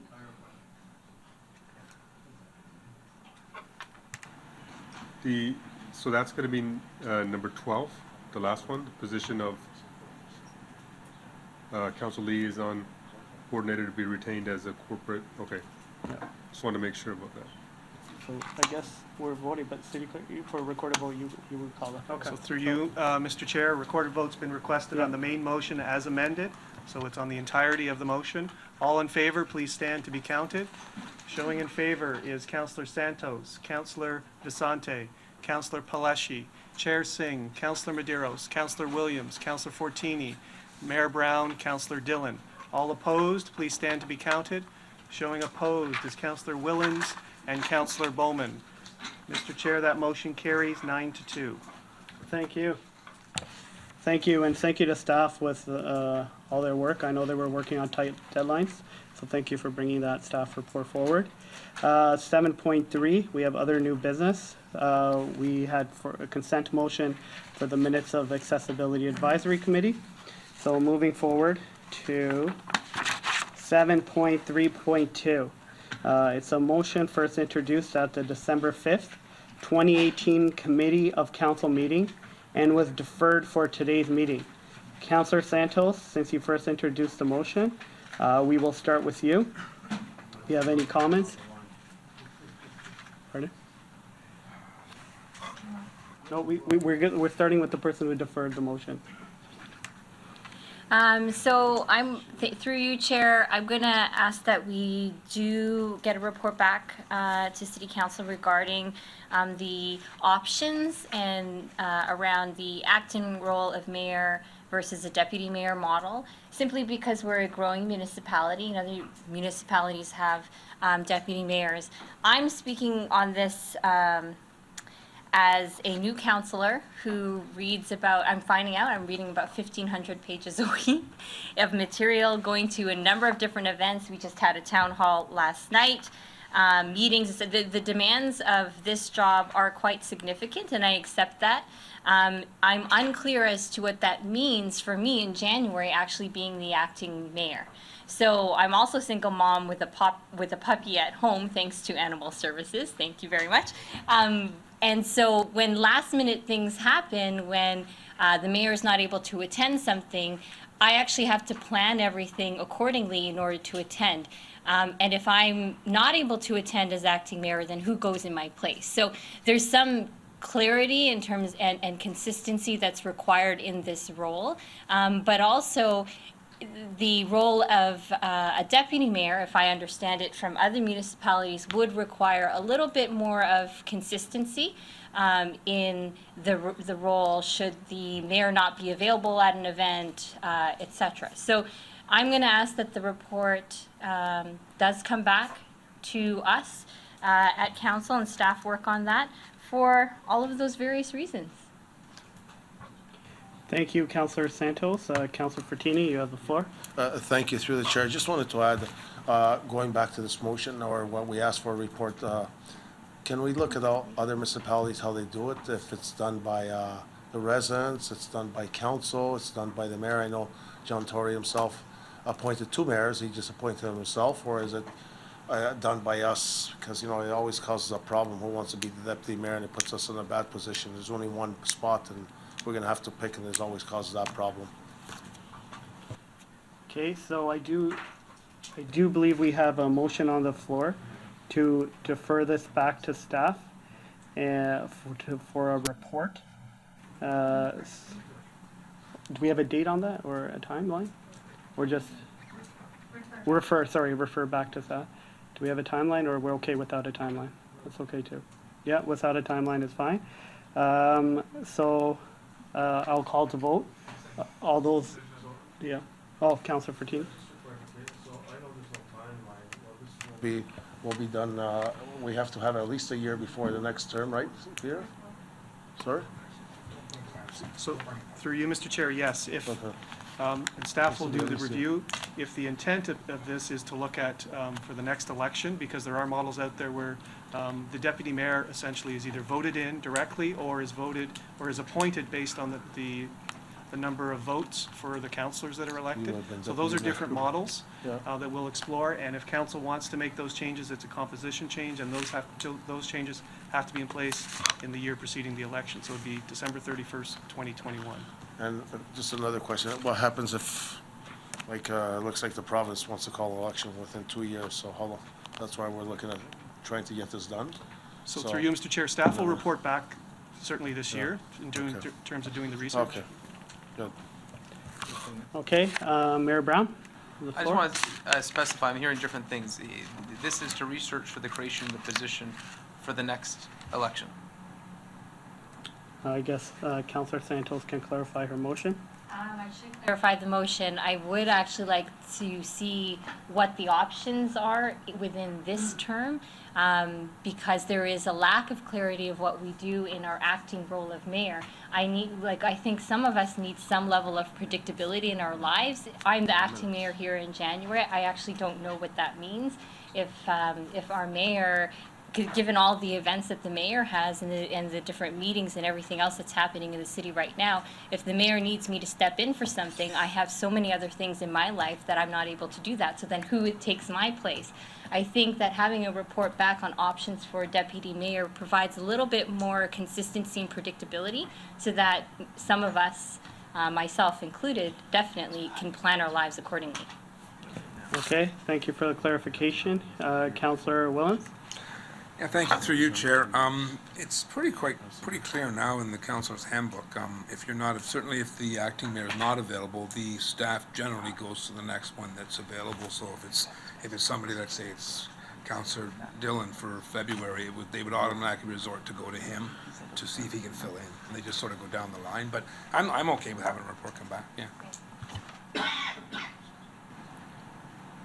Councillor Tillam? I was just saying, I agree with the motion. I think I've certainly been mayor of the month, and just because of time reasons, I've turned down some events in the previous term of council. But I think it's not only just when you talk about different options, it's not just strictly filling in for the mayor. There's different duties involved. I know certain municipalities, the deputy mayor has a certain policy area that they handle as well, and so there's so many different variations of the role, so many different duties. But I think if you do further analysis, I think what's best for Brampton could be looked at. All right, thank you. Councillor Fortini, you have the floor. So I didn't understand that to the clerk, so it'll be done within by the end of this year? Is that what you said? Through you, Mr. Mayor, yes. Just in case. It could be done by the summer. So there's two aspects, as the mayor correctly points out. There's the immediate aspect of we have an acting mayor. It's defined in the procedure bylaw. It fills in the absence of the mayor, generally for presiding at meetings and attending events. If person is not available, we go to the next person in line. There's also a second dimension to this, which is a longer term of, do we want to change, does council want to formally change the deputy mayor role and institutionalize it as part of the election process? And we can report on that as well. Right, So I we'll just- report on both aspects. And I'm fine with it in the end of the summer. It's just a worry that in case they call an election within 2 years, like what I'm hearing, this will be prepared, or if it goes 4 years on the road, we need still a year before the election anyway to get it done, just in case. So, and on the report, I guess we're gonna have to figure out how we're gonna choose the deputy mayor. Okay, good. All right, thank you. Seeing no more questions or requests to speak, I'm gonna call, okay. Councilor Santos? No, there was not. Well, yeah, yeah. I thought I had mentioned in the first quarter, because there may be some budgetary issues related to any recommendations we want to bring forward as well. Okay. Okay, Mayor Brown? Yeah, I just say, it never hurts to have more information, but I believe that the positions around this table are selected by the residents. That's the nature of our democracy, and if we're to change the composition of this table, it should be by the residents of Brampton. And so in this report, I would like to see obviously the option for how it would be implemented. I'm not averse for it to be implemented for the next election, but I just don't want to adopt this and set it expectation that this is for something to start a month from now. And when you ask, when Peter's saying that he'd like to get back to us in the summer, and we're telling him to get back a month from now, we leave the impression that we're trying to rush this. Okay, any other, So I guess on that note, you like hearing to what Peter said, would the summer be appropriate? Second quarter's fine, right? That's fine. okay.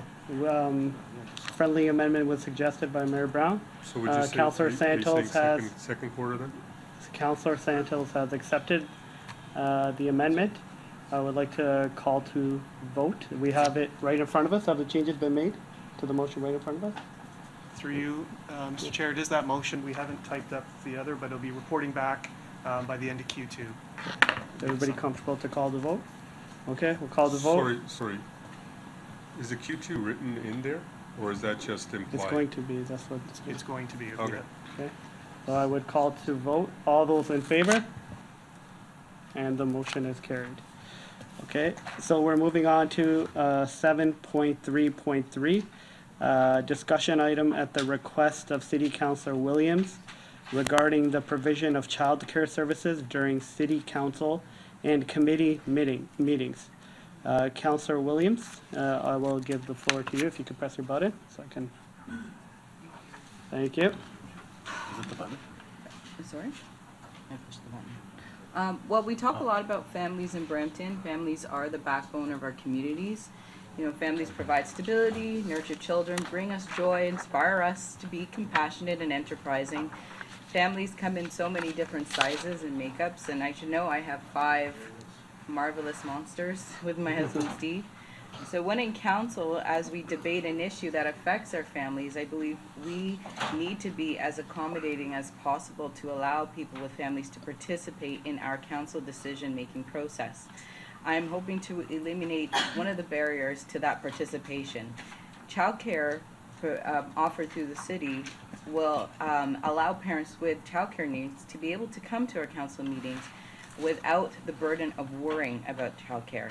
It's a good and substantive first step. It is modest in cost, but it will pay dividends in increasing participation of families in the process.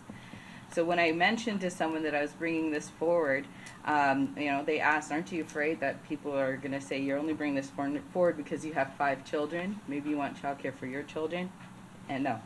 My response is I'm bringing this forward because I have kids. So I know how it feels to be in a position where you want to attend something but can't. So my children are the reason why I ran for council, and I want to build a better city for them. And so my experience as a parent, I hope will bring policies that are good for families.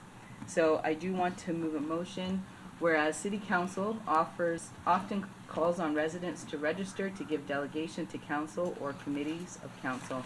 And whereas it is the wish of Brampton City Council to reaffirm its commitment to family-friendly policies, and whereas many families with children would like to participate in City Council and committee of council processes, and whereas children can be an obstacle for families with children to participate, be it resolved that city staff be requested to report back to committee on possible options to offer public childcare services during evening council and day council and committee meetings in accordance with prevailing provincial legislation and standards.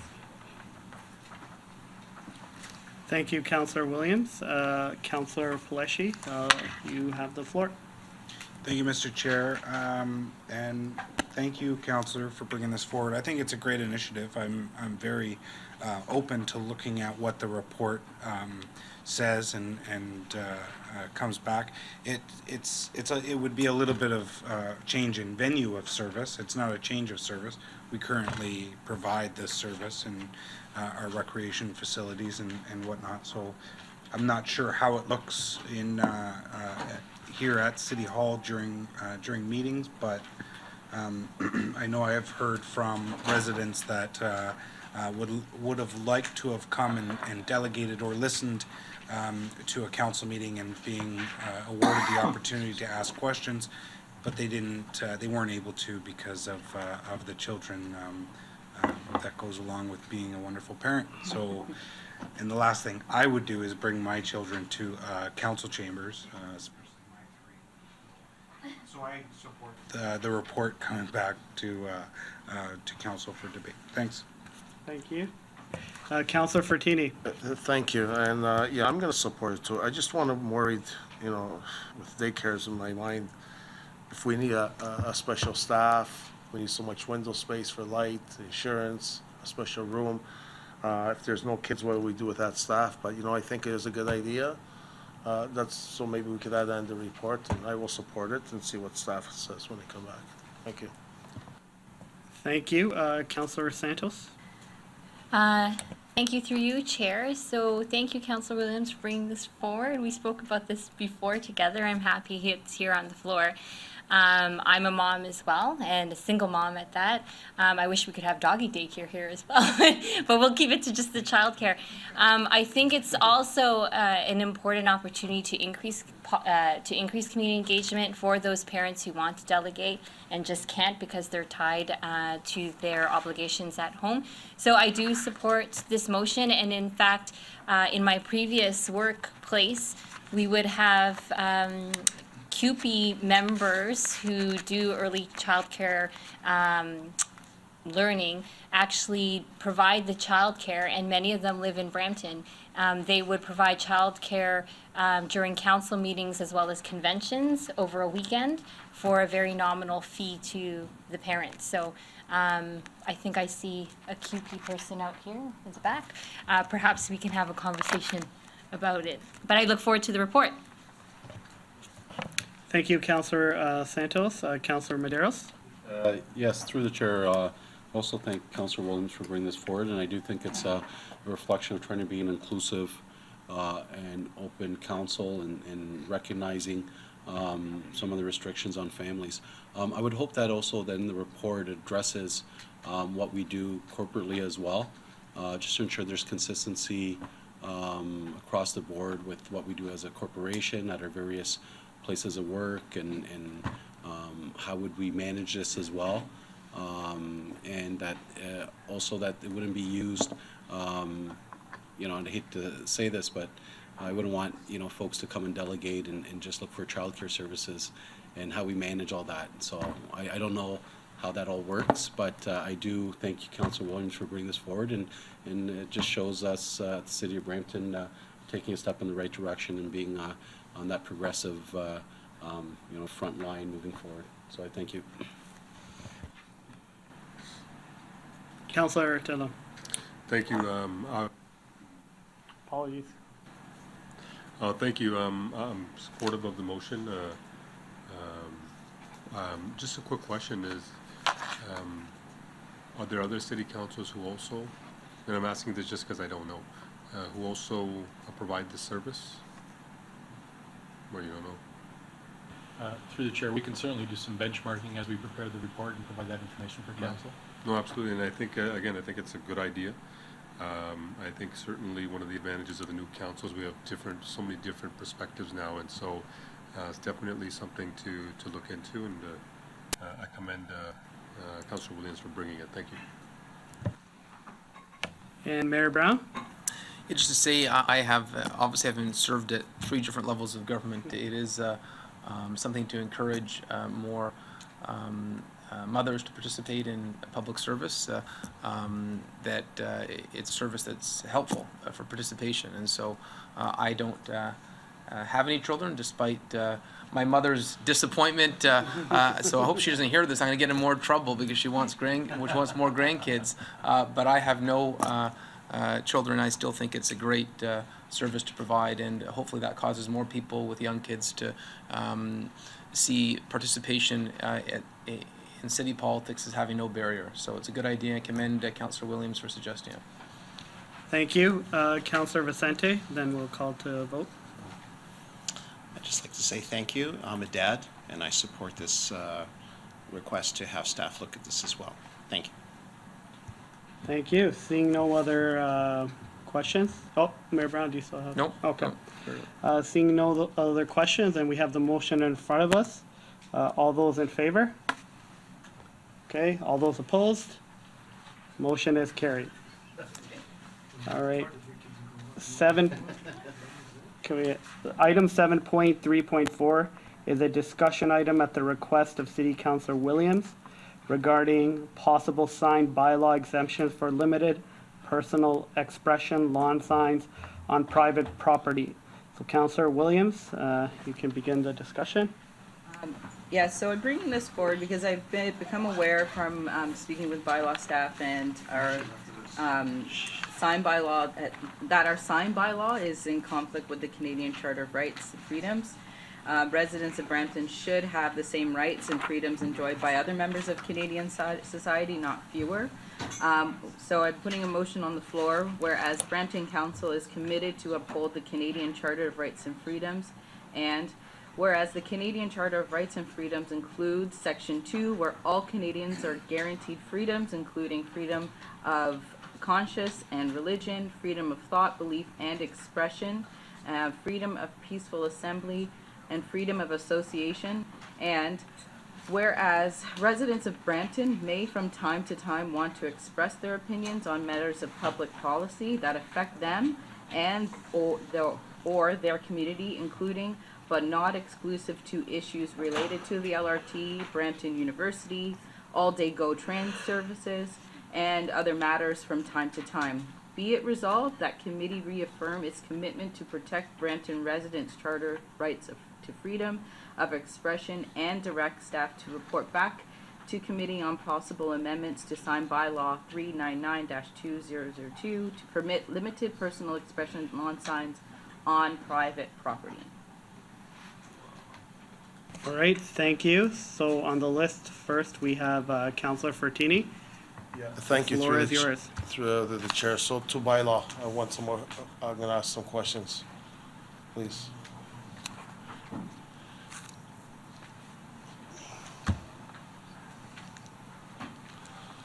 So I know we've been having a lot of problems and challenges over the past years on signs, and a lot of complaints of people putting advertising signs everywhere, all over the light poles, all kinds. And so I think we had a number, I can't remember, how many signs did we pick up last year by law?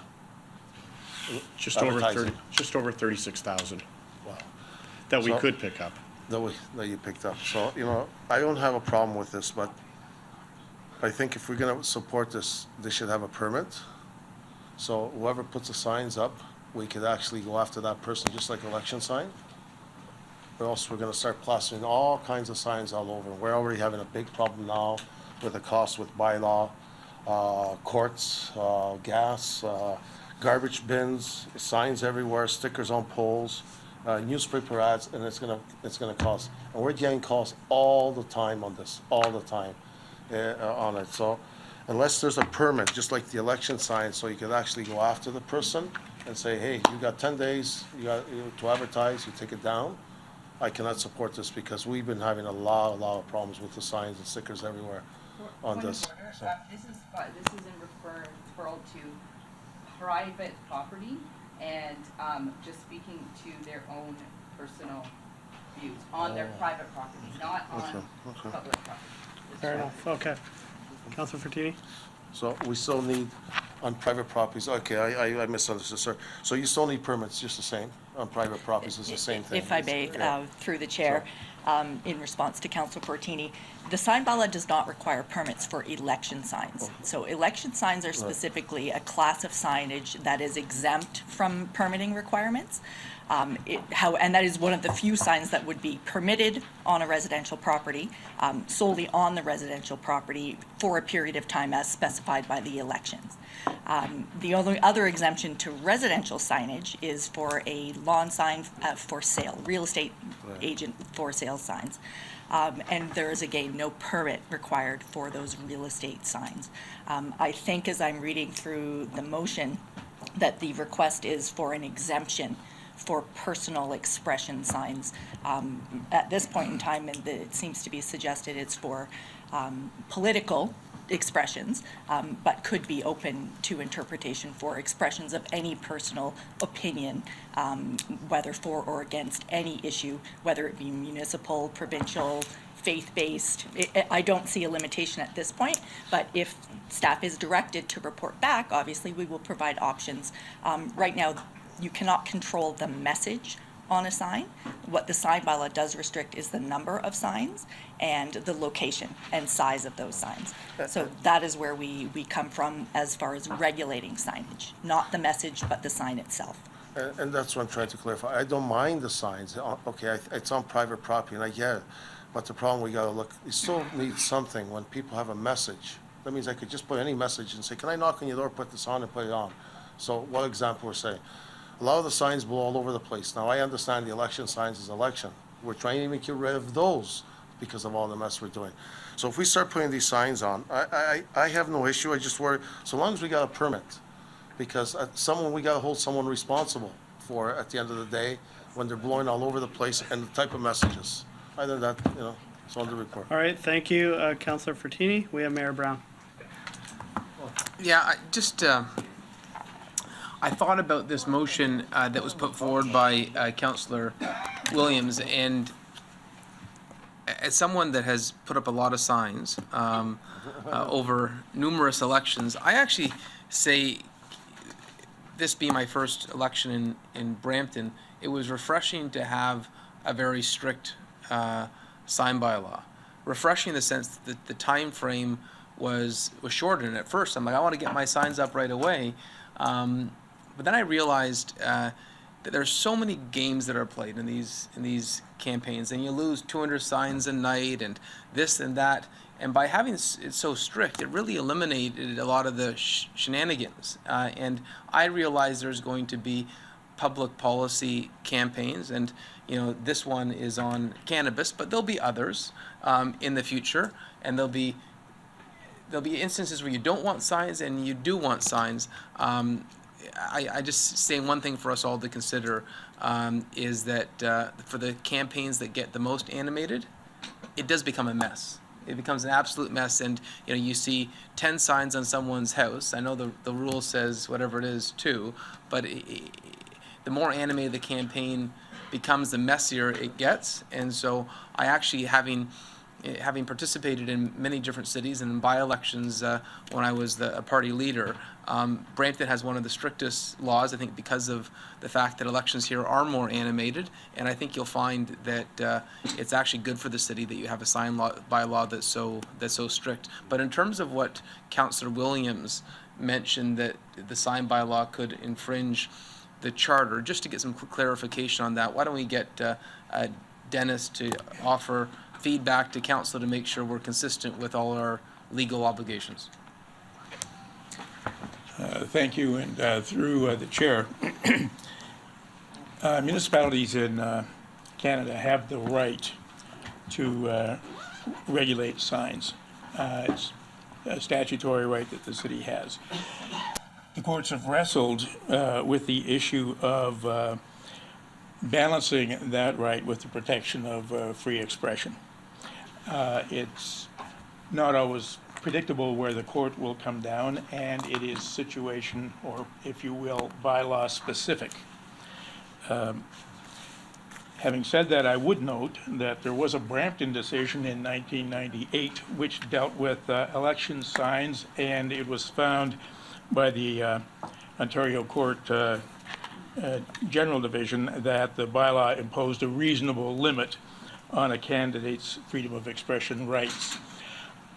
Where that decision would go today, I would not venture to guess, but I would not assume that it is impossible to regulate signs without contravening the charter. Yeah.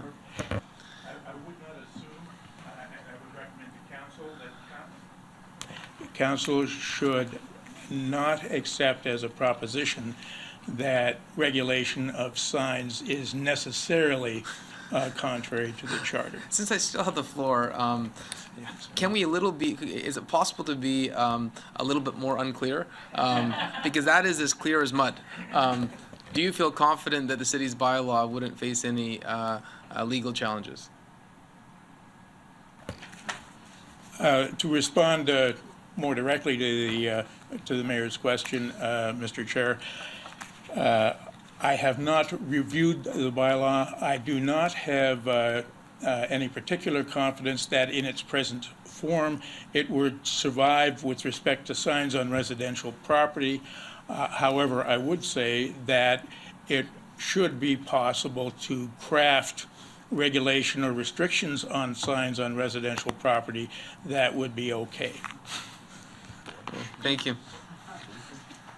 All right, thank you for that, City Solicitor. Councillor Santos.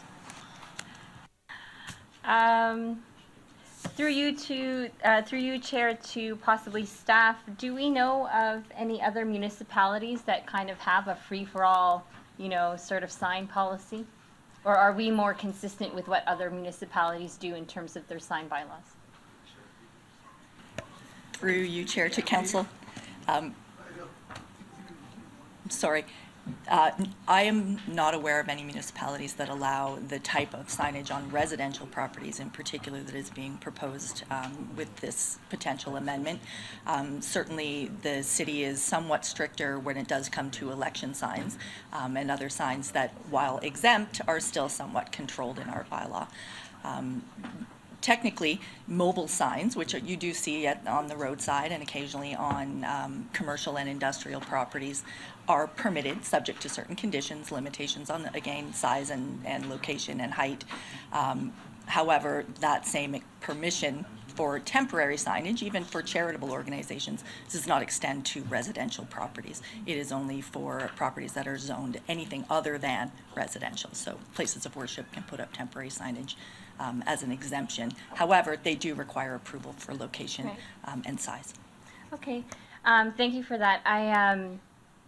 So I think I'm just going to bring up the elephant in the room, which is the recent cannabis signs that have been popping up in our various neighborhoods.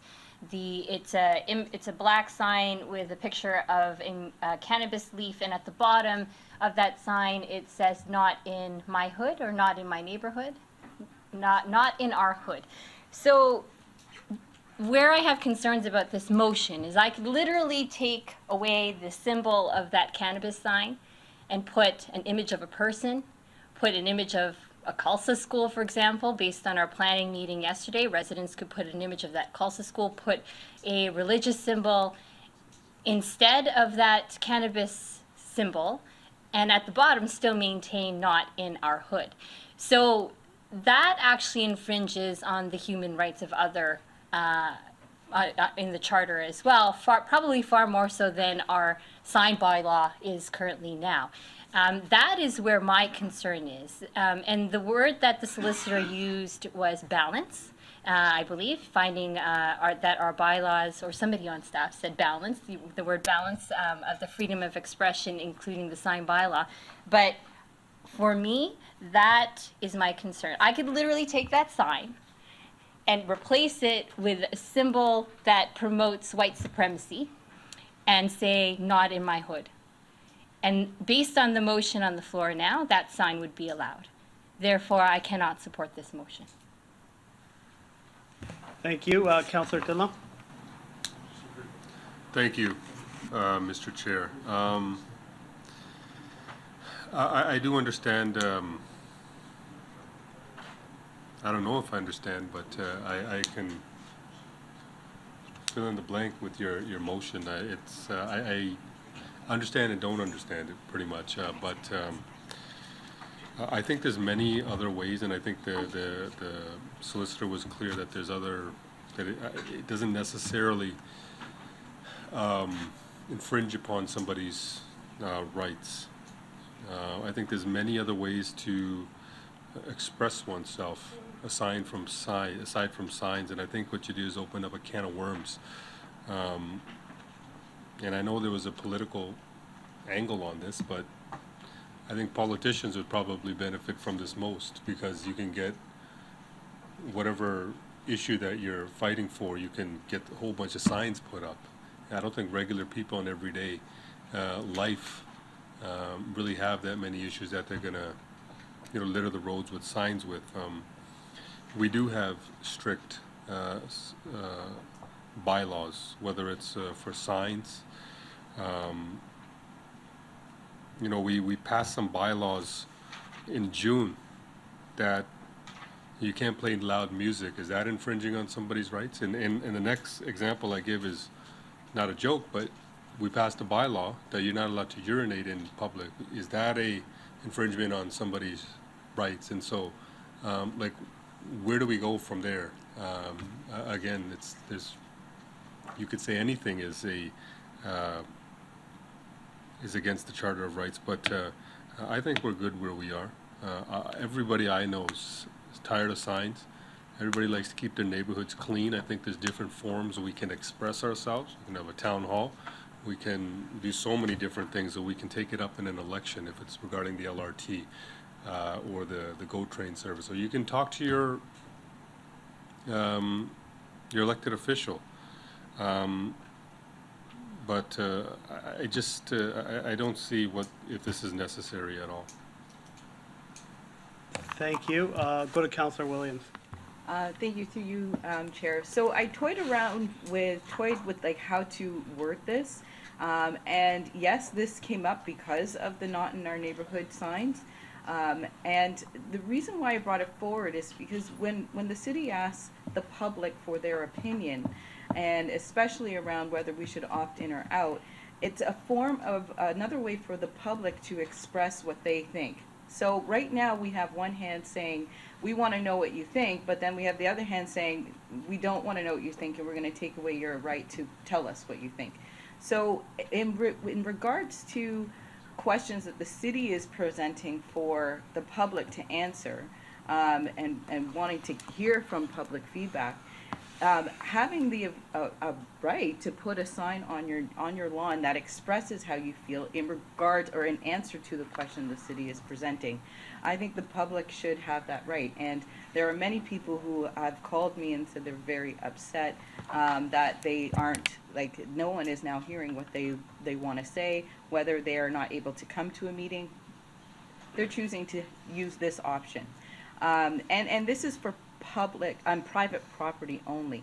And it's no different from the GM signs, Save GM signs that we're seeing on boulevards. It's no different from, Jesus, the reason for the season, on people's lawn during the Christmas period. So for purposes like this, when we have a time period of a certain, few weeks, when we're asking for public opinion, then we should be able to give the public that opportunity to express themselves or to share what they think about the question or how they should answer the question that the city is presenting to them. So. Thank you. Councillor Medeiros, you have the floor. Thank you, through the chair. To bylaw.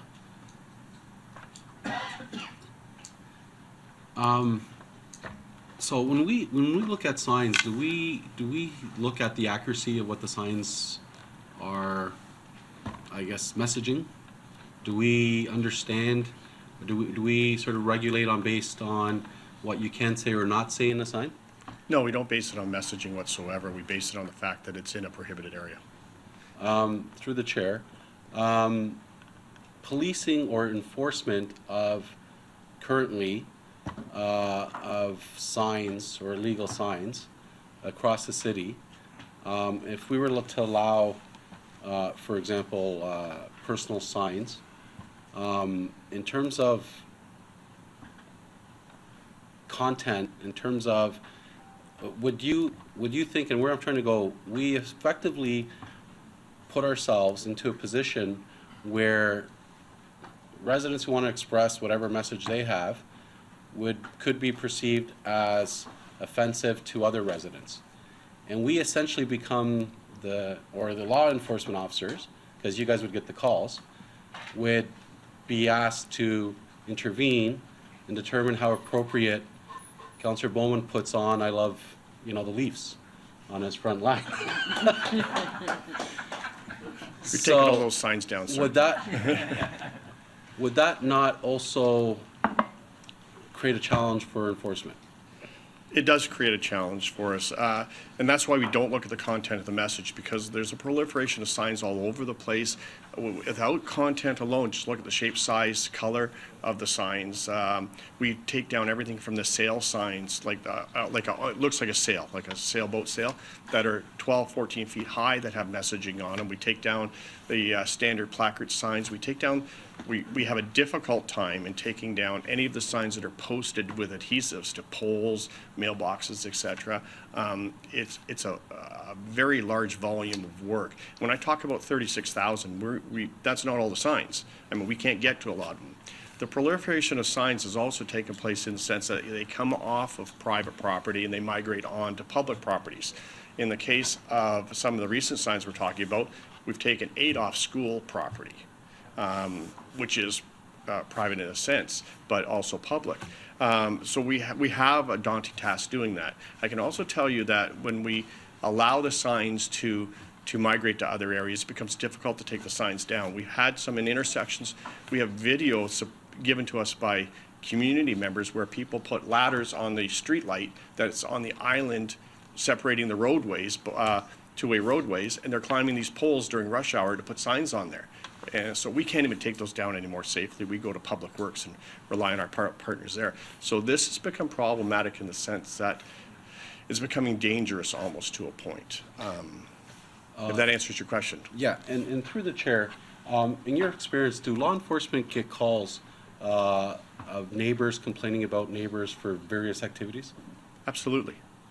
And through the chair, I guess where I'm going with this is that if I have a neighbor who has a sign that I necessarily don't agree with, and we really start creating, not only aesthetically does not look good when you go on the street and you see plastered signs, as you know, we appreciate during our election we have those signs, but also the opportunity for conflict and the ability to have to put more pressure on enforcement, because not just simply a question of someone puts a sign and they express it, because even during election we hear loud and clear signs are put on properties which didn't give authorization, or someone in the house did, the other person doesn't want to, or someone mistakenly put in. Those are a host of issues. So imagine an election on 365 days that you would have to enforce. Well, if you look at that, Councillor, and you go back through, Mr. Chair, we're still collecting election signs that are out there. Yeah, we are still collecting election signs. And I'm not making light of it. Yes. It's just what it is when people put signs out, they forget they put signs out on occasion, and we get a lot of that. The other part of this is a sign, an average sign, a placard sign, plastic bag on a metal frame is about $1.70.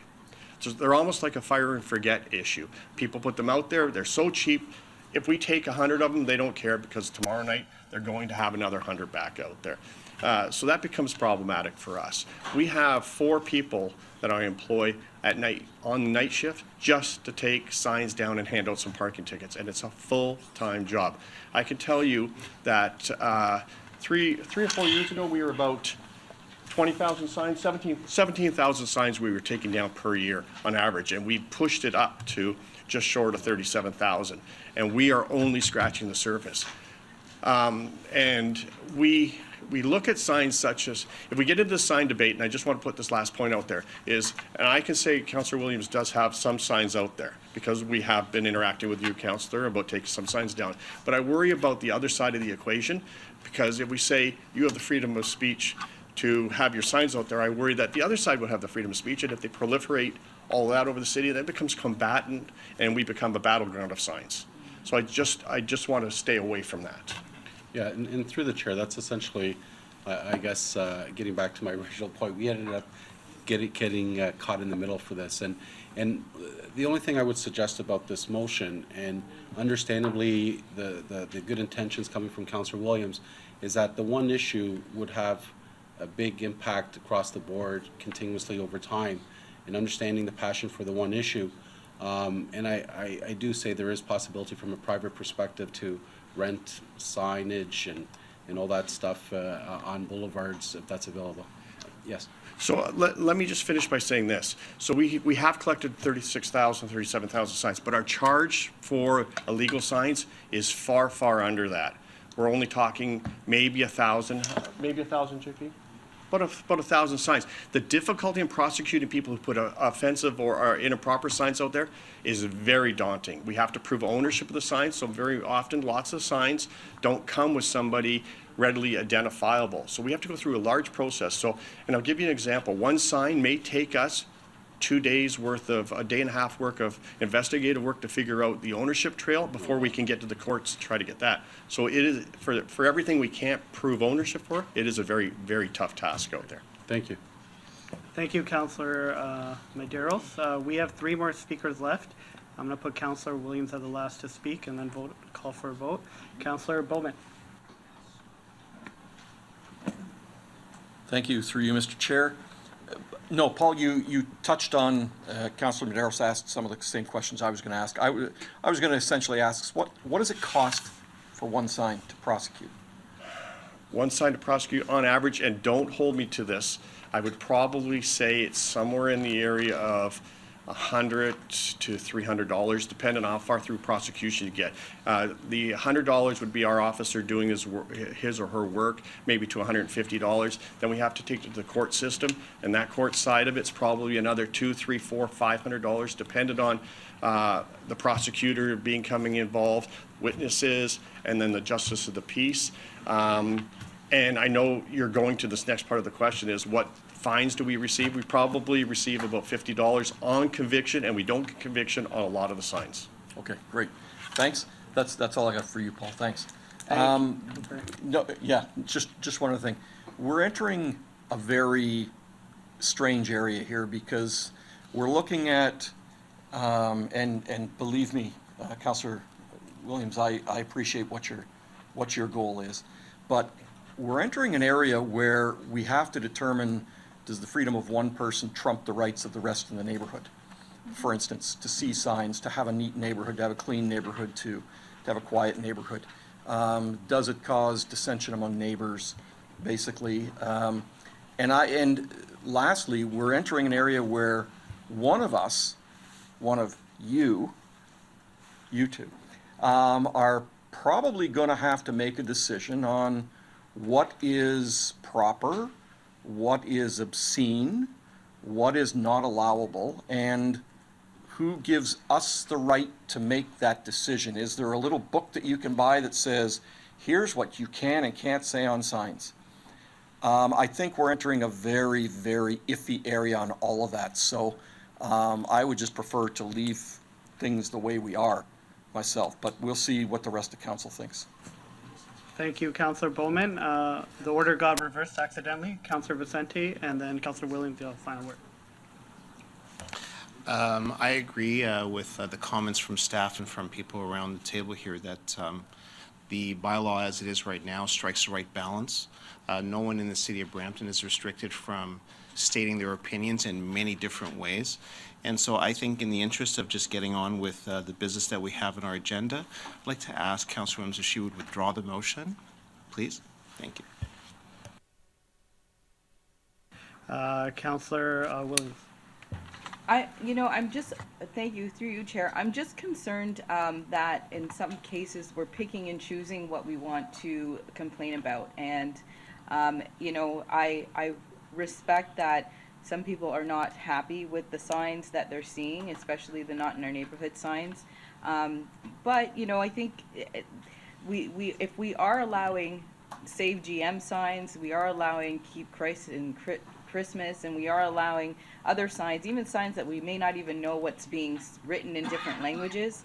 I think we need to be very mindful of what we're doing here, and the picking and choosing. Also, if somebody was to challenge the city and take the city to court around a sign that they have up that is stating their opinion on something, would they win in court? And so I just wonder if in this motion, if it was to be maybe altered, I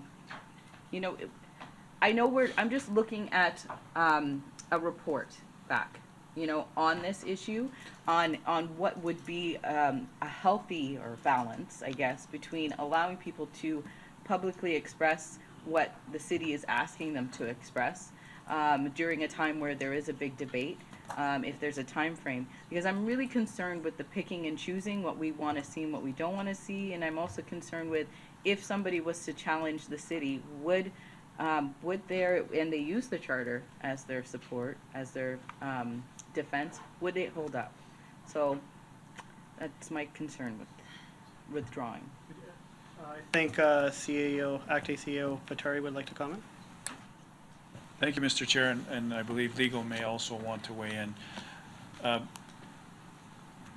Again, as many of you, I do appreciate where this motion is coming from, but I don't believe a presumption can be made we are infringing on the Canadian Charter of Rights and Freedoms. That would, in fact, be up to the courts to decide, but I believe we are not restricting people's rights to express their opinion, whether they want to wear a baseball hat with a message, a T-shirt, whether they want to go to social media. In terms specifically of our cannabis debate, we've provided people an abundance of opportunities to provide their opinions. And in terms of picking and choosing, I feel quite confident that, and proud of our staff in bylaw, that we have a strong sign bylaw that is very clear. It strikes that balance. And there is no debate in terms of what is an illegal sign or not. They are taking down as well the GM signs.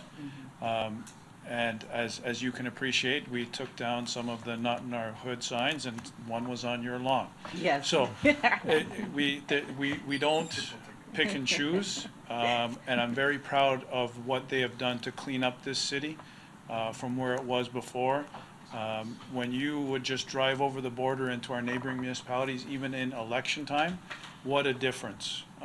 And so I do commend council for the decision to create a strong bylaw, as well as our staff for enforcing that bylaw. But I do appreciate where this is coming from, but I would be cautious to say that we are infringing on anyone's charter rights and freedoms. Dennis? That expresses my view, Mr. Chair, and while it may not have been expressed very elegantly, my initial comment was that how the courts would treat such a matter is unpredictable. That's true. And it's very difficult when asked after that to pick a side. Which way would you come down? It's not certain. What is certain is that it is possible to draft restrictions on signs that, while they restrict freedom of expression, are nonetheless onside the charter. Well, I do want, through you, Chair, I do want to say I appreciate fully what the bylaw officers are doing with keeping our community very free of the signage that is around, especially the advertising signs. And so I fully appreciate the work that bylaw enforcement is doing to keep most of the signs off of our lawns. I think where I was coming from is the report, just to see what we can do, especially if somebody was to get a permit for a short period of time or so on and so forth. Yeah. Thank you. May I have permission to speak from the chair? That's the final. Yeah, thank you. We have a report coming back, or a staff report regarding signed bylaws and amendments, or no? I thought I had heard. Mr. Chair, thank you for raising this. We do anticipate bringing revisions to the sign bylaw to council. Okay. I don't have an anticipated date as of yet. This is something that we have been working on for some time. We'll continue to develop, our recommendations for revisions, housekeeping, ways to make the bylaw a little bit more understandable, straightforward. And this is certainly one of the areas that we can consider opening discussion for again in the future, should you decide not to deal with it this afternoon. We are happy to go back and take a look at that and present options to council in the future on ways that this could be approached. But I'm afraid I don't have an anticipated date. That's okay. I just wanted to know what's being looked at. And secondly, would that include political signs as well in that analysis coming back? To you, Mr. Chair. Should that be the desire of council, we can certainly open that discussion at that time. Okay. We'll wait for the report and then move forward. Okay. we have the motion in front of us. Pardon? You withdrew it? Did you? Yeah, it's still on the floor, right? Correct? Through you, Mr. Chair, yes, I think the counselor mentioned withdrawn, but I didn't take that as withdrawing the Yeah, did you motion. So withdraw it's the still motion? properly moved. Okay, then we're called to vote. Is that okay with everybody after council? Yeah. So I did listen to some of the, while I was gone, I heard some of it, but then coming back in here, from my understanding, Councillor Williams is just asking for information. And I don't think it's a huge task to ask for that information to come back to members of council. I can't say that I would support today allowing signs for expressions of interest or anything, but I'm not opposed to allowing that information to come back. You know, we had a big sign campaign out in our area to stop the pit, and I don't believe that anybody, including our officers, were out there pulling those signs. It was a very important issue, and sometimes when there are important issues that matter to a lot of communities in the city of Brampton, I don't foresee that we should be, you know, imposing restrictions on that. So I'm supportive of having the motion go and for information to come back. I don't know why we would turn away information coming back to members of council to make a decision. Thank you, Mr. Chair. Councillor Vicente? Push them. I'm not going to touch it. I'd like to call the question and ask for a recorded vote, please. Absolutely. So we have a motion from Councillor Williams. Anyone not spoken would like to speak? Okay. Councillor Williams? That was called a question though, correct? Oh, you can't call it. Is that, I'd like to go through the clerk on that. No, through you, No. if a member has the floor and they start speaking, and then they call the question, that's not in order. If they are assigned the floor and they call the question immediately, then that's a proper motion that the chair can take. So I think he did say I called the question. Oh, if he's spoken already. It doesn't matter if the member has spoken already on the list. This is a member putting their name back on the list because members can speak as many times as they wish. It's just when they have the floor, they can't make a statement and then call the question. That's not fair to the other members. So if they call the question immediately when they have the floor, Yeah, which that we is a did. proper motion. Yeah. No. Okay, So through okay, you- so we're called the question, yes. So we've had a recorded vote. So through you, Mr. Chair, when the call the question is placed, if you accept it as a properly placed motion, we take a vote immediately. Yeah. Majority vote. However, any members that haven't spoken in this debate are entitled to speak, and Councillor Willens, according to my information, hadn't spoken on this Sure, particular so matter. we'll call the question right after. Okay, that's fine. Before we call the question, Rick, did you not say that you are willing to open this up when you bring that back? Through you, Mr. Chair, yes, Councillor, we can explore any number of amendments to the bylaw when we bring the report in the future. And I would like to just bring to the attention of all of council so that everybody is aware, and I know you may not be, that any amendments to the sign bylaw would be a public process and would require council to hold a public meeting for input from the community. So, I mean, this, of course, would just be, as the motion is, a report back to give you options as to how the bylaw could be amended to accommodate this type of a request. And then direction would have to proceed from there as to whether or not we wanted to proceed with any sort of amendment to the bylaw. At which point we would have to iron out those details, hold the public meeting, and then move forward with recommendation report. So just rather than pitting people against each other, wouldn't it be better if the mover of the motion sort of amend her motion to reflect what Rick Kennard had said? I would like us to vote on this motion. Sorry, members of committee. So a call the question has been called. So an opportunity was given to one member to speak, and now the proper procedure is to vote on call the question. If that does not carry, then the debate can continue. So we have a motion from Councillor Williams on the, ready? Call the question. All those in favor? Yep, calling the question. Sure, she is asked for, yep. A recorded vote has been requested on call the question. All those in favor of calling the question on this matter, please stand to be counted. Okay, I need clarification. Call the question, what are we voting on? So, through you, Mr. Chair, there's a procedural motion that has been introduced to call the question, which if carries, has the effect of halting debate and proceed immediately to a vote. So that is the vote that's on the floor, and does the member request a recorded vote and call the question?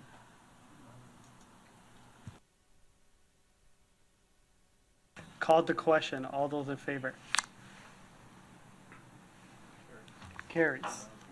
Okay, so now we're gonna vote on the motion and Councillor Williams has requested a recorded vote. So all those in favor of this motion by Councillor Williams, please stand.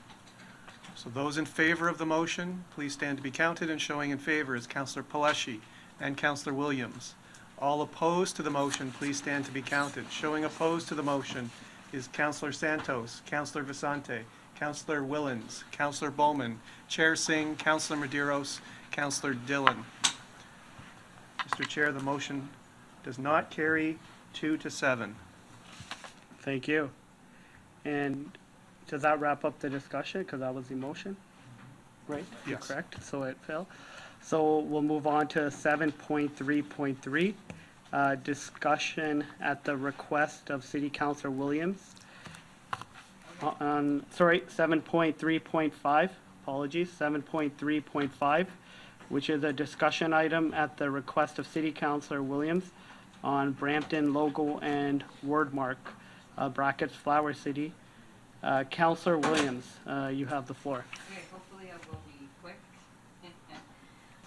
Okay, so just a little background. So in 1980, United States President Ronald Reagan and his speechwriters coined the phrase, "Make America Great Again."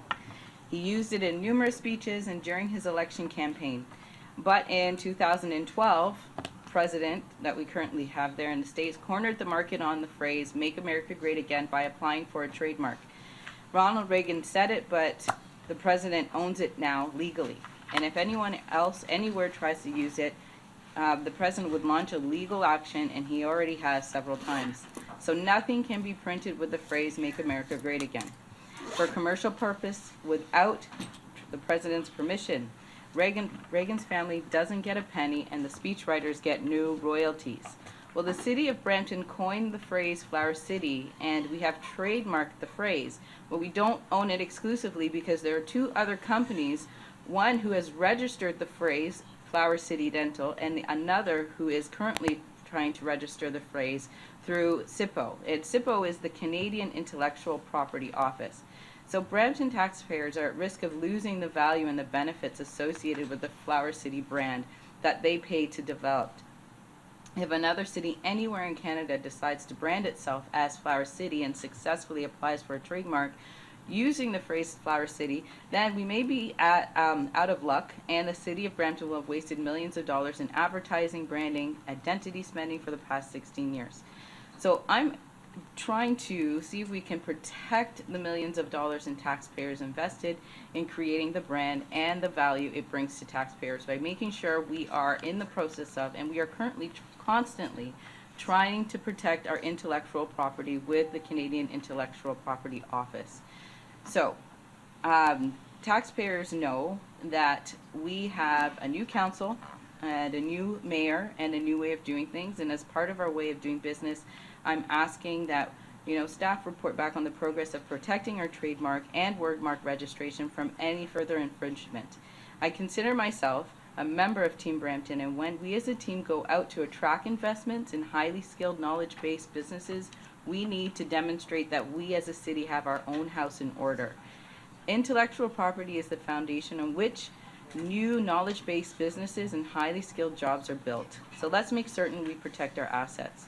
So for the residents watching, this may not seem like an important issue, but I can't imagine to begin to think of the cost of reprinting every letterhead, business card, every road sign, park sign, vehicle decal, not to mention the sunk cost of developing our brand as a city. The money is already spent. Our trademark and wordmark are part of our city's brand and reputation. And if one of the Flower City businesses involved in any illegal activity or major lawsuit where many people are harmed, the city of Brampton's reputation could possibly be harmed too. So that is why I'm putting a motion on the floor. Whereas the city of Brampton applied to register the wordmark Brampton Flower City and Flower City Brampton in 2006, and whereas the flower logo was trademarked in 2003, and whereas at least 2 businesses have applied to register a business wordmark which includes the phrase Flower City, and whereas the trademark and wordmarks are valuable assets of intellectual property owned by the taxpayer of Brampton, and whereas it is the right and responsibility of intellectual property owners to actively assert their own ownership rights. Be it resolved that the city staff be requested to report back to committee on an update on protecting the trademark and city logo and wordmark from further registrations that may confuse consumers and or diminish the value of Brampton's trademark and wordmark. I just think that we have coined the phrase Flower City. Let's just make sure we own it exclusively. Thank you. Thank you, Councillor Williams. No, come on, no clapping. Councillor Willens? Thank you very much, Councillor Williams, and I support you on this 100%. And how did you find all this out? I'll explain another time. Good job. I support 100%. Councillor Fortini? Thank you. Great job. I support it too. Just a quick question. When you have any company that registers and goes to the registering office to register a number company, limited company, I can register Flower City with my name on it, but there's nothing in it, and they have to register it. So where I think we're registered Flower City, Brampton, anybody could use a Flower City and put it in continual words. Am I correct or not? So long as you change the first word or the last word, you could use that phrase anywhere. Through you, Mr. Chair, I would not agree with that statement as a general rule. I would say that registration confers certain rights, and that then means that one can enforce those rights through the courts. But if someone does register or use a name that incorporates all or part of your protected rights, it then would fall upon the city to take action. So, second question. So, when you register a company or a logo, you go to the register. Any company you want to register, you have to do a search.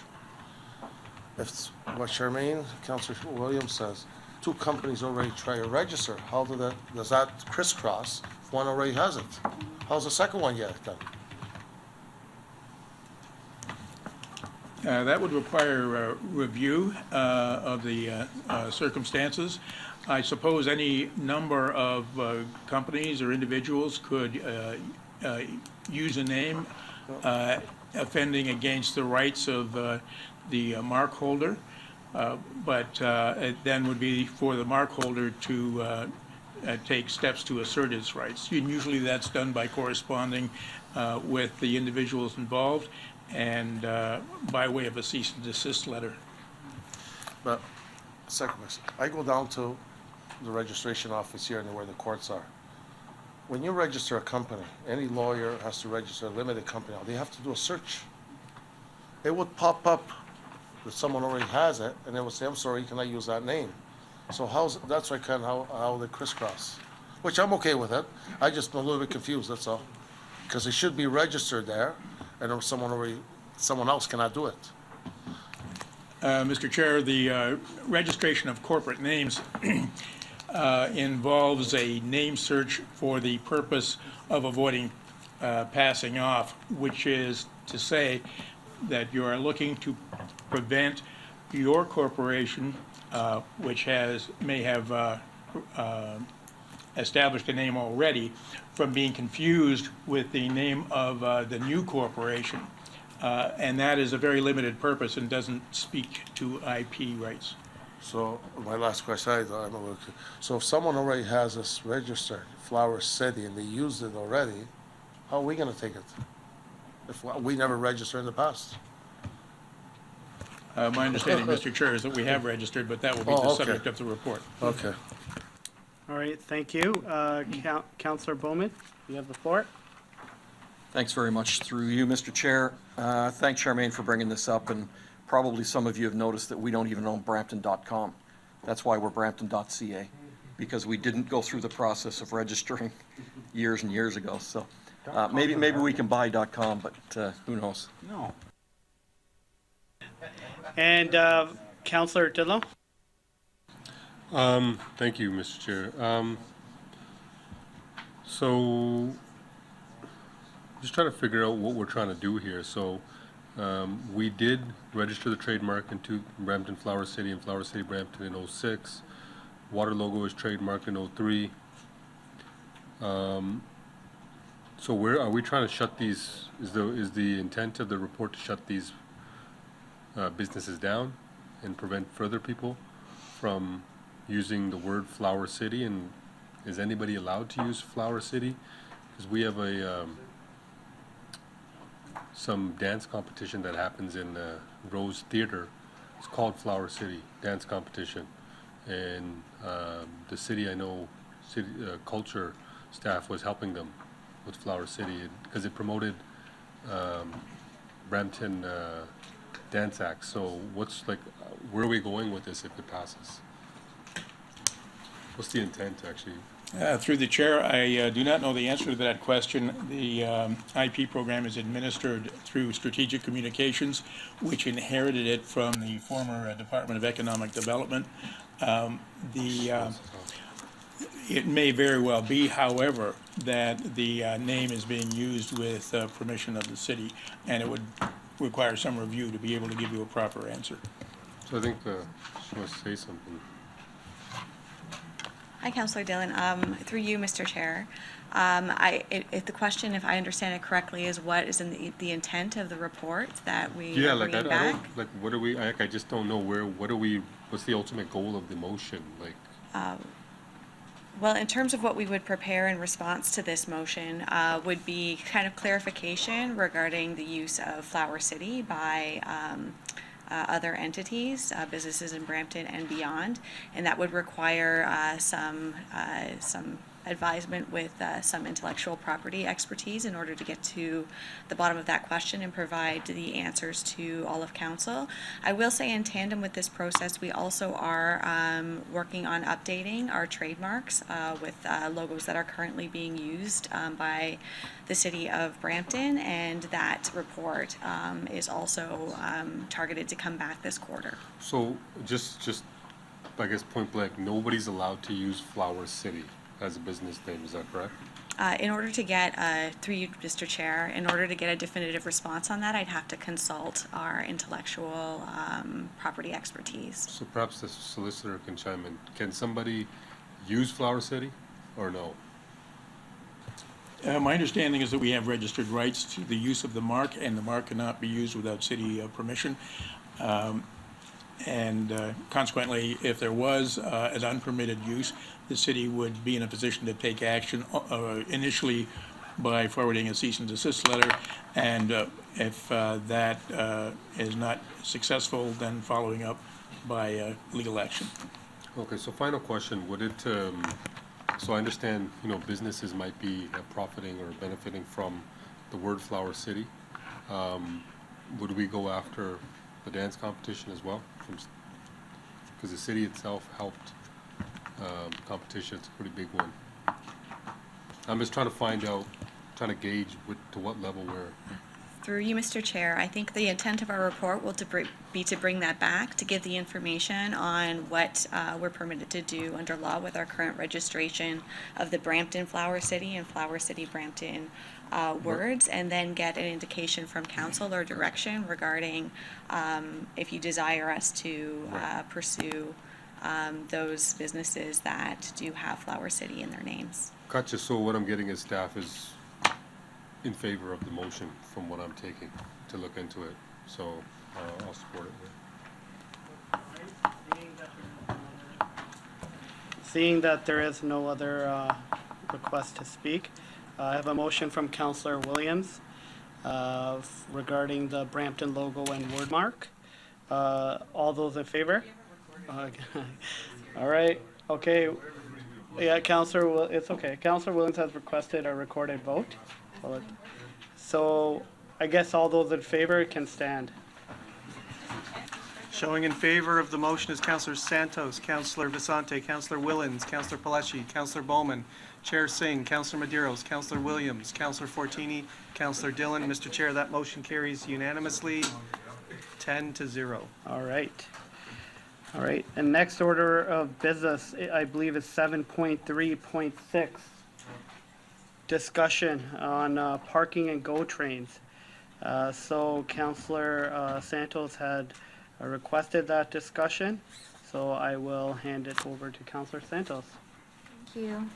Thank you, through you, Chair. So on January the 7th, Metrolinx implemented changes to the GO train schedule. I'm sure everybody is aware of the negative impact that's had on residents and commuters of Brampton. We've had overcrowded trains and parking lots and stressed out parents commuting to and from work, trying to get their kids after school, trying to get home.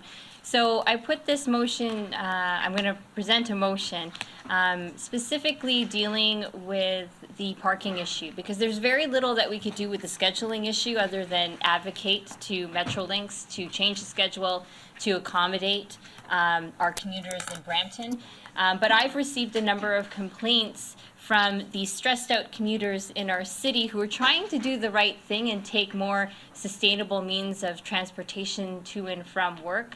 And they've been coming back from their commute from work back to the GO train station and noticing that their car is gone because it's been towed, because there wasn't enough parking in the parking lot accommodated by Metrolinx. And so they were either parking on Metrolinx property or on city property, and these residents and commuters were obviously stressed to not see their car, to see their car not there, not see their car there. It's been a long day. So I'm going to just put the motion up on the screen. Thank you, Clerk. Whereas Brampton is the second fastest growing municipality in Canada and the majority of commuters in Brampton travel out of the city daily for work, and whereas Brampton commuters are strongly encouraged to take transit and other active means of commuting to reduce rush hour congestion on our roads and reduce greenhouse gas emissions, and whereas on January 7th, Metrolinx implemented changes to the GO Transit schedule, which has resulted in overcrowded trains and negatively impacted the experience of Brampton commuters. And whereas Metrolinx and the city has not yet accommodated for adequate parking given the increased number of commuters in the city and recent changes to the GO train schedule, now therefore be it resolved that the city continue to advocate to the province and Metrolinx to immediately address the schedule changes which have negatively impacted Brampton commuters using GO Transit. And number 2, staff be directed to work with Metrolinx to immediately address and find a temporary solution for parking overflow issues at GO Transit terminals in Brampton, with consideration to commuters' stress caused by recent GO train schedule changes, and staff report back on medium and longer term solutions to address the lack of parking at GO Transit terminals. Okay, so we have a motion on the floor by Councillor Santos, and Councillor Willens is next to speak. Thank you, Councillor Santos, for your motion. Staff, I'm okay with the motion, but some of the stuff staff already is doing. They are working with Metrolinx, and I want to compliment staff on what they're doing up in the Mount Pleasant area for us. They're allowing the residents to park on Lagerfield and some of the adjacent streets without ticketing, is providing that they're not doing any illegal parking in front of fire hydrants, blocking other cars, blocking entrances, so on, too close to intersections. Metrolinx has reported back, and maybe this is something that they could report back. They did report back to the area councils of that area in respect to the parking, and Metrolinx has committed to doing some parking adjustments and tiered parking, I believe, up in Mount Pleasant area, but it's not until 2025. So I think it's important that we send a message to Metrolinx to saying, you got to fix your problem here. You've got the services for our residents of Brampton to encourage the transit use on GO Train, but they're not providing with the proper parking, because it is an issue up in Mount Pleasant, as Paul and his staff can attest to. It's been a nightmare, to say the least. Even though they're doing a good job at monitoring it, being very lenient, we're still getting phone calls on a daily basis because of the parking. So, yeah, I'm okay with the motion the way it is. I think we should put more onus, though, I think, on Metrolinx to come up with immediate measures to fix it. Thank you. Maybe the clerk can bold Metrolinx. Is there any other questions? Okay, so we have a motion from Councillor Santos on the parking enforcement in the vicinity of Metrolinx GO Transit Station across the city. All those in favor? All those opposed? Okay, the motion is carried. Next, we move on to section 7.4 correspondence. So 7.4.1, this item was considered as part of the consent motion. Now we move on to 7.5, councilors' question period. Do any members have questions of staff regarding matters within the jurisdiction of this section? Seeing none, we will move to section 7.6, public question period. There is a 5-minute limit, and if anybody has a question, the public, they could come forward to the podium and ask their question. Hello, my name is Sylvia. I noticed that council just put forward a motion and discussed contacting Metrolinx on the parking situation, but I'm sure you all are aware that buying a lot, flattening and putting up a parking lot takes a substantial amount of time, especially given at the speed of provincial governance.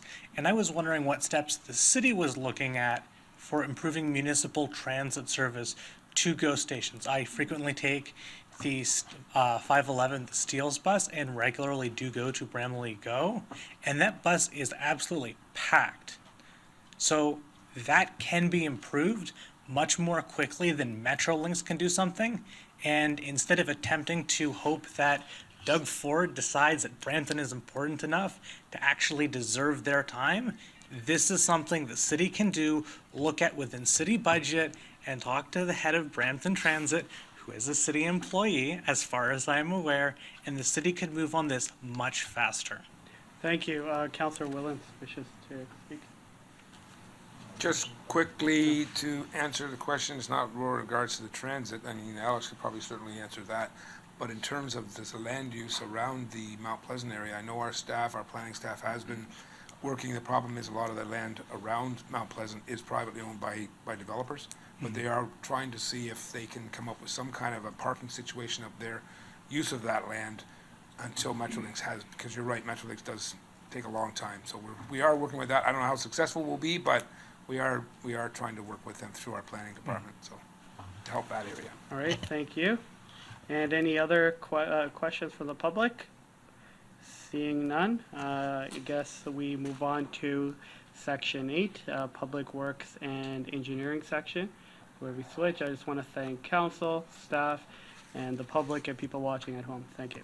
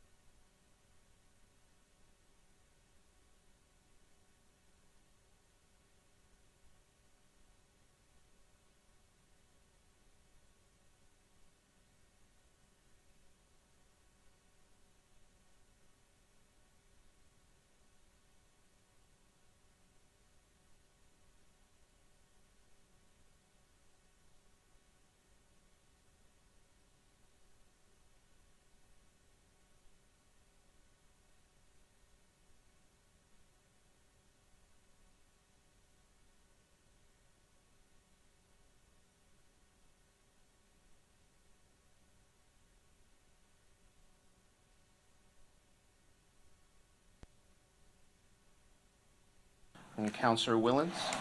All those in favor? Passed. Next, we have a number of items that are in consent, so our next item is item 8.3, and that would be other new business. Do we have any? No? Seeing none, our next item is 8.4, correspondence. There's none. Or we have, our next item is 8.4.1, correspondence from the TRCA regarding the appointment of partners in Project Green, a Pearson Eco Business Zone Executive Management Committee. Do any members have questions or comments on this correspondence? Seeing none. I have Councillor Willens on the board. Yes, Councillor Willens.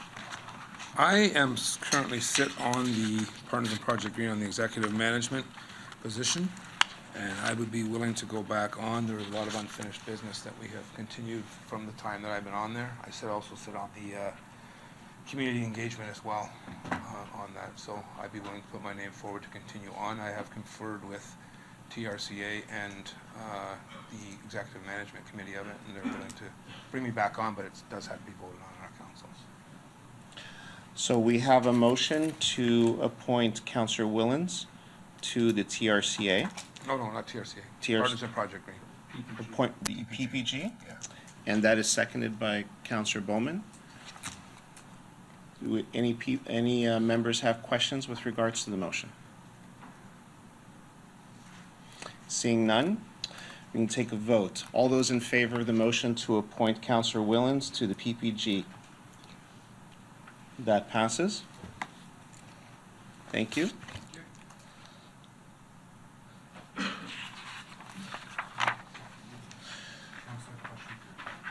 Next, we're on to 8.5, Councillors' question period for this section. If any members have questions for staff regarding items in this section? Seeing none, we have item 8.6, public question period, where we invite members of the public to come forward and ask any questions about any recommendation at today's meeting. Is there anyone who would like to ask a question? We have a question from Councillor Willens. Go ahead, sir. Yes, sorry, I should have actually, maybe under the, not really a council question period, but under 8.4.1, I'll put together a report on what we've done and accomplished on the PPG for the members of the new council, for the new members, just so you have it, just so you guys get a better understanding of what we do at Partners in Project Green. Okay, so staff will so be advised. Thank you.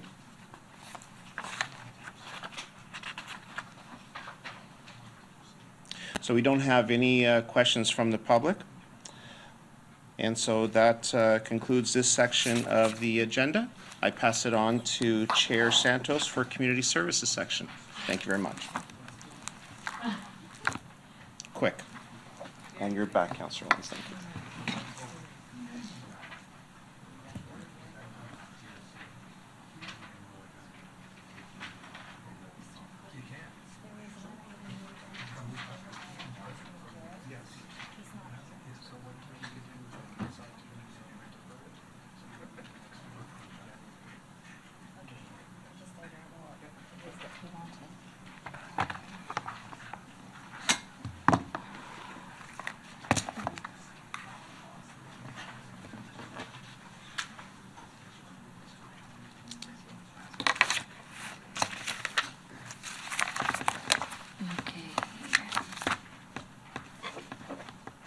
Just for fun.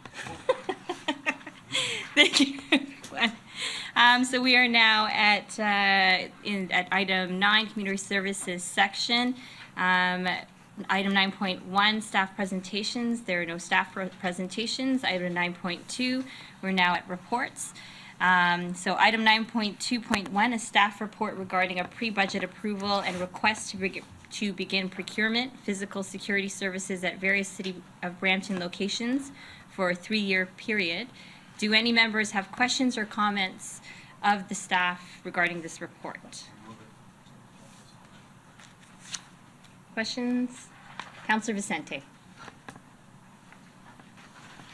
Thank you, Chair. I have a question for staff with regards to this report. In the report, we're looking to begin a procurement process And I just have a question with respect to the fact that the report presents a number to be approved by staff. And so I just wanted to find out, is it proper that we would make public the amount that we're willing to pay for this service while we're now going to begin the procurement process to select an eventual provider?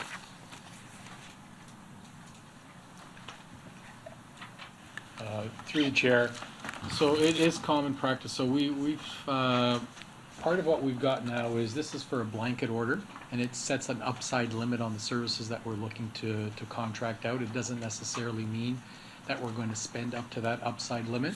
What it means is that we're going out to the marketplace, we know what we're looking for in terms of number of hours, patrols, things of that sort, and it sets an upside limit. It doesn't necessarily mean, so as we procure those services, we still go out and as we schedule in terms of number of hours, depending on what's happening in terms of events, depending on what's happening in terms of priorities in the city in any given day, week, month, we vary the amount of hours and the services we're requiring, but it doesn't necessarily mean that we're going to spend up to that upside limit.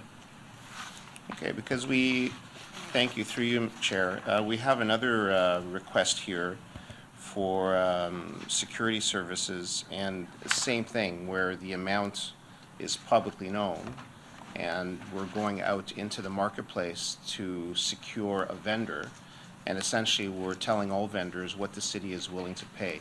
Is that a usual practice across all municipalities? So, no, go ahead. If I may, through the chair, there is no set standard. There's a number of times that municipalities do offer that number, and other times they do not. In terms of these tenders or RFPs, that information is currently publicly available through our budget process regardless. They have been, documented in our budget process from previous years, so that information is there. So it's potentially in our interest to at least indicate to people the value we have available and the level of effort we are proposing for that information and that dollar value. Thank you, Mr. CAO. Another question I have, there's a line in here that through the process of signing these contracts, that council retains the flexibility and ability to refine service levels throughout the duration of this contract. That kind of flexibility, is it always available to city staff on other contracts, for example, with snow removal?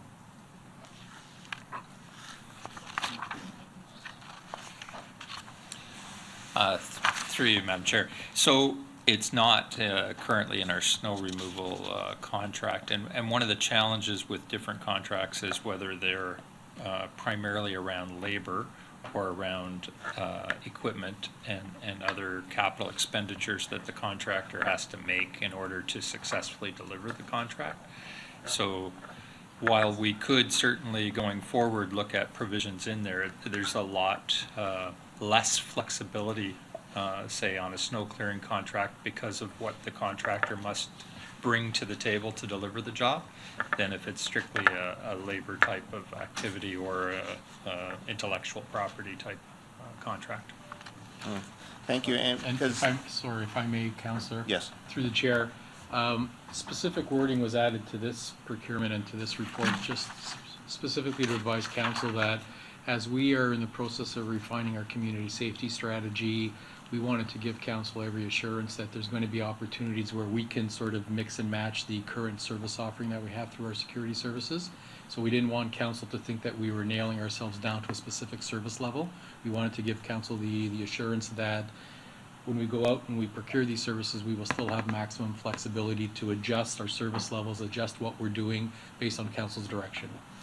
That's wonderful to hear, because that's the kind of approach I think most of us on council would like to see with all of our contracts, that there is flexibility in a contract, whether for a fee extended a period if necessary, or to increase temporarily service levels. And I think that that's an important key point from this report that I caught, and so I thank you for answering the questions. And if you need direction on that in the future, please let us know. Thank you. Councillor Vicente, will you move the report? I have a motion from Councillor Vicente to approve the staff report recommendations. All those in favor? Opposed? The motion is carried. Our next item of the agenda is item 9.2.3, which was amended in our agenda for consent. So now we're on item 9.3.1. 9. Oh, I skipped 9.2.2? Oh, I did. 9.2.2, I skipped it. Our next item is 9.2.2, a staff report regarding a request to begin procurement roster of vendors to provide professional real estate advisory and brokerage services on an as and when required basis for a 1-year period. Do any members have questions or comments on the staff report? Thank you. I have a motion from Councillor Paleshi to approve the staff report recommendations. All those in favor? Opposed? So again, 9.2.3 has been put into consent. We are now under other new business, item number 9.3.1. I believe Councillor Medeiros. Put- I'm not sure if I'd like to refer it to the next committee of council since the motion is nowhere. Okay, all those in favor? Thank you. Our next item of the agenda is correspondence. I don't have anything here, and now we can deal with item 9.5. Councilors' question period for this section. Do any members have questions of staff regarding matters within the jurisdiction of this section? Once, twice, none. Okay. Public question period. Now we have item 9.6, public question period for this section. Do we have any members from the public wishing to ask any questions? Seeing none. Okay, we're now at item number 10. The referred matters list is a list of outstanding business referred or deferred by council or a standing committee. The clerk reports quarterly with the list, status, resolution, and/or expected reporting date of the outstanding business referred or deferred. The current list is linked as part of our meeting agenda. Do any members have questions regarding the referred matters list? Great. Okay, we're now at section number 11, government relation matters. Our next item is 11.1, correspondence from the Office of the CAO regarding the City of Brampton's draft response to the province's proposed regulations to Bill 66, Restoring Ontario's Competitiveness Act, 2018. Do any members have questions or comments on the correspondence? Councillor Paleshi. We're getting a briefing, right? I have it as just correspondence. I don't have a presentation listed. Just as here part to of the answer agenda. questions through the chair, Oh, no briefing? Okay. unless you'd like one.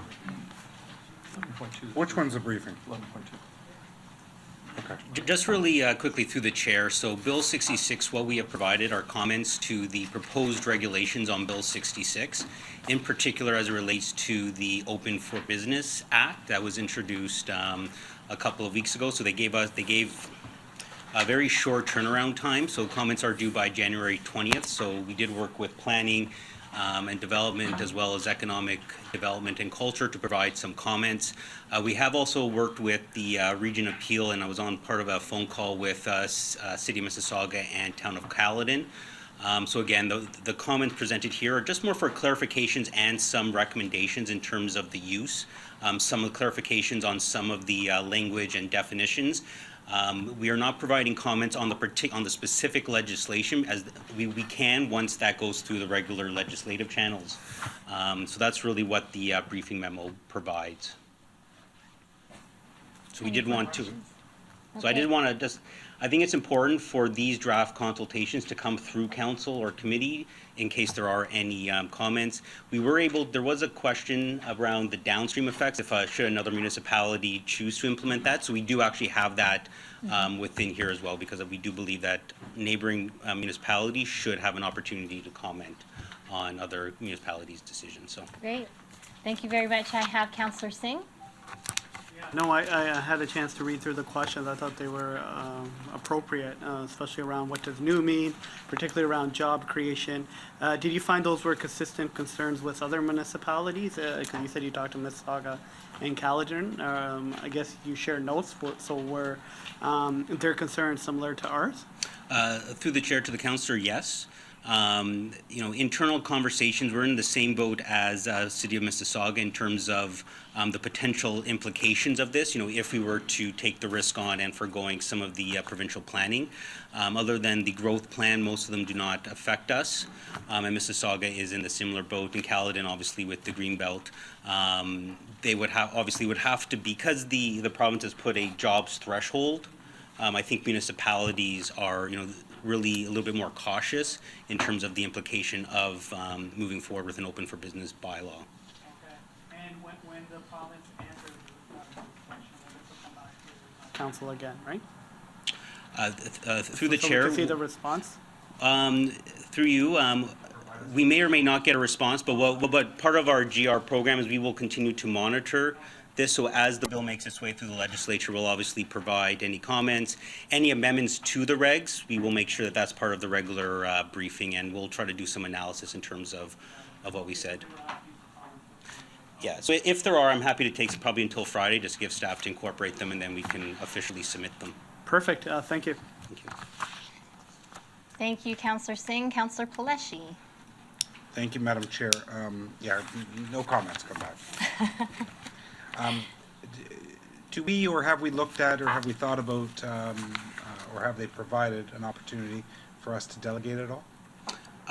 Through the chair, no. The bill just finished first reading, so once it gets through second reading, when the House resumes in February, then once it gets to the committee stage, then we will be able to provide our comments to the specific bill. There are things other than this open for business that have caught our attention, so we will be providing specific comments to the full legislation, which will probably incorporate some of our comments through the regulations at that, so once it hits the committee stage. And when do we, what timeline do we think it'll be at committees? Through the chairs, I don't want to speculate, but given the speed at which this government moves, I suspect probably by March, realistically, and then depending on, they may put a time limit in terms of the consultation period. So we continue to monitor all the committees and when agendas and opportunities to delegate, so. So then by that time, you'll be ready with a report to council, either council or planning, what our kind of higher level or comments will be? So through the chair, and I'll let the Commissioner of Planning and Development speak as well. Because of the timeliness to get this comments into the to the province, this is the first step. I anticipate that working with economic development and planning, that we will be doing a more critical analysis in terms of how this entire bill could potentially affect future decisions or any decisions as it relates to employment and planning related matters in a future report. And I anticipate that probably coming through planning and development. Just, again, it all may depend on the timing. Whereabout, okay. No, I'm good with that. Thank you, Madam Chair. Thank you, Councillor Paleshi.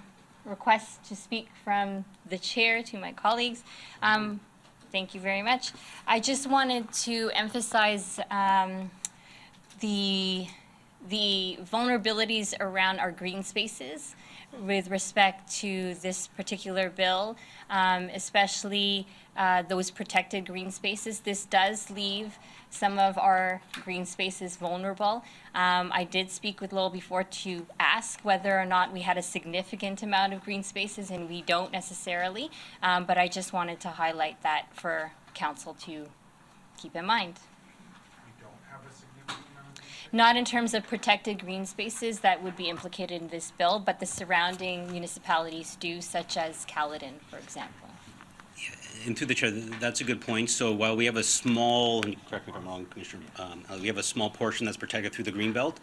What this proposed legislation regulations does not affect is the role for the TRCA. So yes, we do have trails, but because they are still governed by the TRCA, that is still the backstop in terms of applications and permits. So there is still that has not gone into Bill 66.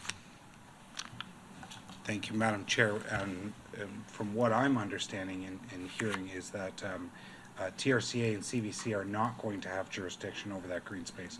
And the green space that we do have is extremely important to Brampton. So we don't compare to a municipality like, or a town like Caledon, but the greenbelt that is in, specifically Ward 6, and the majority of the green space, all the green space in the city of Brampton is so important to us, so, Through the chair, Councillor Paleshi, it's a very key point, and one thing that I suspect that will go into a future report is, at the end of the day, this becomes a tool in the toolbox for municipalities. The province isn't saying that you have to enact this open for business bylaw where it makes sense, where it meets that. For us, it would be that 100 jobs or more threshold. And if there's a development or there's an opportunity for employment, then that could trigger some future discussions. But again, to anticipate how that could look for the city of Brampton, I think it's a little bit more premature, and we'll have to see what the final legislation says. But you're right, it's a lot of considerations, and I think a thought will have to go into what a proposed bylaw would look like for the city. yeah, and I did mention it in planning on Monday about, the bill and the conservation authorities, so I know that we'll be watching that very closely, and I'm wondering what that relationship is going to look like, but it'll come back, and thank you very much for the report. Thank you, Councillor Paleshi. May I have a motion to receive the correspondence? Great. I have a motion from Councillor Bowman to receive the correspondence. All those in favor? All opposed? The motion is carried. Our next item is government relations matters. Materials have been distributed electronically to committee by the CAO's office and at the start of today's meeting by the clerk's office. Lowell Ruben Vaughn, Office of the CAO, is here to respond to any questions from council. Do any members have any questions regarding the information provided? Great. I'm not going to even pretend to compare to either our CFO or the one at the region. So I know for regional council, tomorrow is the start of regional council deliberations. But for those city councillors who haven't necessarily had the time to take a look at the agenda, I did want to provide, at least at a very high level, snapshot. So that's what the next couple of slides do. In particular, what happens at the region will have an impact on the city of Brampton, the tax base. So I know as we begin our budget deliberations, I just wanted to make sure that all of council are on the same playing field in terms of some of the discussions that are happening there. I really wanted to focus on, and I'll really try to be brief on two key developments that happened probably within the last week. The first one is, given next Monday's special council meeting to discuss the opt-in, opt-out, I wanted to provide you kind of probably this is the one last update through the GR update on cannabis. So as we're all aware, the province made a decision to restrict the number of licenses that are going to be allocated across Ontario to ensure that stores are open by April 1st, 2019. So they have restricted the licenses to 25. Last Friday, they did hold the lottery, which was conducted by KPMG, so a third party. Each one of the 25 licensees were given, who won the lottery, were given the chance to apply for these licenses. They do have to go through the regulations and rigor that is put out before the AGCO. In case one of those 25 licensees or winners do not meet the criteria, then they have a wait list of other individuals or individuals who will be able to try to go after those licenses. To be clear, these licenses and these 25 stores will only go into municipalities with a population of greater than 50,000. So there have been municipalities that have opted in. Their populations are below that threshold, so they will not receive one of these 25 stores, at least in this first wave. At some point in the future, they will be given that right. What we did was we just provided how the 25 stores are going to be allocated across Ontario. So 6 within the GTA, so that's within, in particular, the regions, not Hamilton. There have been some flurry of activities the last couple of days, so this list isn't updated. I believe that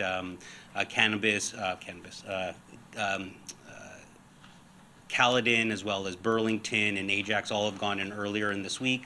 5 licenses for the city of Toronto, and then I just listed the rest through the list. We did receive formal communications from the AGCO, and this will be part of the special council meeting agenda for next week in terms of They do have a very firm deadline by 11:59 PM on January 22nd to receive the city's, all municipalities' decision. And as a reminder, and Commissioner Bataria said this a number of times, the default position for any municipalities who do not provide any comments by, or their position by the 22nd, is to opt in. So I just want to again stress the point that we are running out a little bit of runway on this particular topic. Very big for the city of Brampton. We were monitoring, some of the discussions around the municipal election. This issue comes up quite a bit. We did highlight through the fall economic statement that this provincial government has raised the issue of increasing auto insurance, and because of the high rates and affordability of auto insurance for the city of Brampton, I did want to highlight this consultations. More or less, they're asking for feedback. So again, there's not a lot that we can provide comments on as a city, but if there are residents that you are familiar with, this is something that you could probably push out to the residents just to get their voices heard. Yesterday, there was... No, go ahead. Yes. This is very important in my ward. It's probably a consistent issue you hear in federal, provincial, municipal, school trustee, anything. They always bring up auto insurance because people aren't clear on the jurisdiction. So how is this consultation happening? Is it just submissions for citizens? Or could you give us a little bit more information on this? Through the chair, specifically from what I've seen, it is an online survey. Okay. With, I think, about 5 or 6 questions about rates, locations, et cetera. So that doesn't preclude individuals, I think, from providing written submissions directly to the Minister of Finance. Okay. I believe that given this government's interest in public consultations, then that I would probably submit that would be an option. Other opportunities for the members would be, there is a private members bill that was introduced. I'm aware of that, yeah. So as that goes through the process, if it does get through the committee stage, Yeah. then it'll be the same public engagement consultations, and that one is more or less taking out the area codes, Yeah. postal codes from how they Discrimination, yeah, determine the that's costs of. So, would you be able to send council a link of where the survey is happening, so we could push that out to residents? Because I know residents in my area would be very open to doing the survey and giving submissions. So I appreciate that. Through the chair, I'd be happy to send that to all of council. Thank you. Thank you very much. In addition to Bill 60, the Open for Business Act, they have, the province yesterday did introduce proposed changes to the growth plan for the Greater Golden Horseshoe. So this is just keeping our planning and development staff quite busy. So again, similarly, we have a little bit more of timelines to provide comments. So we will digest this, and similar to what we did with Bill 66, we'll make sure either through this, depending on timing through this, or through planning and committee, make sure that we provide staff comments to that, as well as similar to what we did with Bill 66. We'll also make sure that at least we're aware of where the region appeal and other municipalities are. And finally, given the importance of this, and going back to the council orientation, for those of you who were able to attend, this was one of the issues that we did flag in terms of something to expect this term of council. So as expected, the Minister Clark, Minister of Municipal Affairs and Housing, did lay out the game plan for the anticipated regional government review. So I've also provided the full review as part of the package here. I can also send that out electronically. This really is going to be determining probably what the future of all the 82 municipalities will look like, as well as the various regional governments, as well as Oxford, the county of Simcoe. I believe that the mayor of Mississauga and Brampton also were asked their viewpoints on this, so we have a lot of decisions that we need to do. I've spoken to Commissioner Patari, and what we want to do is ensure that we're best prepared to engage in this public consultation, because this very much affects ourselves. On the books, we do have a position around increasing our representation on regional council. So what we really now have to think to do is look at the various models now that could be here within the city of Brampton, whether or not it's in a regional model, a single tier, or some other a blending of the two. So I did want to start that conversation. The special advisors, if you're not familiar, Michael Fenn and Ken Sealing are and you've been probably seeing a lot of media, but they're very well respected, and hopefully they will provide a fair and open and transparent consultation process. As a relatively good place to start, but I'll start kind of with the negative on this slide, is as we expected through the council orientation, is the province is looking at making this decision quickly. So I think we have to be prepared for, before at least the end of this year, that we will have we will have a sense in terms of what the future of the region appeal is going to look like, as well as how the city of Brampton fits into that world. So I would expect legislation, just similar to the previous question, probably in the coming months. So I think we do have to be prepared, and we have to have our answers. They have provided a number of questions. So again, we haven't done a deep dive in these, but I think just to spark the conversations, I wanted to make sure that council is aware that we are looking at this. When interviews with municipalities do begin, I think it's important for all members of council to be on the same page in terms of how we plan on moving forward with this. So I suspect that as staff, we might regroup and then provide, a game plan of how we want to go forward with handling this particular governance review. They do this every so often, and now it's just our time to really think about what is in the best interest for the city of Brampton. So, in terms of effectiveness, service delivery, is conversations that I heard today throughout the committee meeting. So again, this is just another opportunity for us to voice our comments to that. And just finally, good news story, the City of Brampton is going to benefit from some federal funding, and that goes back to our conversation earlier. It doesn't necessarily mean that the funding comes to the City of Brampton, although we do advocate and provide opportunity, or look for opportunities when they do arise. But this is a good news story, especially as we look at our age-friendly strategy and working with low-income individuals to ensure that they're ready for, the new technology, especially as conversations with cybersecurity and the entrance into from Ryerson into the city. And so with that, I'll leave it open for questions. The rest of the presentation is just the regional government review for you to begin doing your homework. Thank you, Lowell. I have Councillor Paleshi. Thank you, Madam Chair.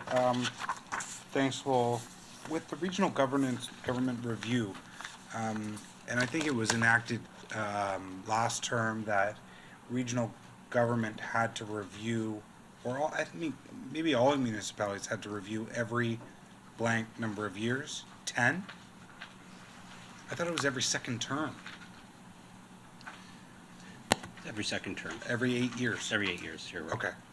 So and I initially thought it was every 2, but, so is this going to count as one of those? Thank you very much. Permission to speak from the chair.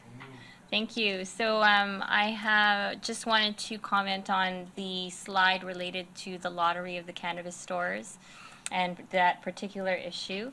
And more specifically about the level of feedback and community engagement that we've been leading in this city since December.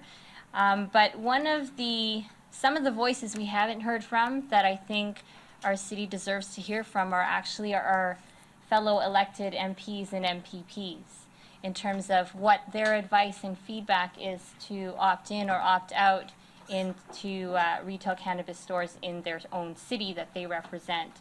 So after giving some thought, I've drafted a motion. If the clerk can please put it up on the screen. And I will read it out.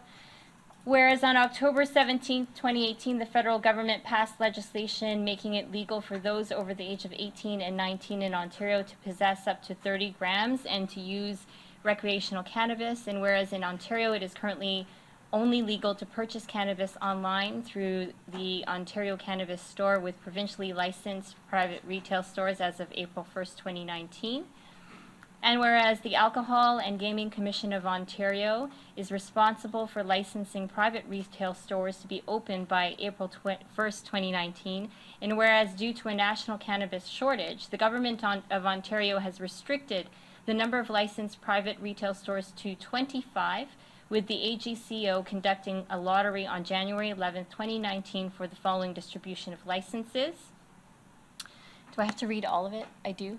Yes. 6 licenses for the Greater Toronto Area, 5 licenses for the Toronto Region, 5 licenses for the East Region, 7 licenses for the West Region, 2 licenses for the North Region, and whereas the Government of Ontario has given municipalities until January 22nd, 2019 to determine whether legally licensed cannabis retailers can operate within its municipal boundaries, and whereas the City of Brampton will be holding a special council meeting on January 21st, 2019 to make its decision, and whereas the City of Brampton has been engaging the public in a robust and comprehensive public engagement strategy to seek feedback into the decision process that included an Environics telephone survey, an online pulse check, intercept surveys at various locations on December 20th, 18th, and 2018, and between January 8th to 10th, 2019, a town hall on January 10th, 2019, and a teletown hall that was hosted by the mayor. And whereas the city has been keeping the public informed through brampton.ca/cannabis and inviting residents to provide comments at cannabis@brampton.ca, and whereas local members of parliament and local members of provincial parliament have not yet publicly provided their feedback directly to the city on whether or not the City of Brampton should opt in or opt out of cannabis retail stores in the city.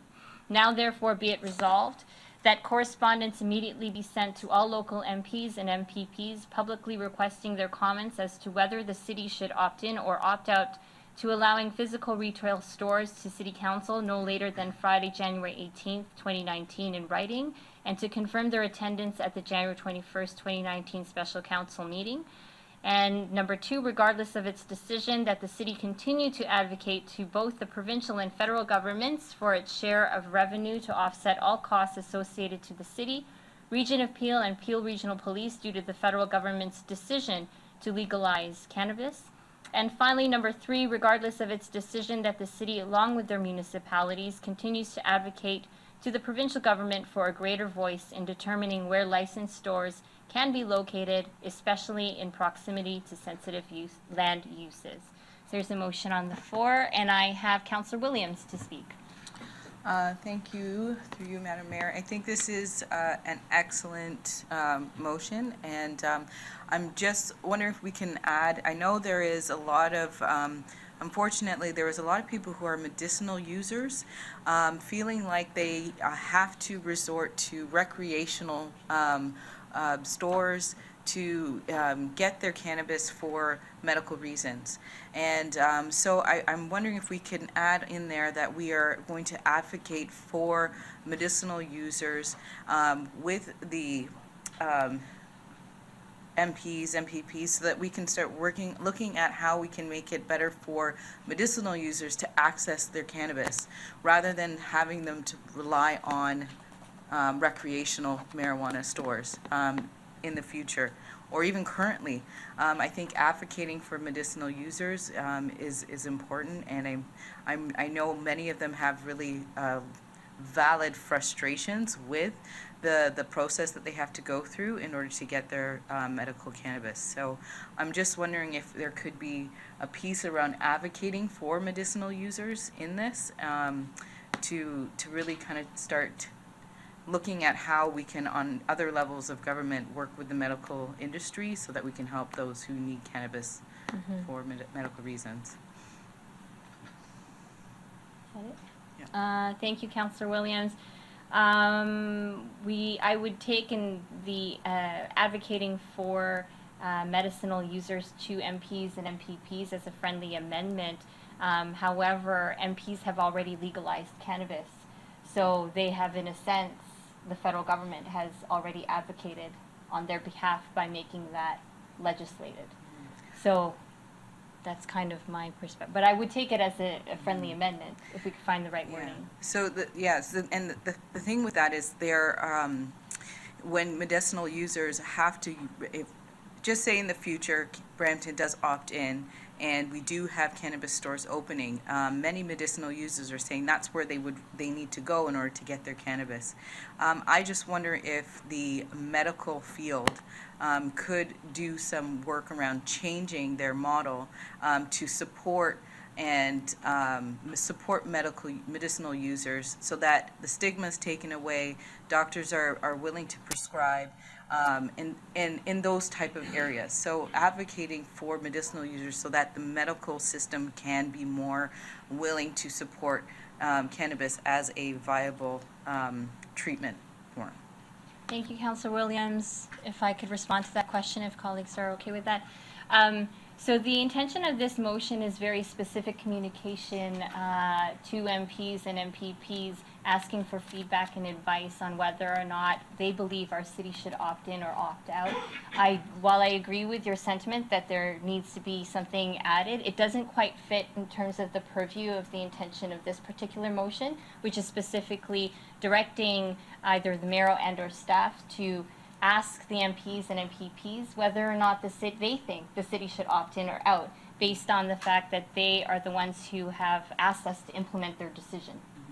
Well, I was just, sorry, thank you, Madam Chair. I was just thinking around number 3, because it does say, regardless of its decision, that the city, along with other municipalities, continue to advocate to the province government for greater voice in determining where licensed stores should be located, especially in proximity to sensitive land uses. So in there, I was thinking that advocacy piece to advocate for medicinal users, because we could benefit from the support of our MPs and MPPs around working with the medical industry. Okay. Thank you, Councillor Williams. I take that as a friendly amendment. Perhaps on item number 3 of the motion, we can add and advocate for medicinal users in the city. Through you, Madam Chair, I think we've suggested perhaps, just for clarity, just Yeah. to do a number 4 as a friendly Okay, sure. amendment. Oh, yes, I'm reading it from my computer. Sorry. Thank you. I take that as a friendly amendment. Anything else, Councillor Williams? No, that's it. Okay, Thank you. thank you. Councillor Paleshi. Thank you, Madam Chair. Just to item number 1, I think the MP and MPPs have been vocal publicly on their position. So I don't know if writing to them to seek that information is warranted. Number 2 and number 3, and now number 4, I think that those items, I think they hold a lot more water if we vote when we choose to make our decision. I think at that time, whether we opt in or opt out, that's when we should be discussing this and advocating for what's best for Brampton and the region of Peel. So number 1, I don't support. Number 2, 3, and 4, I refer to the special council meeting. Mm-hmm. Thank you. If I can respond. So the intention of number 1 is because I understand that MPs and MPPs have been getting their own feedback from their various residents for the past 3 years since 2015, when this was a campaign item. And MPPs and MPs perhaps have been hearing from residents within their own constituencies in their roles.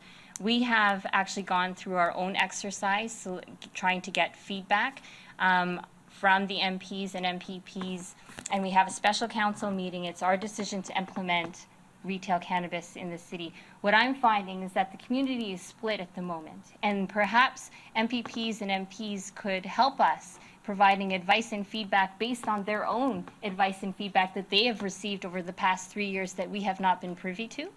So ideally, I would like communication sent to them, asking them to attend our special council meeting, and also ultimately have some level of accountability in that this decision that we're making on January 21st is a decision of all elected officials across the city of Brampton, because MPs help to legalize cannabis, retail cannabis use. MPPs and the provincial government are asking us to implement it. So I think it is important that we ask our MPs and MPPs on the record what their advice is to opt in or opt out on this issue. We're bearing the brunt on either the criticism to opt in or opt out. And the reality is all what we're doing is being asked to implement it.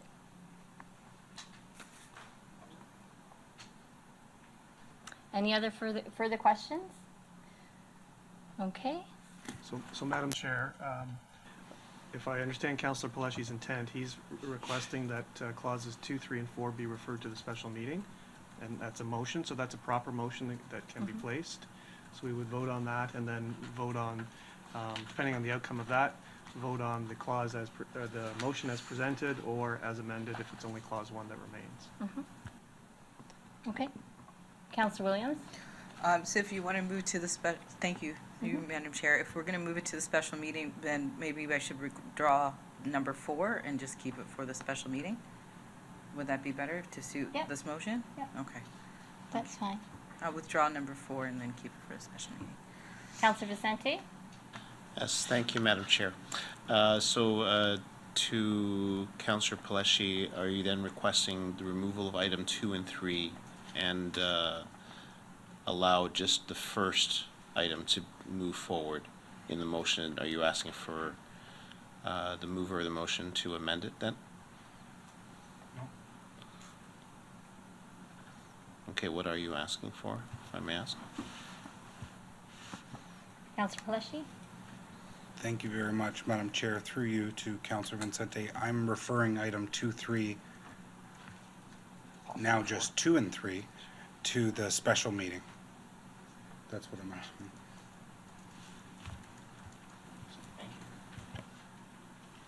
So item number 2 and 3 has been moved over to the special meeting, and we now have, I guess, item number 1. So through you, Madam Chair, Yeah. so there's 2 motions. The first is to refer clauses 2 and 3 to the special meeting on January 21st. We'll take a vote on that.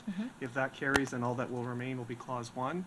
If that motion to refer does not carry, then committee can vote on clauses 1, 2, Okay. and 3. So a vote to refer items 2 and 3 for the special council meeting.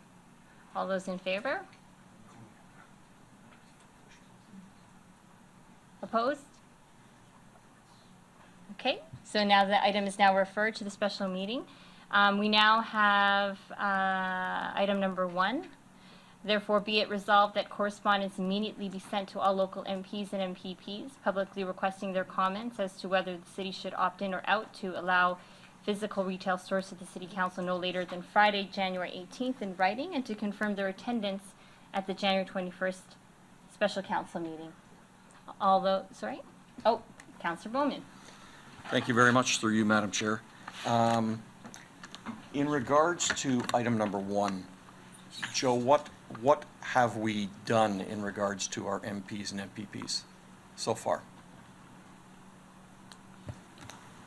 Directly, through the chair, directly with our MPs and MPPs, I don't know that we've done any specific outreach directly to them. They've been part of our dialogue since we started tackling this initiative last year, even when the Liberal government was in place, getting feedback from that government and those MPPs. To date, much of our engagement has focused purely on our residents, your constituents, and looking for that feedback to make this informed decision. Okay. I look at this and through 4 years. I mean, 4 years now, we keep saying we need to engage our MPs and MPPs. We need to do this. We need to do that. And frankly, it's an MP's and an MPP's job to engage us. That's what they should be doing. As far as I'm concerned, the MPs have already made their decision. You're not going to get a Liberal MP come and tell us that we shouldn't have stores after they've already passed legislation to legalize it. And as far as the MPPs go, I think at our town hall, the town hall, wasn't Mr. Sakaria there at our town hall meeting. So they know, they know what Brampton is doing. And this is the city's decision. This is Brampton Council's decision. The feds have already made their decision. The MPPs and the province have already made their decision with their lottery to open stores. I mean, this is the City of Brampton's decision. And I think that, we should be keeping it our decision. I don't want to have all the work that we've done clouded or possibly misdirected by, an MPP that comes forward and says, oh, I've talked to all my constituents and they're against it. I don't want that to happen. We've done the research. You guys have done extensive research, and it's the city's decision. So I say, I'm not in favor of writing them a letter. They know we're here. They know what we're doing. And it's their job to comment to their constituents in their wards. So I can't support number one. And I think it is this city council's decision on what we should be doing. It's up to us. Thanks. Thank you, Councillor Bowman. Councillor Williams? Thank you, Madam Chair. I think it's important that, I truly believe that we should always be sending an olive branch out. And, there's nothing wrong with saying a letter saying we would really like to have you attend this meeting and be present in our conversation. So I do think it's important for us to send a letter. And I'm wondering if I can add trustees to this letter as well. They are an important asset that we haven't really tapped into. They're mentioned when we have events, but something like this, they are really going to, they're sure they're hearing from their fellow constituents as well around this issue. And so reaching out to them, I think, would be very important for us. So if I could add a friendly amendment to have trustees added to number one. Yep. So, Councillor Williams, thank you. I take that as a friendly amendment. They are our local elected representatives as well and deserve to be communicated with. Thank you. Councillor Vicente.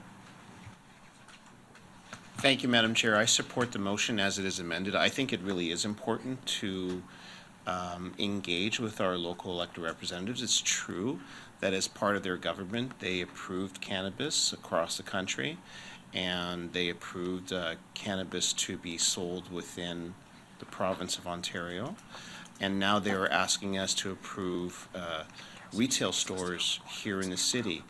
And as members of the community, it's true that they have engaged with others, but they also have their own opinions as well. And so I think that it's important for them to participate in this meeting. This is a community decision.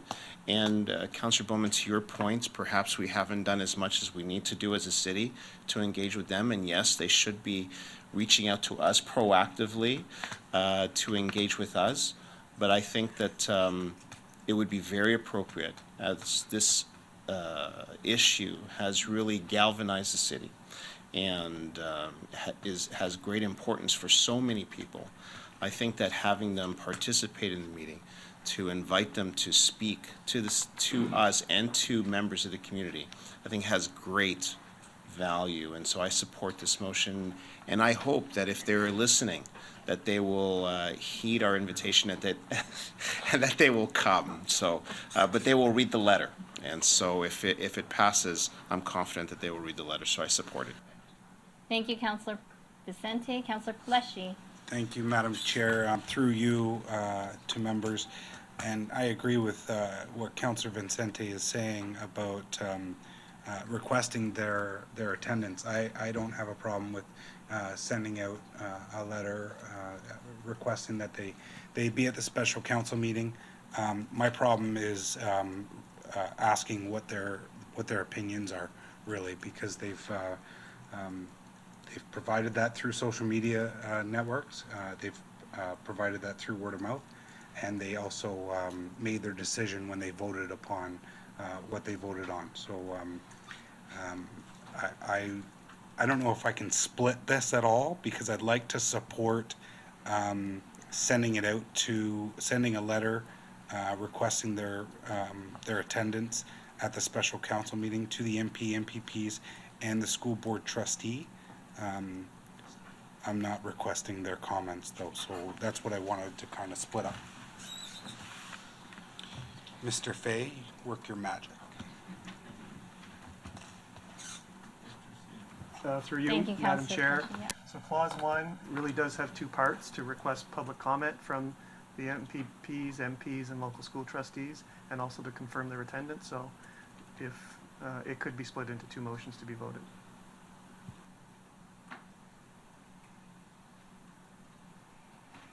Okay. I now have Mayor Brown. Thank you. I appreciate the motion that Councillor Santos has put forward. I actually think this is important for a number of reasons. One, the headaches that we have right now in this file are because of other levels of government. All the revenue for this is going to the provincial and federal treasury. That's the reality of it. They created this headache and they're giving the implementation to us. We had the meeting of the Greater Toronto Area mayors yesterday, and we were talking about this implementation. We're all going to do our own deep dive into the actual police costs, but Toronto has already done that because they've already made the decision to opt in. And just so you know, part of their motion is they're advocating for full funding of police costs. But on their assessment, it was the total police cost is $23 million to maintain safe streets, to have zero tolerance on drug-impaired driving, and their portion of revenue from the province is $3 million. So it is, and if you look at the initial numbers for Peel, it looks it'll be similar in that 15% range. So when I ask MPPs and MPs to tell us where they are on this, it's to say, you own this. You own this. And people can play cute about this. They can say, well, ultimately we're letting Brampton decide. We're letting the municipality decide. I support the legalization, but I'm not sure I want it in Brampton. You hear different semantics.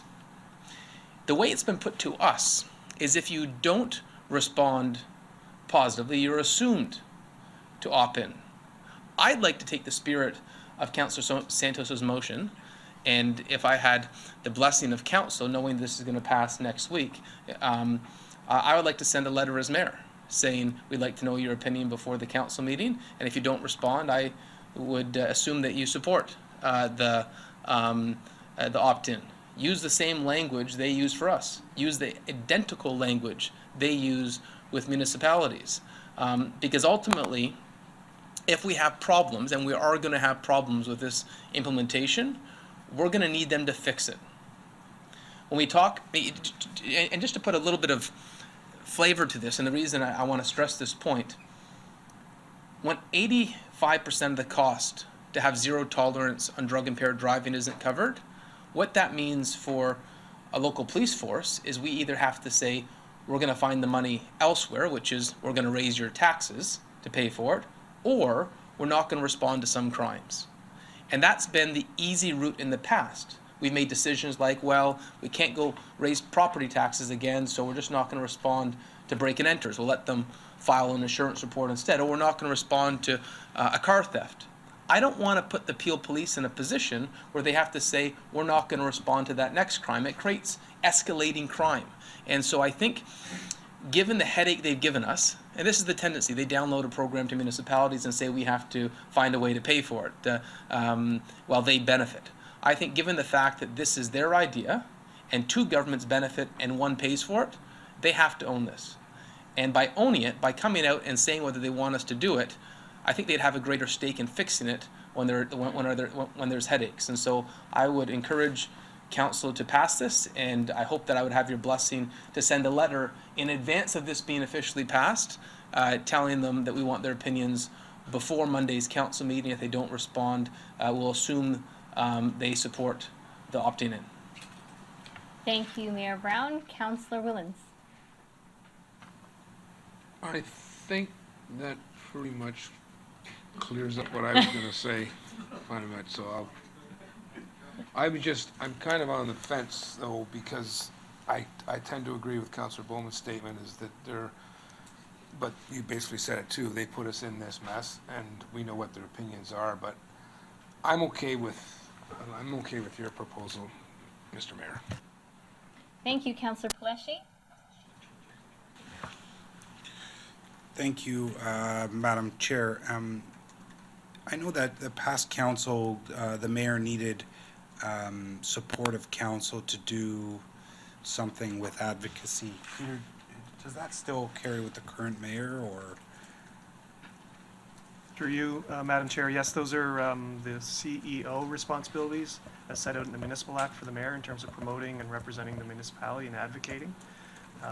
But taken what the mayor has just said, If the mayor's office will take up the cause to actually send this letter, if this does carry, that holds a lot of weight. Okay.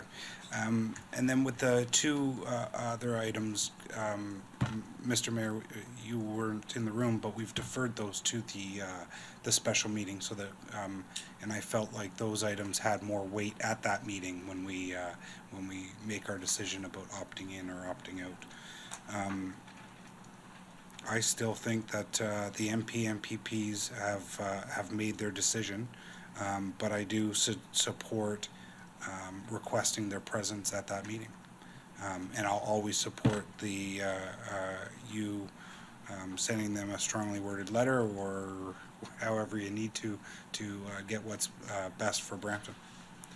Thank you. Thank you, Councillor Paleshi and Councillor Singh. Sure, just to be clear, are we voting on each part separately, or is it as one motion? I guess I'm not too clear on that. This is one motion. Through you, Madam Chair, it is one motion, but a request has been made to vote on each part, which is part 1 and part 2, and that's how we've constructed it here, unless it's the will of committee to just vote on it as one motion. But there was a request made to split it. There is an opportunity to split it, so the first request is on asking for comments. The second request is asking to confirm attendance, and those are distinct requests. And what about the part in red? So is that, and that the mayor be requested? Is that part of? Through you, Madam Chair, taking from the remarks of the mayor, I think whichever portion, one, both, or if any of them carry, it would be asking the mayor to do that letter. Just being clear. Thank you. Thank you, Councillor Singh. Councillor Bowman? Just very briefly, thank you through you, Madam Chair. I was just going to say, can we not just put that the mayor be requested to send correspondence for 1 and 2? Yes, we will simplify that in the minutes. Yes. Okay, no, sorry. Yeah. Thank you, Councillor Bowman and Mayor Brown. Just last point, as much as we assume they're supporting this, they are sending mixed signals. And there are MPPs who are part of the implementation who also don't want it in their own ridings. And I find that perplexing because if they're enticing municipalities to enter with a financial incentive, but at the same time saying not in my backyard, I would like the Brampton ones to be very clear with what their intentions are. And by having a written correspondence, it will clarify that, and I will make them better partners for us going forward on this file. The school trustees have no responsibility in terms of ownership of this. This was not their legislation like it was the province or the federal government's, but I respect council's wishes. It would be good to get any input they have on how this might affect young people. Thank you, Mayor Brown. Councillor Paleshi? I have you on the board. I'm waiting, yes, thank you. And just really briefly, Mr. Mayor, if you ask for their comment and and we expect that they're going to provide that when they're already giving mixed messages, I don't believe it's going to happen. But what I do believe could happen is if an invitation goes out to those MP and MPPs to come and attend, at that time, maybe a question's posed. That's kind of where I was getting at without getting at it. Madam Chair, thank you. Thank you. And Councillor Singh? Yeah, I agree with the mayor that local board trustees, if we could just invite them to the meeting, but not request comments. The province really, as a former trustee, I just would ask that they had nothing to do with this. So we just keep them for number 2 to request their attendance, but not ask for public comment. Okay. If you're okay with that. Yeah. I'm okay with that. Thank you very much. You're not okay with that. Councillor Paleshi, did you want to speak?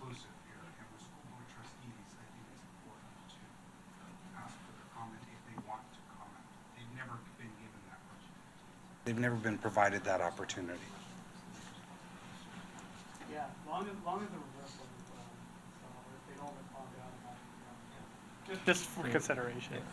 Thank you, Councillor Singh. I think so. What I think is being asked is that the pressure in terms of if they don't respond, that is not an indication of our trustees that they opt in to cannabis stores. That the only the MPPs and MPPs who do not respond, we will take that message as an opt-in. Yes. Okay. Is that clear? Yes? Okay. Perfect. So, Sorry, through you, Madam Chair. The wording of the motion doesn't imply that if they don't respond, they're taking a position. so we're going to add a friendly amendment as per the request from the mayor to include that language. So that if an MPP or MPs or MPPs do not respond by Friday, January the 18th, 2019, the city of Brampton will take that as, will assume that they want us to opt in. To opt in.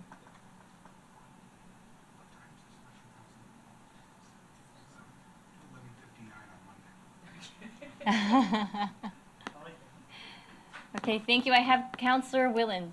Just quickly, for clarification more than anything, you're going to have that in the letter that you send, right? That opt-in or? It doesn't say that, it just says there, but it doesn't say it in the letters as correspondence. You gotta specify that? Over to you, Mayor Brown. I would take that as the, I would take that as a spirit, I would take that as a spirit of motion. Using the same language, we could send the letter out tomorrow morning, and we'd be using the same language that was used with municipalities, the identical language. Okay, any further questions? We have, Councillor Williams is calling for a recorded vote. Okay, so are we, just to the clerk, do we now have one motion or three motions here? Through you, Madam Chair, I believe you have one motion because the requester, Councillor Paleshi, is fine to vote on it as one As package. is? Perfect, thank you. So we have a motion on the floor. You see it on the screen. All in favor of the motion, please stand to be counted. Showing in favor is Councillor Visante, Councillor Willens, Councillor Paleshi, Councillor Bowman, Chair Santos, Councillor Williams, Councillor Singh, Mayor Brown. Madam Chair, that motion carries unanimously with the members present. Councillor Fortini, Councillor Dillon, and Councillor Medeiros are absent. Thank you very much. Okay, so now, do any members have any questions regarding the information that Lowell Rubin Vaughn presented earlier? If not, can I have a motion from a councillor to receive the materials? Thank you, Councillor Willens. All those in favor? All those opposed? The motion is carried. Now we have to deal with item number 12, public question period. This is where we invite members of the public to come forward to the podium and ask any questions about any recommendations made by committee at today's meeting. This is a 15-minute limit for all questions and answers. Are there any questions from the public about recommendations made by committee at today's meeting? If so, please come forward. Okay, there are no questions. Our next item of business is item 13, closed session business. May I have a motion to move into closed session to deal with the following items? Item number 13.1, a proposed or pending acquisition or disposition of land by the municipality or local board, property disposition. Item number 13.2, personal matters about an Sorry, Madam Chair. Yep. 13.2 has been dealt with. Okay, thank you. Item number 13.3, information explicitly supplied in confidence to the municipality or local board by Canada, a province or territory, or a crown agency of any of them, and a position, plan, procedure, criteria, or instruction to be applied to any negotiations carried or to be carried on by or on behalf of the municipality or local board, capital infrastructure matter. And item number 13.4, litigation or potential litigation, including matters before administrative tribunals affecting the municipality or local board, and advice that is subject to solicitor-client privilege, including communications necessary for that purpose, litigation matter. All those in favor? Oh, Councillor Willens, I apologize. I believe through the chair, through Peter Fay, I believe we can deal with 13.1. I don't know how you word that, Peter, but I think we can vote that in an open session, I think. So, Madam Chair, 13.1 deals with, it relates to the King Knoll Park. The public resolution that's passed earlier in this meeting was to declare surplus the lands. In closed session is consideration of the disposition of the actual lands. And if committee doesn't have any issues with that matter, the motion itself would have to be addressed in public when committee arises from closed session. But otherwise, committee can deal with that one now to deal with it immediately, and we won't have to deal with it in closed. Okay, so we will deal, so moved by Councillor Bowman, we will deal with item number 13.1 here in open session. So 13.1. All in favor? That is carried. Yep. So 13.1.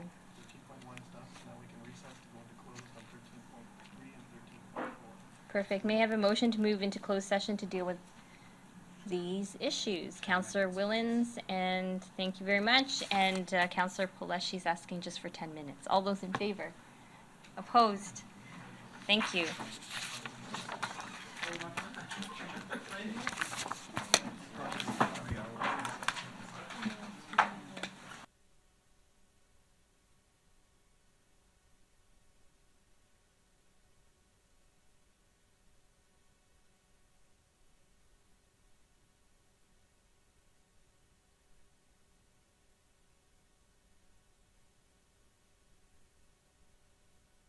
Open government, I will report in public session any outcomes from today's closed session business.